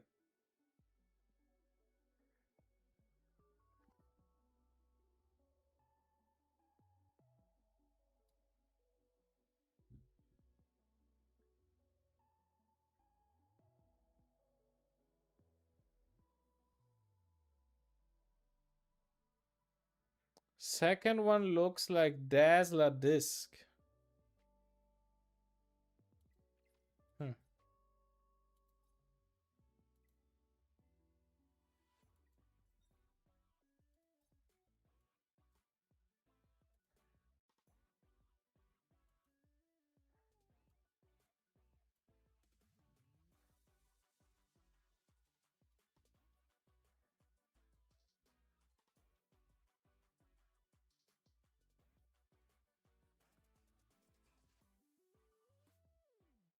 I do see the vision. I do see the vision.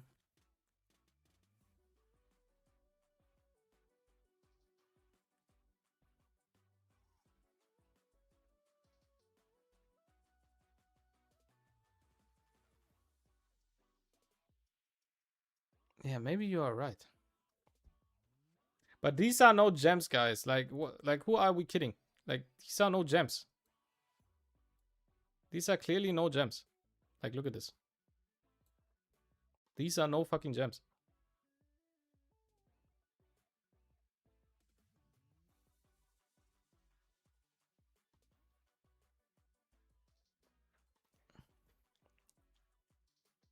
Red dice.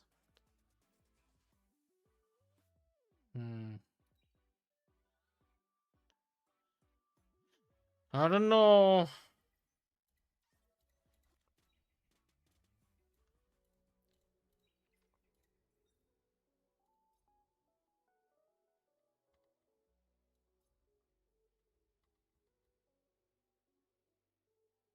Nah, it's not.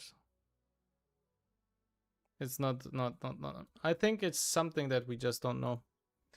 Maybe it's just a new yellow shell or something for new players, I guess. Maybe, I don't know. Maybe it's an event reward. I think maybe that's a... Yeah, maybe that's actually an event reward, now that I think about it. Abyss difficulty, where you can farm these new matrix shells directly. Right at the launch of the new season. Hold. Both elevates your damage reduction to acquire them. On top of that, every single Grim Pursuit stage that drops missing shells will introduce an ultra challenging abyss difficulty. Mythic shells will introduce an ultra challenging abyss difficulty where you can farm these new matrix shells directly. Guys, hold on.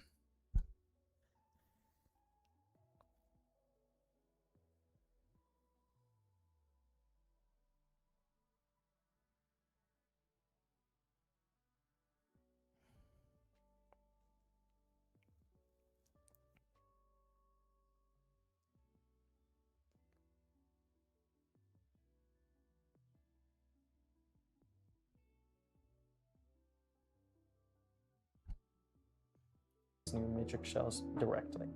Right at the launch of the new season, hyperlinkers can also grab octanodes through season perks.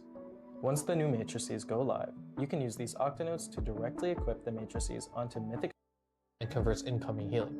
Ebullition Strike continuously drops new octanodes through season perks. Once the new matrices go live, you can use these octanodes to directly equip the matrices onto mythic shells you already own, so you can upgrade your current gear right away. Next up, we're thrilled to introduce a brand new feature.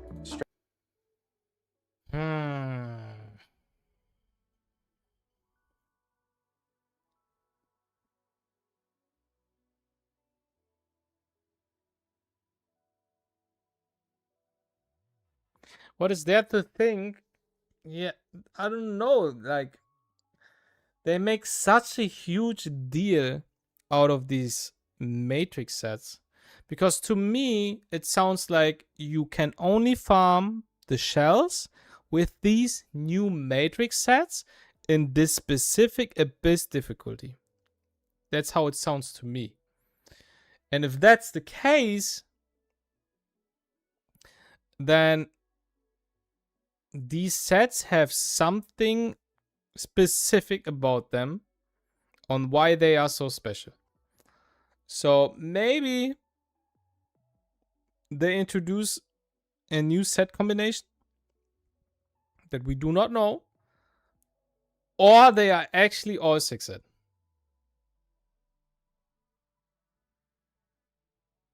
Because you can only get Fury Edge and Swift Raid and so on in Inferno. You can only get them there. And in Abyss, you maybe drop only shells with, like, all the shells that you get out of Abyss, I could see them dropping only shells with 3 matrix sets, and all of them have like Fury Edge and Swift Raid and the new sets.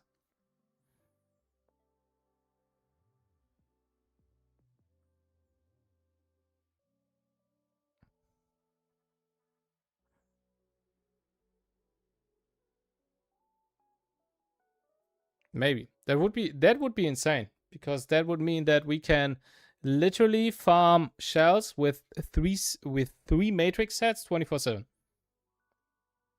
which shortens the amount of time that we need to get the specific shell by a lot.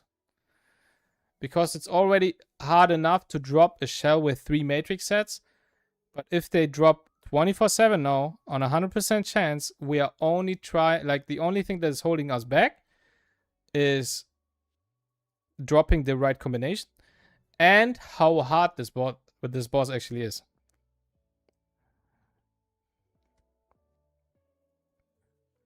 Like, they are saying extremely difficult. And we are absolute endgame gamers. We are fucking one-shotting everything. The entire PvE content is one-shot, right?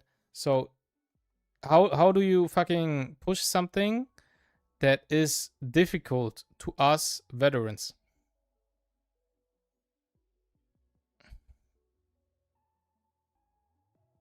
Surely no way the Abyss could be hard for our accounts. I cannot imagine how they want to try, like, to make this fucking dungeons hard enough to us to care, you know?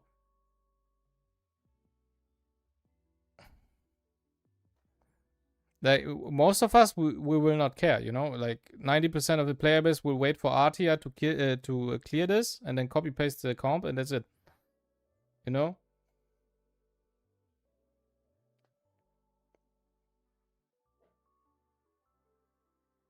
Strategy guides. In the current version of the game, hyperlinkers can be basic attack. Okay, hold on. Threshold, new shell, difficulty Abyss with the new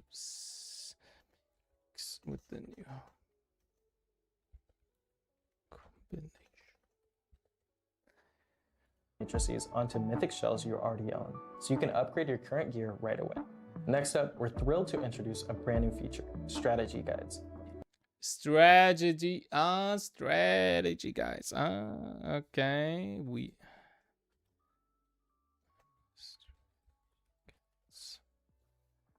In the current version of the I just click turn.plume and 2 DPS. If I don't kill, it's unclear, but GG. game, hyperlinkers can view basic attack recommendations on the Animus upgrade screen. But in version 5.1 of the new season, the dev team... I'll be honest, nobody actually looked at that. If you think about it, I don't even know how to check that. Hold on. If I click on this unit...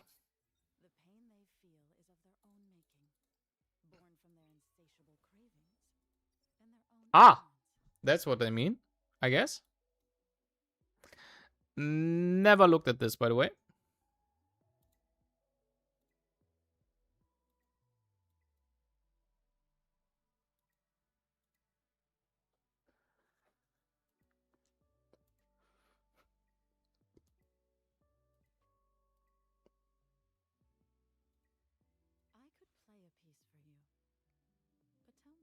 I forgot that existed. Yeah, I mean, I knew that we had something like that, but I don't think anybody used that ever. So this is actually peak that they do that. Is completely reworking this feature.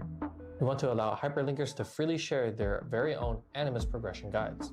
This new feature will replace the original clue, transforming it into the gateway for Animus guides. Transforming into the gateway for Animus guides, okay. Once you click in, the first thing you'll see is the... Wait, wait, what?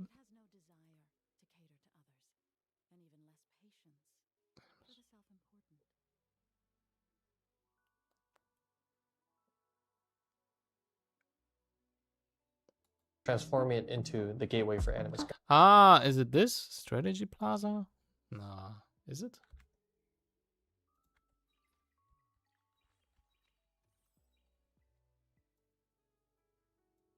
Yeah.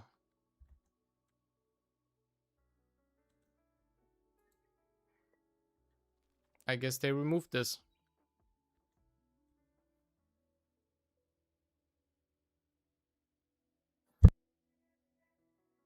Guides.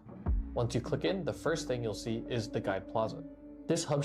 Hyperforum. Bro, this is so peak. I'm gonna say it right now. This is so peak. This is so good for the game. This is so fucking good for the game. This is so fucking good.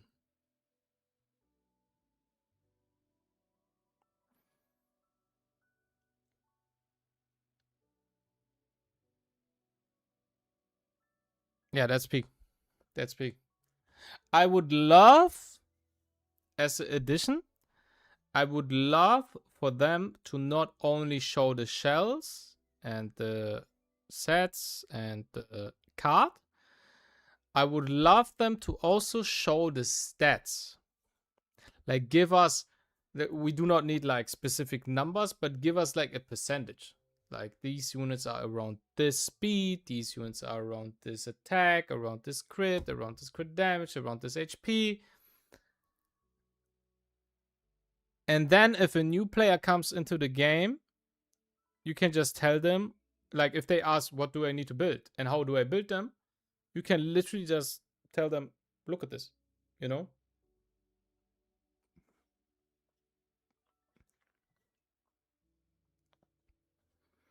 You can see that. No, I have no idea. Maybe you can.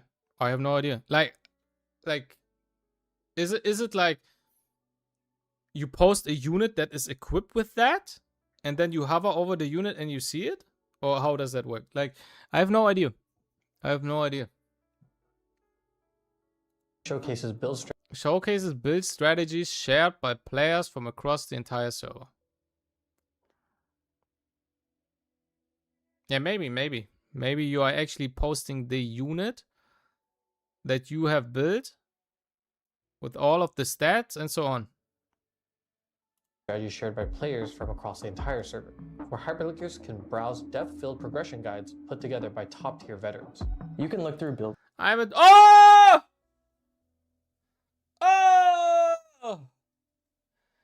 It's so beautiful.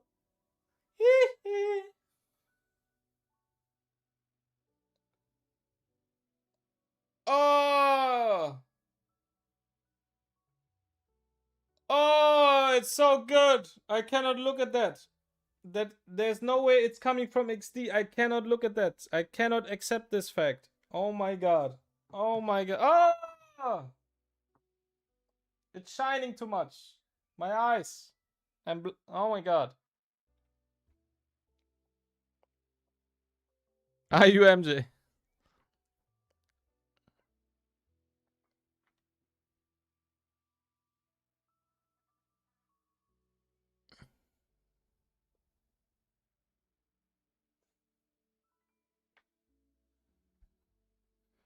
Updated on June 1? June 1st. Guys, maybe they made this video 4 days ago. They filmed the entire live stream in 4 days. Who knows?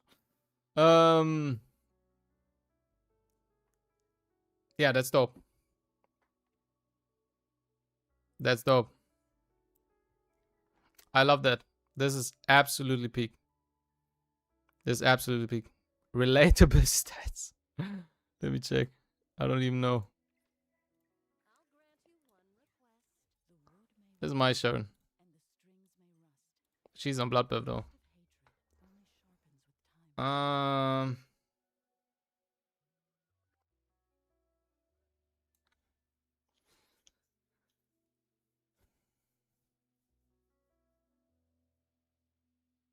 I mean, he runs FAC instead of HP, right?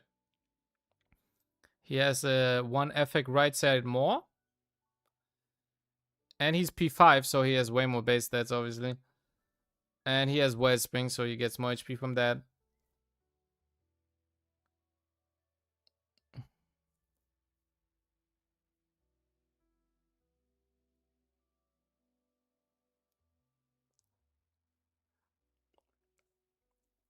Level 6 card. Yeah, but the card doesn't do much to the stats.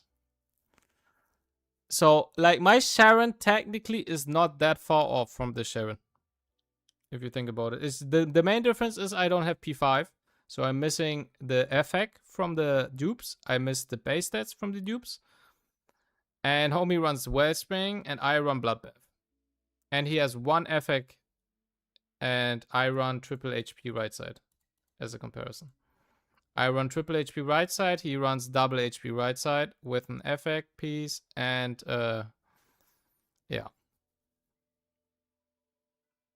With Wellspring.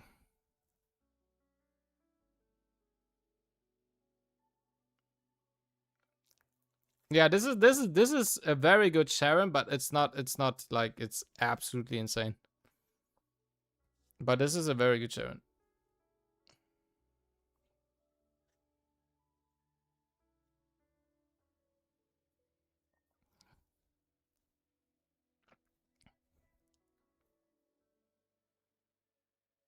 It's attainable, yeah. But that's what I mean, right? If new players look at this, they know exactly how to build the unit. They know exactly how to build the unit. This feature is absolutely peak. I love it. I love it. This feature is a mega peak.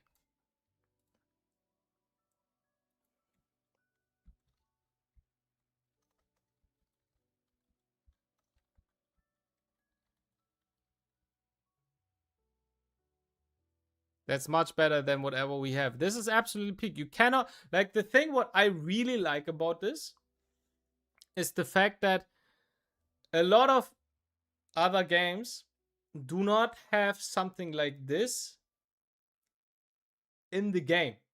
It's more like the community does, like, creates a specific tool or fucking pushes a specific GitHub site or anything like that, where they show all of the stats and so on.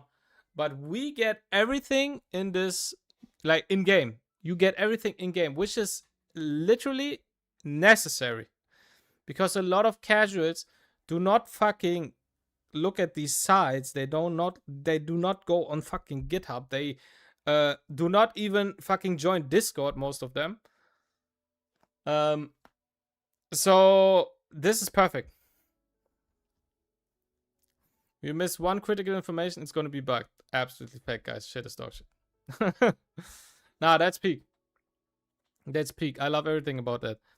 I'm curious if you can see the shell passives. That would be the cherry on top. If you can see the shell passives as well, cherry on top. Maybe even the chips, cinema. That would be so dope.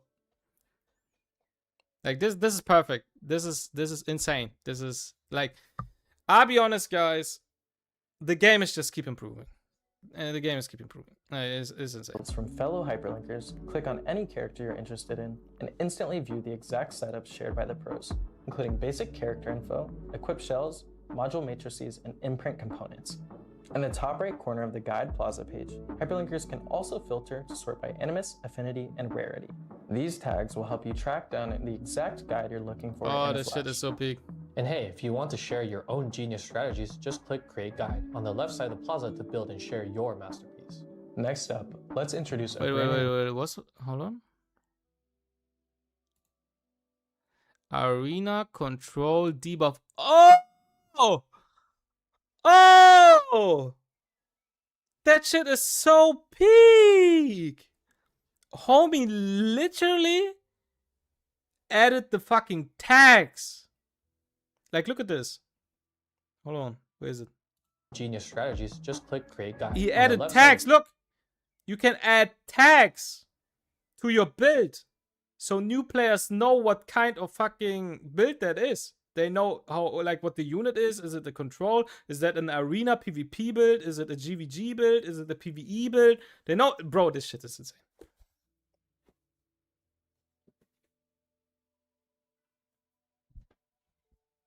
That shit is insane, bro. This is peak. Oh, that shit is so peak.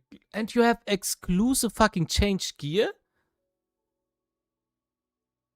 Bro, I'll be honest. if you can press on this fucking change gear button and then you get your like exclusive interface where you change the build of the unit only in that interface without changing the builds in PvE or in your RTA, this shit goes dumb. Like, this is insane. Like, this is absolute peak.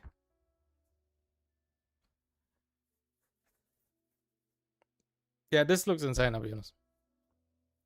Plaza to build and share your masterpiece. Next up, let's introduce a brand new Union Boss mode, Ruin Hegemony. Limited time Union Challenge. Ruin Hegemony. Work together with your union, defeat the boss sequence. At its core, this gameplay functions like a massive scale version of the Anchor Survey. Massive scale version of the Anchor Survey. The Anchor Survey are the fucking GG bosses, just right? These are the small thingies that you kill every day, right? But the system generates grueling gauntlet sequence lined up back to back. The system generates a grueling gauntlet sequence featuring multiple bosses lined up back to back. During the event, hyperlinkers will have 3 challenge attempts every day.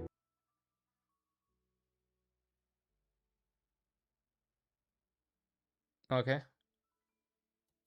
And you can even borrow animus from your dope fellow union members when challenging a boss. Within your union, members must join forces and work together to defeat the bosses in the sequence, one by one, to unlock awesome progression rewards. The Ruin Hegemony feature is slated to drop in version 5.2. iPhone 2, so not on launch. Make sure to keep an eye out for the exact opening schedule.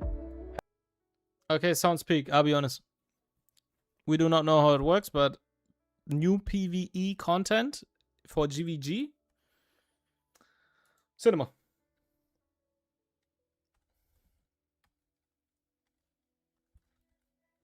New PvE for GVG, more rewards, we love it. They also mentioned, by the way, something about they will change the pattern of how often we have the GVG tourney, right? Now it's only like once per season. I cannot remember. What did they say again?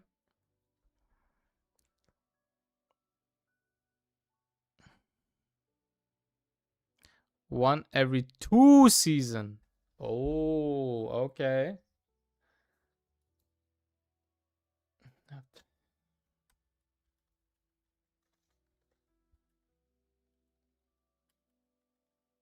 Okay. Linkers will have 3 challenge attempts every day, and you can even borrow animus from your fellow union members when challenging a boss. Within your union, members must join forces and work together to defeat the bosses in the sequence, one by one, to unlock awesome progression rewards. The Ruin Hegemony feature is slated to drop in version 5.2. Make sure to keep an eye out for the exact opening schedule. Hyperlinkers, we welcome all top-tier unions to come and test your mettle.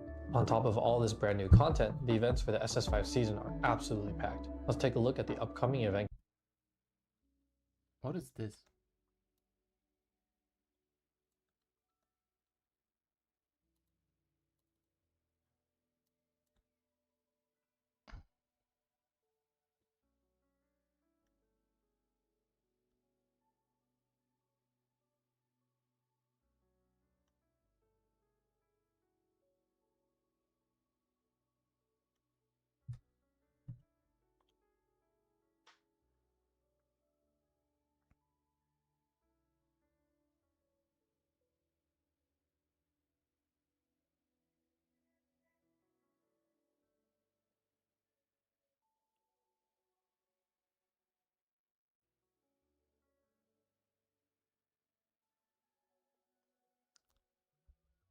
Jarvis enhanced image.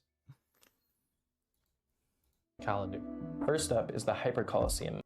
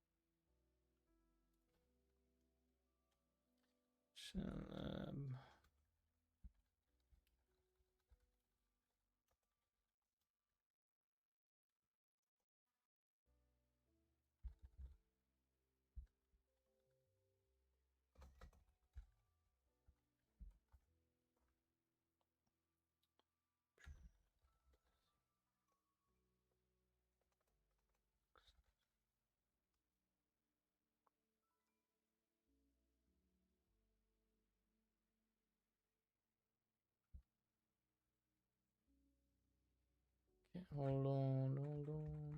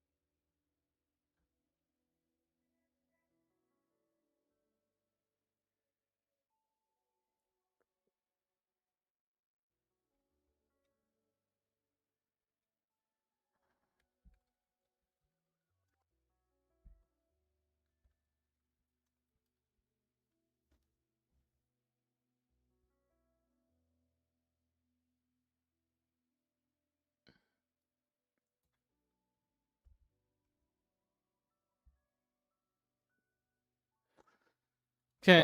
Which was a massive hit among hyperlinkers in the SS4. It will be returning twice during the SS5 season. The iteration in version 5.1 will feature the exact same rules you loved in SS4. However, the Hyper Coliseum launching in version 5.2 will introduce a brand new rule set, Blind Draft. Under these rules, both sides will share a common pool of 20 Animus characters. During the drafting phase, you won't be able to see what your opponent is picking, meaning mirror matches are possible, and that both sides can pick the same exact Animus. Opponent intel will only be revealed once the draft concludes, right before the battle kicks off. We can't wait for you hyperlinkers to experience the fresh take on the Hyper Coliseum. Moving on to banners, version 5.1 will see the return of Apex Targeted Summon event. During the event, hyperlinkers can handpick any Apex SSR Animus that debuted up to the SS4 season for a targeted summon. You are guaranteed to pull your selected Animus within 80 summons, after which the banner will close. And in the version 5.3, the Familia banner will be getting a highly anticipated rerun.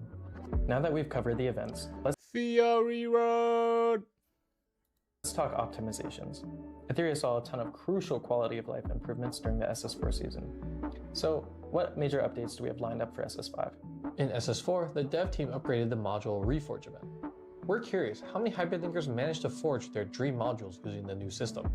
Well, the module Reforge is getting even better this season. We're adding a pity system to the module tuning feature. Hyperlinkers will be able to manually select their desired substat for pity tracking. After reaching a certain number of attempts, you'll be guaranteed a chance to upgrade that specific substat to gold quality. In SS4, we added a one-tap upgrade function to the inventory. Why is shit so peak? What have I done to deserve this? Why am I allowed to get a best in slot piece? Twice. Oh! Oh! Shit is so peak. Oh my god. This shit is so peak. Oh my god.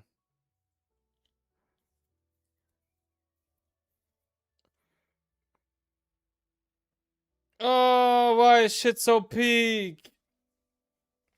Jack is making game fun for you again. Yeah, why is shit so peak? Oh my god. I'll be honest, there is one thing, and only one thing, that I do not like about this Module Forge event. There's only one thing. And the thing is that I cannot target Swift Smite, Swift Raid, and Fury Edge, and Evil Guard, and Colors Guard. That's the only thing that I do not like about Module Forge. The only thing.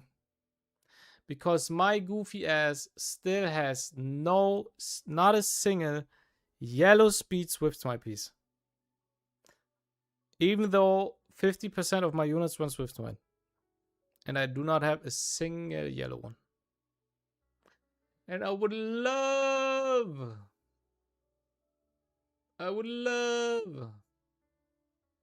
to get one.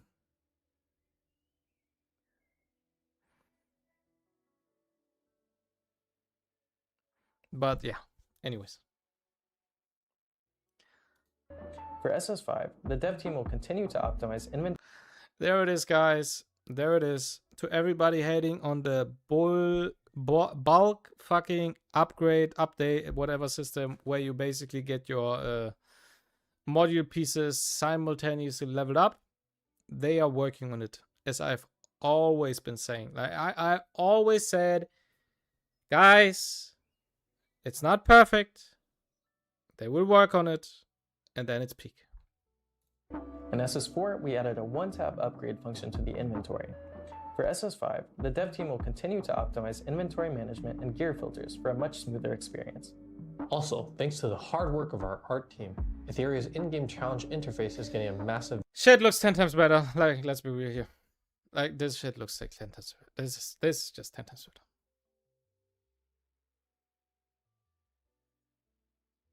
I have a lovely dev plate yellow one. Does that go? visual overhaul. The brand new UI will look significantly sleeker and cleaner. In the SS5 season, the dev team will also implement cross-server optimizations in the Summit Arena, live spectating rooms, and the simulation battle features. Wait, what? This ensures that all Hold on. What did I want to say? hyperlinkers will be able to meet that specific experience. Also, thanks to the hard work of our art team, Etheria's in-game challenge interface is getting a massive visual overhaul. The brand new UI will look significantly sleeker and cleaner. In the SS5 season, the dev team will also implement cross-server optimizations in the Summit Arena, live spectating rooms, and the simulation battle features. This ensures that all hyperlinkers can enjoy seamless matchups against opponents, no matter their server. To make it easy for unions to find and recruit the perfect members, the union recruitment system is also getting optimized this season. Peak? For the full breakdown of all these improvements, Bro, why is keep an everything eye out so for our peak? Hold official- on. That's too much peak, bro. What is going on here? Hold on. Why is everything so peak?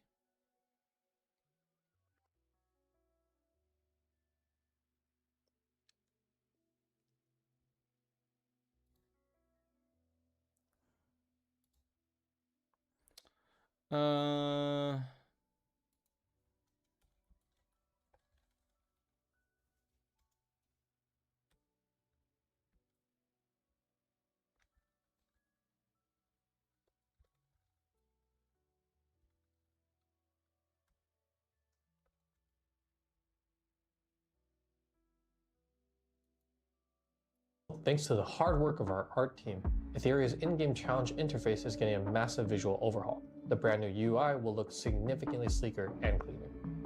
In the SS5 season, the dev team will also implement cross-server optimizations in the Summit Arena, live spectating rooms, and the simulation battle features. This ensures that all hyperlinkers can enjoy seamless matchups against opponents, no matter their server. To make it easier for unions to find and recruit the perfect members, the union recruitment system is also getting optimized this season. For the full breakdown of all these improvements, keep an eye out for our official announcements on the Etheria forums. Normally, this is the part of the live stream where we'd start wrapping things up, but we've actually got some even more massive news to share. Oh? You mean there's more? You bet. To gear up Etheria's first world anniversary on September 25th, Will feature an extra version update. September 25th, first world anniversary. Okay. On September 25th, the SS5 season will feature an extra version update. Version 5.4 Extra version update will officially launch as a special hyper season. Okay. The regular Summit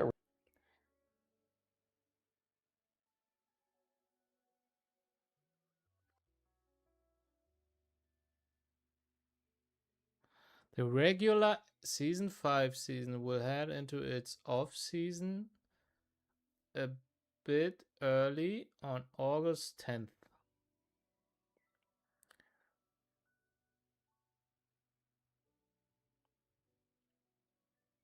RTA begins hyper season.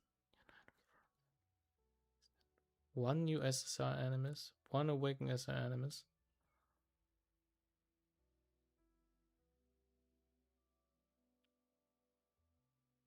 Arena SS5 season will head into its off-season a bit early on August 10th. Right after that, on August 13th, the Hypa season will kick off. During this unique season, the Summit Arena will feature a completely separate, dedicated leaderboard.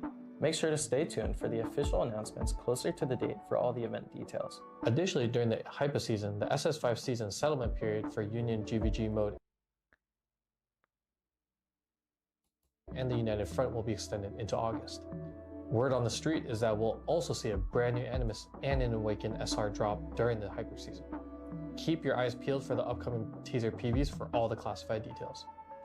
Last but not least, during the Hypa season, we'll officially kick off our anniversary warm-up events to celebrate the Etheria first world anniversary. There's going to be a ton of activities, so hyperlinkers, make sure to keep checking out our community channels for future updates. Now that we've covered the Hyper season, let's talk esports, because EWS isn't skipping out on this summer heat. The EWS 2026 Vanguard Cup will be taking place this summer. Keep your eyes on our official community announcements for tournament details. We've also officially begun preparations for this year's EWS Global Finals. More info will be dropping right after the Vanguard Cup ends, so get ready. Alright, that just about wraps up everything for today's special preview show. Etheria's SS5 season Summer Surprise drops next week. For more detailed patch notes and balance adjustments, keep checking back on our official community forums. Before we go, we have one final announcement. On June 9th at 6 a.m. UTC-5, Etheria's producer Jack Zhao will be jumping on a live call with one final announcement. On June 9th at 6 a.m. On June 9th, yeah. UTC-5, Etheria's producer Jack Zhao will be jumping on a live call with 3 hyperlinkers on a special Hyperlink Summit. In this call, they'll be diving deep into Etheria's development philosophy and answering burning questions from the community, so don't miss out. Why, Colonel System?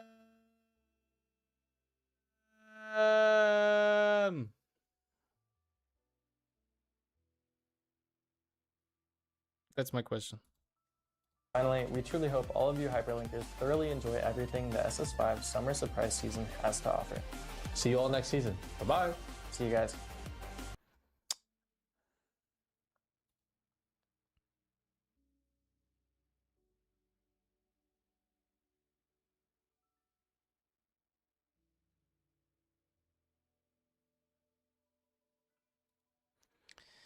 I don't know, guys. This looks kind of sus to me.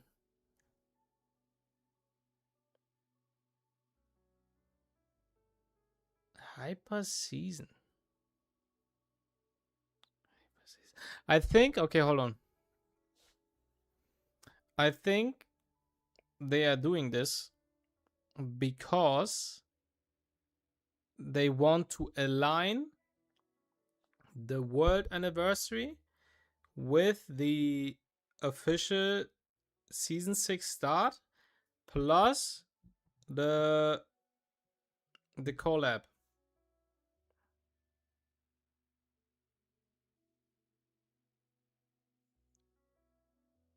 So the real anniversary start, then we just have half-baked global anniversary.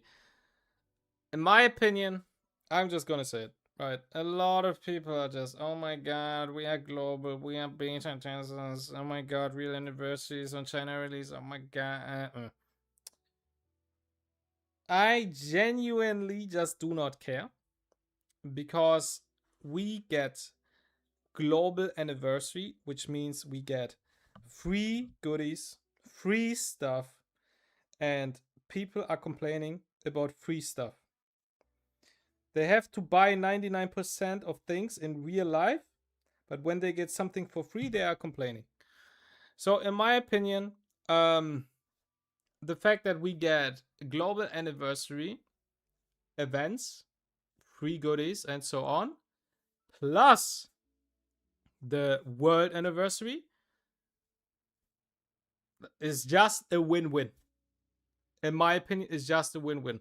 Because you have other games, like, you have to imagine, they have to do that, right? They have to do that. They have to give us something in return because we basically played the game first, I guess, right?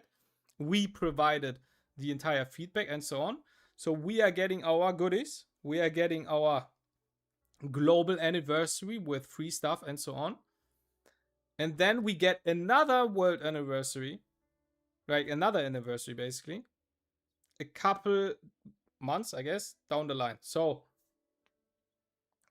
I personally do not see where the issue is.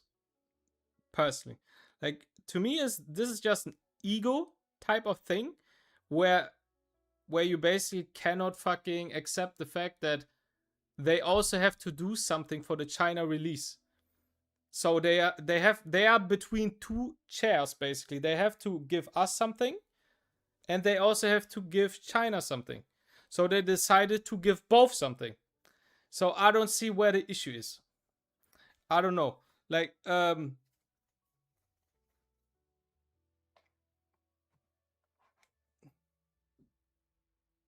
like they have to do something. I don't know. Like this, they give both of us something. And we just both get a shit ton of rewards. Like if, for example, let's say E7. Next year anniversary. Right? Let's say on May 5th. I have no idea. May 5th, next year anniversary, E7. Then you get another anniversary in July. Why would anybody complain? Nobody would complain. Not a single soul would complain about getting to anniversary in E7. Not a single person. However, when it's mentioned that the second anniversary is because of the game releasing in China, everybody is starting to complain out of nowhere. So it seems to me like it's not about getting to anniversary, because that's objectively good. Objectively, it's good because we just get to anniversary, double rewards. It's about the fact that people have an ego about, yeah, we get something but not the best. And the other one is apparently getting the best even though we were before them. I personally do not care. I just take the rewards because for me it's a win-win. I don't know. Ayata is writing a lot of things. Let me read it. Homie is waiting for me to read it. Okay. Where is it?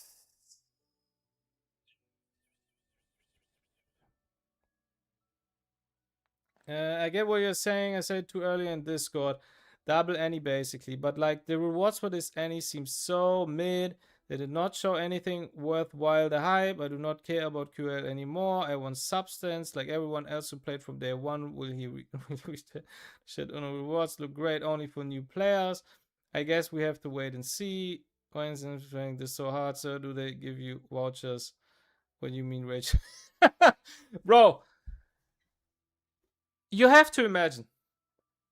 This is just a mindset issue. Genuinely. This is a mindset issue.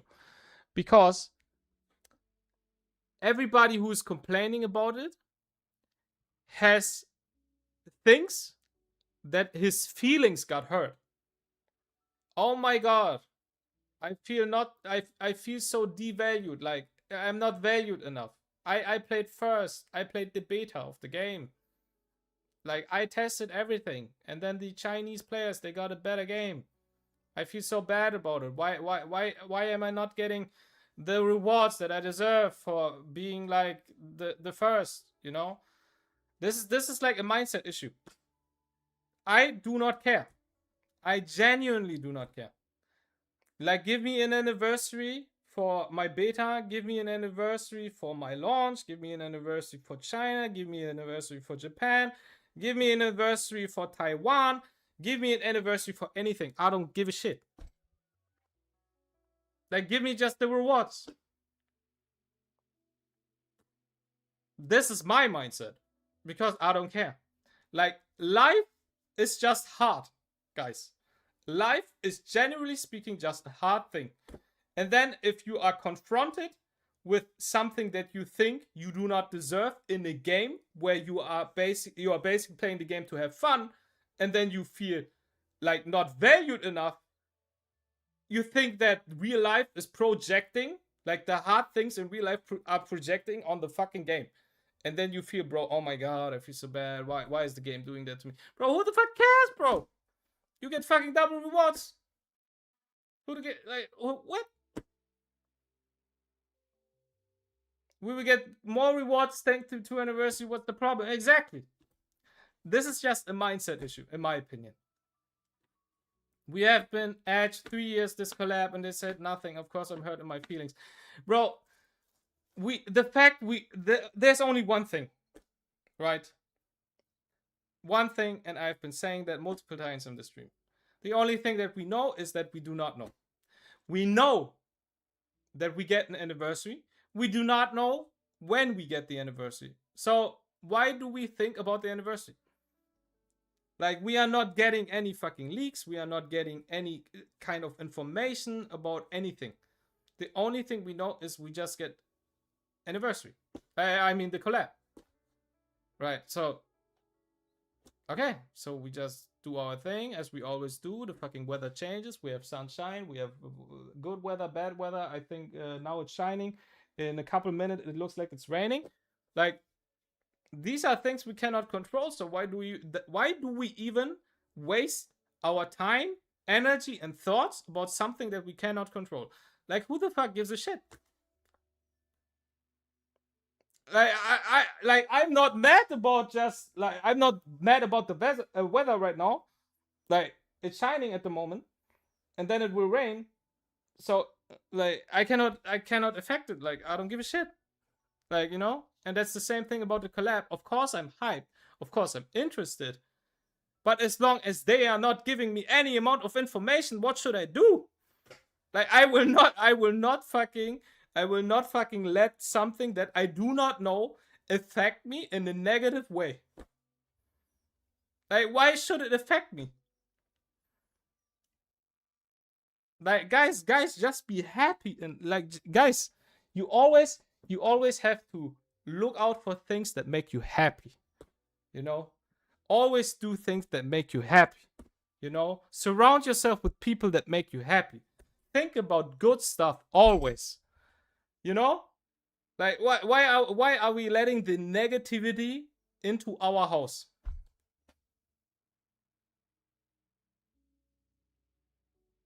Bro, it's the personification of think positive. Exactly. Because if you are positive,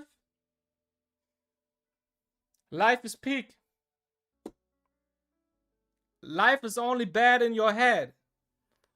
If you let bad stuff into your head, if you surround yourself with bad stuff all the time, life is bad. Life is hard. Life is not fun.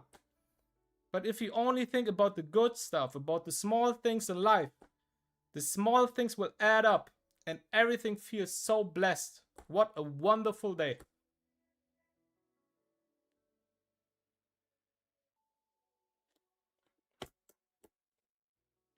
This only applies when you have a job and are on the bum, by the way. I'm so positive when I face XC Ray Luvia. Damn. I'm so positive that I will never let Luvia out of pre-ban. I'm so positive about that one.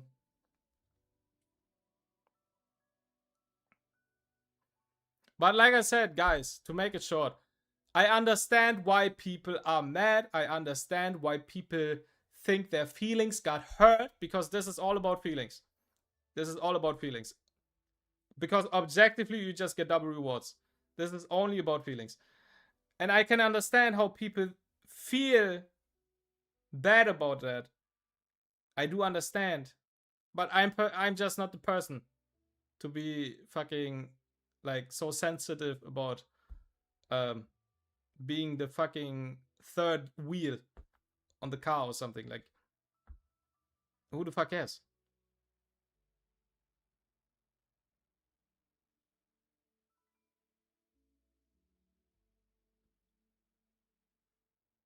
Hop on League. Guys. If you want to farm depression, just play League of Legends. There it is. There it is. Because now I can tell you exactly, guys. This is why I actually did it. I did that on purpose. A lot of people saying shit is mid. Oh my god, the anniversary is so bad. We are not valued enough. China's superior. Oh my god. And so, you know, basically L hypertalk. What a lot of people are saying. Nothing really happened. Nothing important. I'm going to show exactly what happened. Because the issue is, if you do 10 things, this is also the same in real life, by the way. And remember that. If you do 10 good things to a person and one bad thing to the same person, do you guys think that the person remembers the 10 good things or the bad thing? It's always the bad thing. People always remember what was bad, because if something bad happens, it makes them feel bad. And feelings are very hard to get rid out of your head. Like feelings instantly, like they instantly connect to memory. And so you always, if you think about like your memory about what happened, you always have the connected feeling to it, which is the bad feeling. So, like I said, if something bad happens, people always think about the bad things instead of the good things. And now people are saying, oh my god, this is so bad, nothing happens, and so on, you know, about this entire hypertalk. This is what happens. We get Aya skin, Messiah skin, Lowen skin. We get story changes with the new difficulty. We get new units, kinetic RGB, LD, and kinetic RGB, LD. We get a new threshold, new sets. We get new shell difficulty, Abyss with new matrix combination. We get strategy guides that shows all the builds. New PvE for GVG. We get they changed basically the GVG tourney once every 2 seasons. This is debatable. I'll be honest, like some people don't like it because they don't have enough things to do. I talk to a lot of people that are tryharding in this GVG tourney, and they are saying this is too much, right? Because it's so much fucking effort they have to do to compete on that high level. So a lot of them actually appreciate that it's only every 2 seasons. UI update, inventory filter updates, cross-server updates for the spectation mode, and so on. We have union recruitment system optimized. Dextra is happy now. Homie doesn't have to ping me anymore, I guess. Lul. Just kidding. Then the events. Just to connect that, the events. We get the Pyro Gala login plus the shop. So this is like the global server first anniversary. There you get an Octonode, the passive box, 500 crystals, 20k chips for your fucking chips, basically. 3 Latize, 5 LD pulls, and any SSR, basically. Right? You can just target. We have a new season login beside the Pyro Gala login, which is another 10 LD pulls, 300 crystals, 1 Prism dice, which is the reroll dice, 1 Wish Up projection, this is the shell skin, a passive box for your shell passives, obviously 10k chips again, and then RGB selector. So we get an any SSR selector and an RGB selector. Then we have a 1 week Blessing Galore reset event for the units. We have a module forge, which is updated, by the way. We can get yellow speed on any piece that we want. 2 pieces, by the way. Seasonal puzzle. I think this is just the puzzle thingy where we just farm stuff. We get puzzle pieces. Yeah, X2 event, bro. I do have that double lul. Fortune Piggy. This is like the money thingy. Cyber Shadows. This is the standard stuff. Infinity Train, standard stuff. Top up reset. The crystal reset. Hyperlink pass with Messiah in it, by the way. This is all of what we get. And then for new players that want to play the game, try the game out, basically, they get the sprint servers, which is 2 weeks X2, hyper rank up rewards, the bot camp missions for rewards, like insane amount of rewards, the new player protection, which is basically you cannot play against level 100 units, level 100 players and diamond or higher, right? Unless you hit diamond or something like that. We get the pre-registration page with the team missions and the rewards. I literally saw fucking an hour ago how somebody won the $50 Amazon card. Server wide milestones, server gift, and the rewards. So a shit ton of rewards basically. Animus Ascension Protocol, so we get free Lian build, Linglo build, and class build. We get the Plume Yelly banner, like as always, plus the Freya. That's apparently a part of it. I don't know how that works, but I guess. We get Ray Mary for free. We get Ninfo as well instead of Linglo. 570 summons in total, basically. 15k crystals. I think it was also like it was around like 68 Letice in total or something. 2 Apex selectors, 1 RGB selector, and another 10 Apex pulls and another 10 Anima pulls. So this is what we get. New players and like the veterans. And people say it's ass.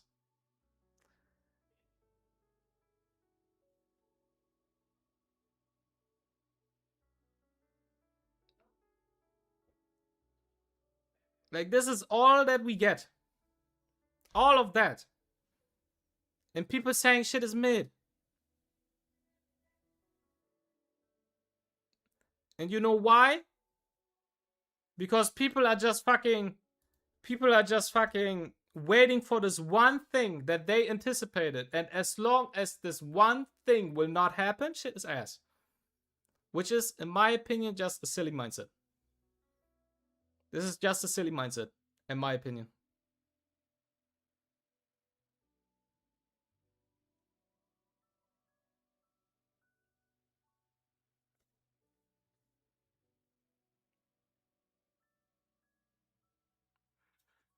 Yeah. There it is, guys. There it is. I think the entire Hypertalk is in W. Basically. Entire Hypertalk is in W. And saying anything else is objectively wrong. Because you get a shit ton of stuff. If you think it's bad, it's a personal feeling of you feeling bad about something that did not happen or did get not mentioned by them that you specifically wanted. You specifically wanted it and they did not talk about it, and then you feel bad about it, even though they give this to the entire community. Sus.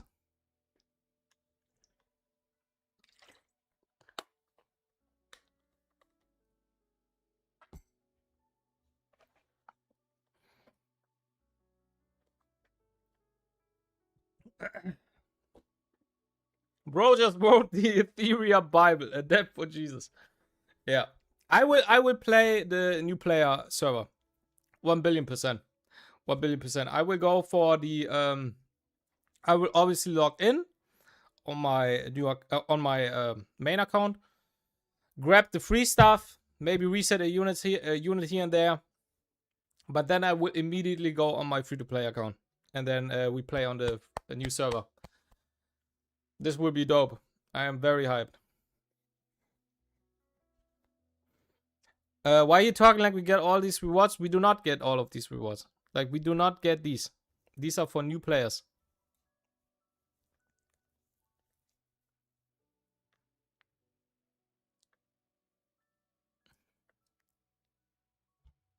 These are for new players so they can catch up.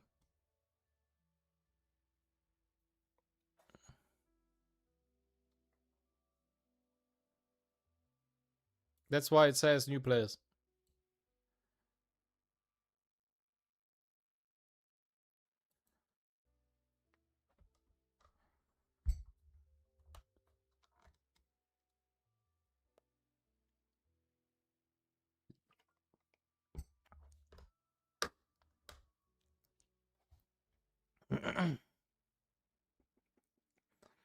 You literally need a healthy player population. Absolutely. if any of the players, of the veterans, I guess, have an issue with the rewards that new players get, you need Jesus. Because this has to happen. We need new players. We need an income of new players. A game without new players will not survive. We can survive on low income to a certain amount. We cannot survive if nobody's playing the game. Because if nobody's playing the game, they cannot show it to the investors. Look at the amount of game time we have. We have so many players. So many players are playing, right? Like, it goes hand in hand. It's okay if we do not make a lot of money in specific amount of time, because as long as a lot of people are playing, we can show to investors, okay, we have this amount of players. It's just a monetization issue. The only thing, like the only reason why we are not making a lot of money is not because of the amount of players, it's because of the monetization. Because our monetization is not good enough, right? But if we do not have any players to show, it's immediately a cost for the investors, because they think, okay, but then we have to like market the game, we have to push like ads, we have to invest more money to even attract players. So you always want the players first, and then you think about the monetization, because it doesn't matter how good the monetization is if nobody's there to spend it, like to buy something and spend money. It doesn't matter. So it's always about the new players. And you have to attract new players with insane rewards and make it very easy for them to catch up and get into the game and play the game. This is always the case. Get the player and then try to get money out of them. If you get the player to play the game, it's more likely for them to spend money. But if nobody's playing, nobody's spending money. I stopped playing the game 6 months ago. Is there anything for people who come back, bro? You are cooked. No, I'm just kidding. You have this what's it called? This I forgot actually. You have this exclusive banner and you get a shit ton of ties. You get a lot of shit. Like I had my season 3 new player account and I logged in recently, like a month ago. And I also got this fucking coming back type of events and so on. And it was peak. I actually got like 10 LDs or something. Like I had this exclusive banner, and in this banner you get like an SSR every 30 pulls. And I had like 200 pulls. And then I pulled like 10 LDs and 5 RGBs. Or no. I got 15 RGBs and 10 LDs. It was insane. I'll be honest, I was giga lucky.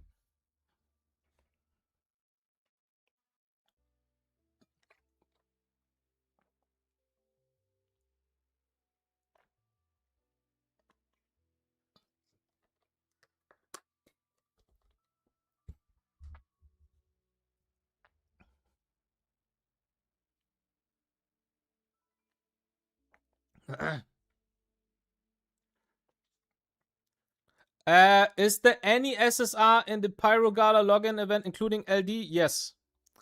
This here is any LD from the Pyro Gala. This is the global server first anniversary.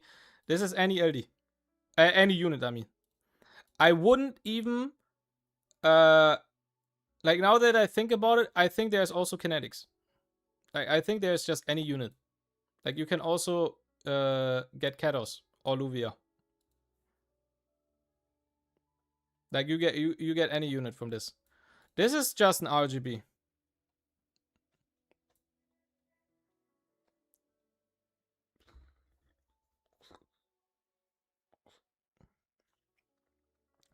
Back to the real headline. Messiah gold buff incoming, guys. If Messiah's fucking If Messiah gets invincibility as a gold buff at the start of the battle, you need a different White Knight because I'm out.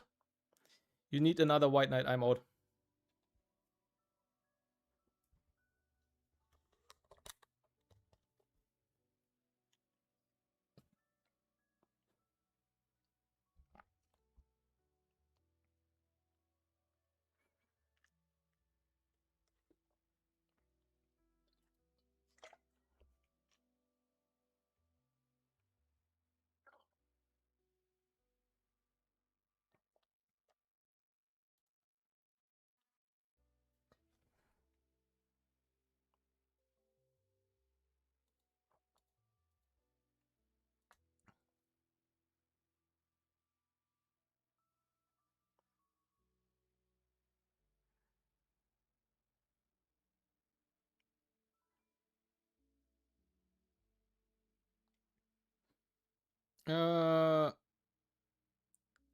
Where was it again? Yeah, joining the Summer Bash in that trailer too.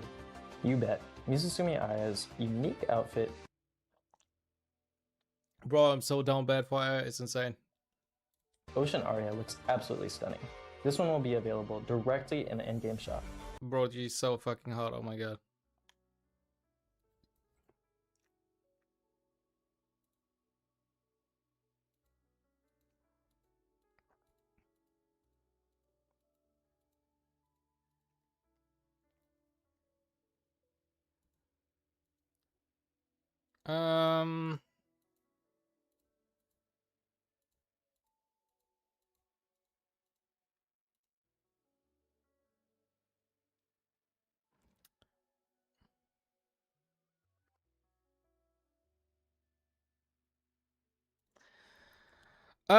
It's this one.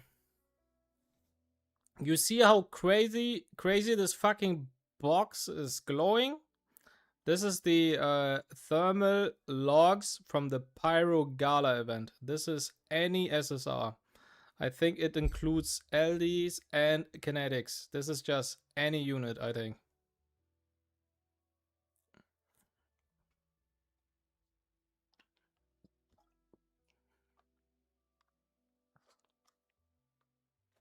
ER devs are scrambling to change their plans now to keep you off the set.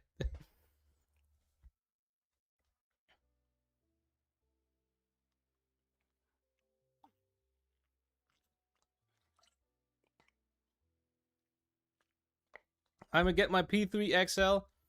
I'm gonna get my Lilium dupe, I think. I need Lilium dupes. I'm down bad. I'm down bad for her cheeks.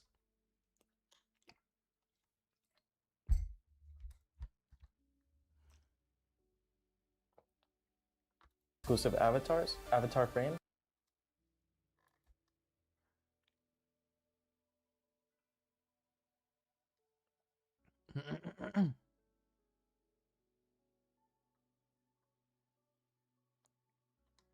Gold buff Messiah, but I changed his swords to paintbrush. Okay. Oh! Yeah. So, I talked about 30 minutes, 33 minutes. Guys, this is a new record, I think. I talked... Hold on, where is it?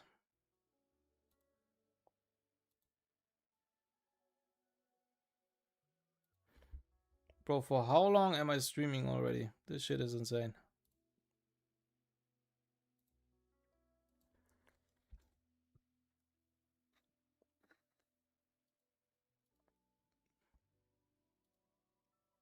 Bro, I streamed 5 hours, 20 minutes. Okay, let's say 5 hours.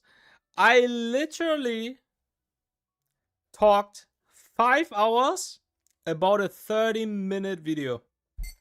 I should be a fucking YouTuber, bro. Like, somebody is talking about something for a minute, I make 10 minutes out of it. At least. 5 hours. Professional yapper, there it is.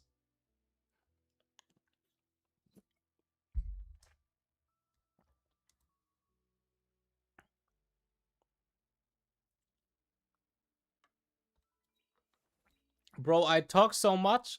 I talked so much. I'm actually exhausted. I need a break. Holy shit. I talk too much. I even forgot to eat. It's almost 9 p.m. and I didn't eat yet.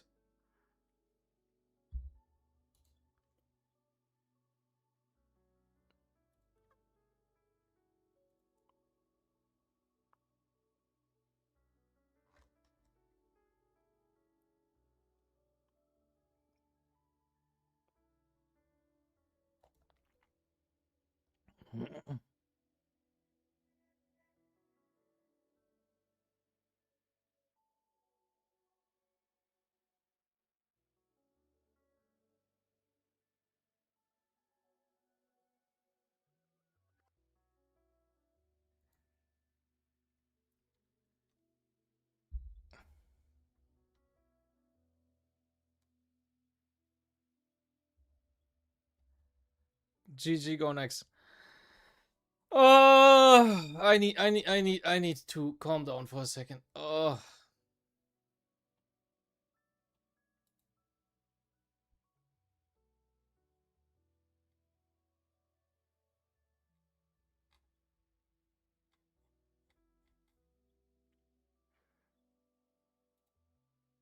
I need to check my pings in my guild Discord first. Dexter surely pinged me again for something.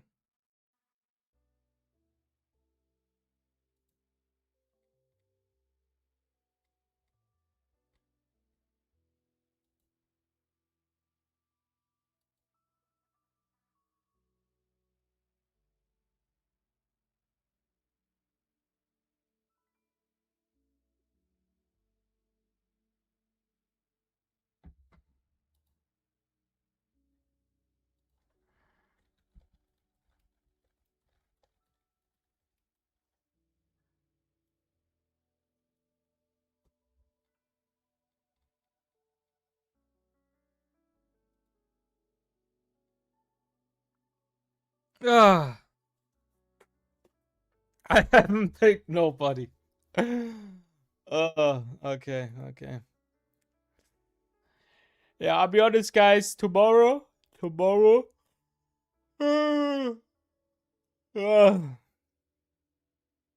Um, tomorrow I stream RTA for the entire day, and then I free fall in rank, and yeah, that's the plan for tomorrow.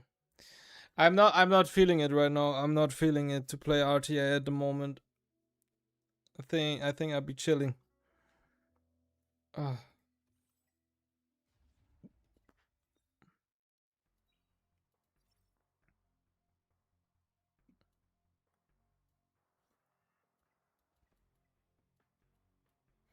Yeah, I need to hit top 10 though.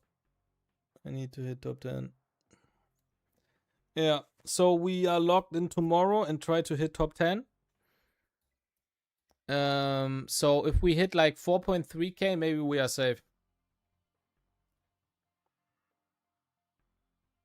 Bro, about to get off. DM the devs bottom side change.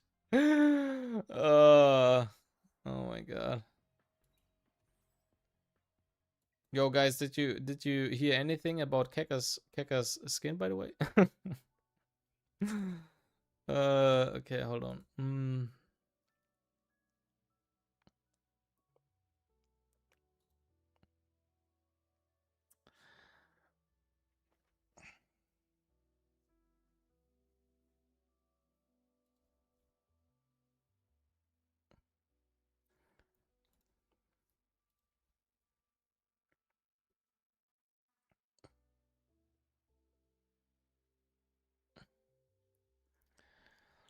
Okay, guys, my plan is I will grab something to eat real quick.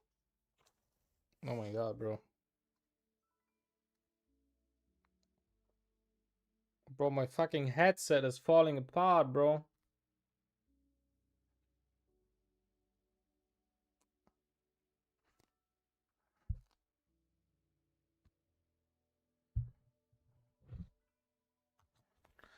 I'm gonna grab something to eat,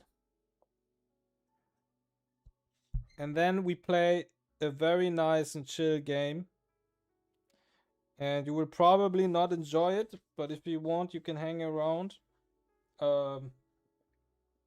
Yeah, because I need to chill and play some insane nostalgia gaming. We're playing some insane nostalgia game. Insane nostalgia. Like, I'm literally just so fucking laid back, and then I just enjoy the game. Like, not doing shit. It's lovely. I love it. Okay, so I do have to hold on. Did I finish everything? Did I finish everything though? Grab this. 420k. Damn.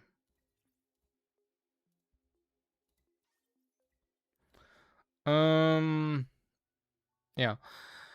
I think I end the stream for YouTube, and then I do my shenanigans on Twitch. I think that's the plan for now. So if anybody from YouTube or Twitch, I don't mind.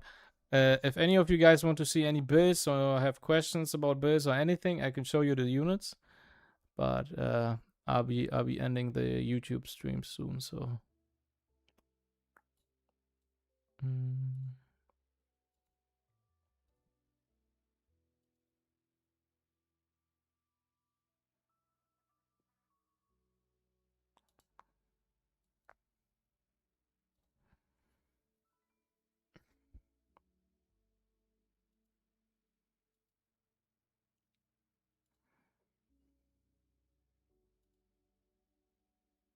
Okay. So nobody asking for builds, so I will end the stream for YouTube. Thanks a lot for everybody watching and so on. I appreciate it. Like, you were witnessing me yap for 5 hours. Bear with me, I guess. Appreciate it pretty much. So yep, I will see you tomorrow on the RTA free fall. And yeah, that's it. So see you tomorrow, YouTube. Bye bye. Bye YouTube. Bye YouTube.